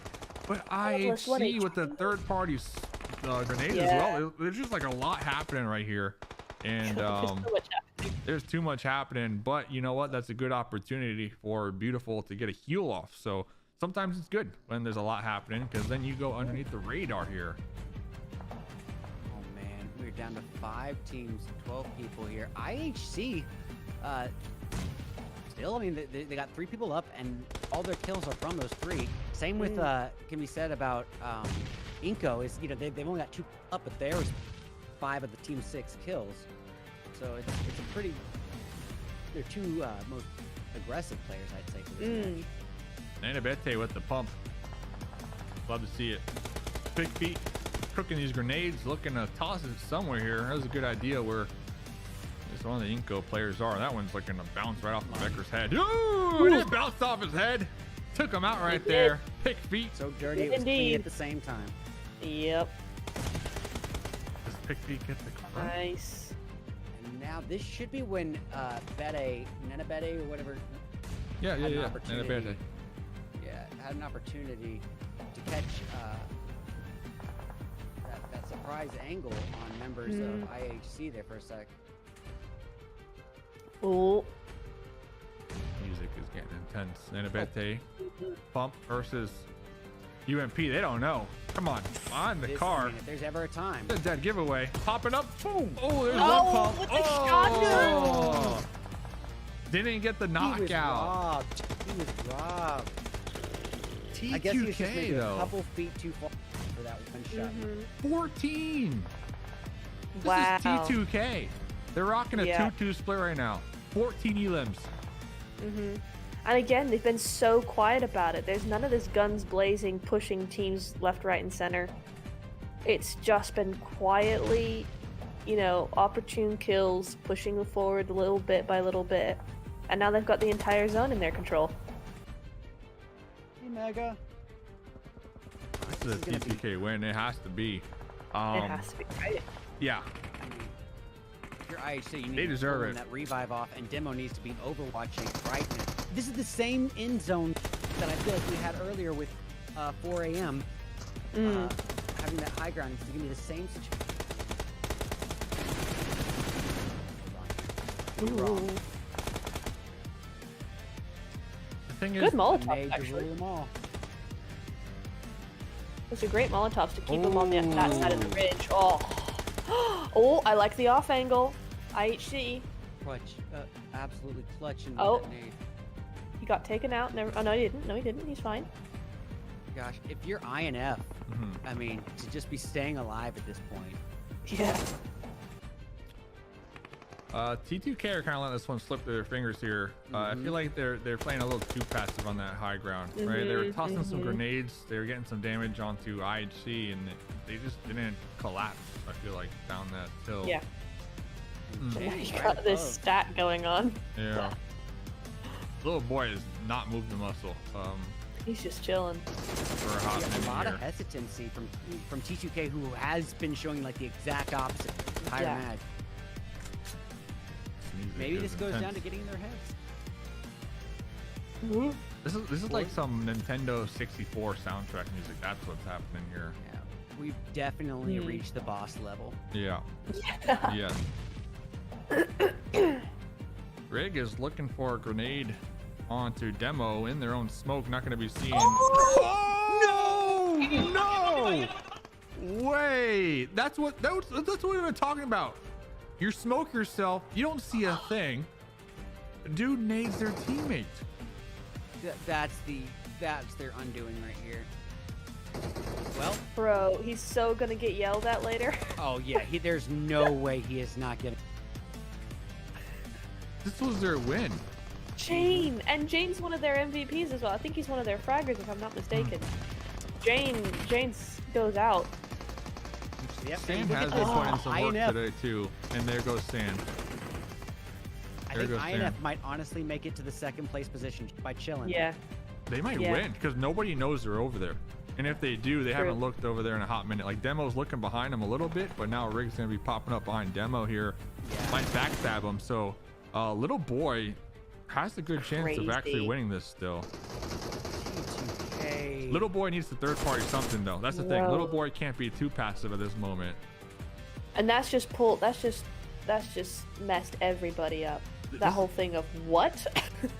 This is little boy's chance to really shine here. Oh yeah. They're snaking it. I don't think he's making a mistake here. I think he's patient. But both these players aren't even looking over there. Like, this is your chance to stand up, run, get in a position to take this fight. Oh, I see. Okay, I thought you meant to shoot. Okay, I was about to say if he shot, he'd be dead. Because they're deadlocked on each other right here. Yeah. They don't even care about little boy. Yeah. So And they're not going to take the time rotate to and then come in just in time to pick off while they're Oh. low on health. I agree. What is Why does going? he keep looking down there? I think they have He an must know. idea, but oh This is awesome. Oh, Oh, they did. Yeah. Oh, who knew? winner chicken there. Wow. Okay, oh my gosh. not C2K, but you know they got second place. Hey, I mean, they got more points than first place. So I mean, yes, they did have that late in-game slip up, but let's not like let it rule away the phenomenal performance in general. Yeah, they had a great game there. IHC, where were they? Oh wow, they were 15th place coming in this game. So Oh wow, yeah, they that's a great booster for them then. great booster for last them for T2K. That was Yeah. just like a bottom team's booster, honestly. Well, that's great. That's good then. Good result, but Yeah. You want to stick around for the leaderboards, and then we'll sure. call Sound it a good. day here. But Yeah. any like highlightable moments? I want one from both of you here. Like just one moment from today that really stood out to you, or that you were just impressed with, or not impressed with. And, you know. Think on it here. Yeah, think on it. Maybe I'll go first. Okay. I think a play that I was kind of funny for me was I forget who the enemy was, but Nanabete's Vespa pull up just casually, 2 miles an hour, pulling up, got off the Vespa and got an easy kill. Yeah. You know, it's like that's stuff that shouldn't happen, but it did happen. So you gotta appreciate those little things. Like, wasn't like an insane play, but it's just, you know, No, it little was funny just thing. one of those things. Yeah, one of those things. Eh, Yeah. Individual play, the nade that we just saw on, you know, to take out a teammate and just completely Yeah. throw the momentum. But in general, DRS getting a second and third and fourth chance to remedy their mistakes. I mean, those were huge mistakes though. And somehow it was, I mean, you never see those kind of things happen where at this level where you make that kind of mistake and survive through it and still get the kills. Yeah. I mean, Yeah. at this level, I can't believe that and then continue to play on a spread out aggressive approach where they're still comfortable spreading out, even though it hasn't really panned out. But yet somehow circumstances just coincidentally working out. Yeah. I mean, I'd say that would Crazy, be yeah. what stands out to me.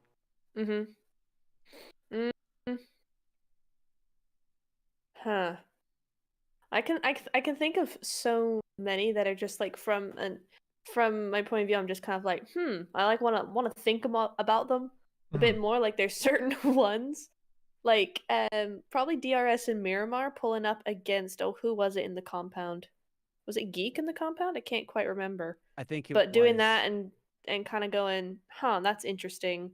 Then there's honestly 4 a.m. have had some really great plays today. I want to go back and have another look at what they were doing because they had some really cool stuff going on.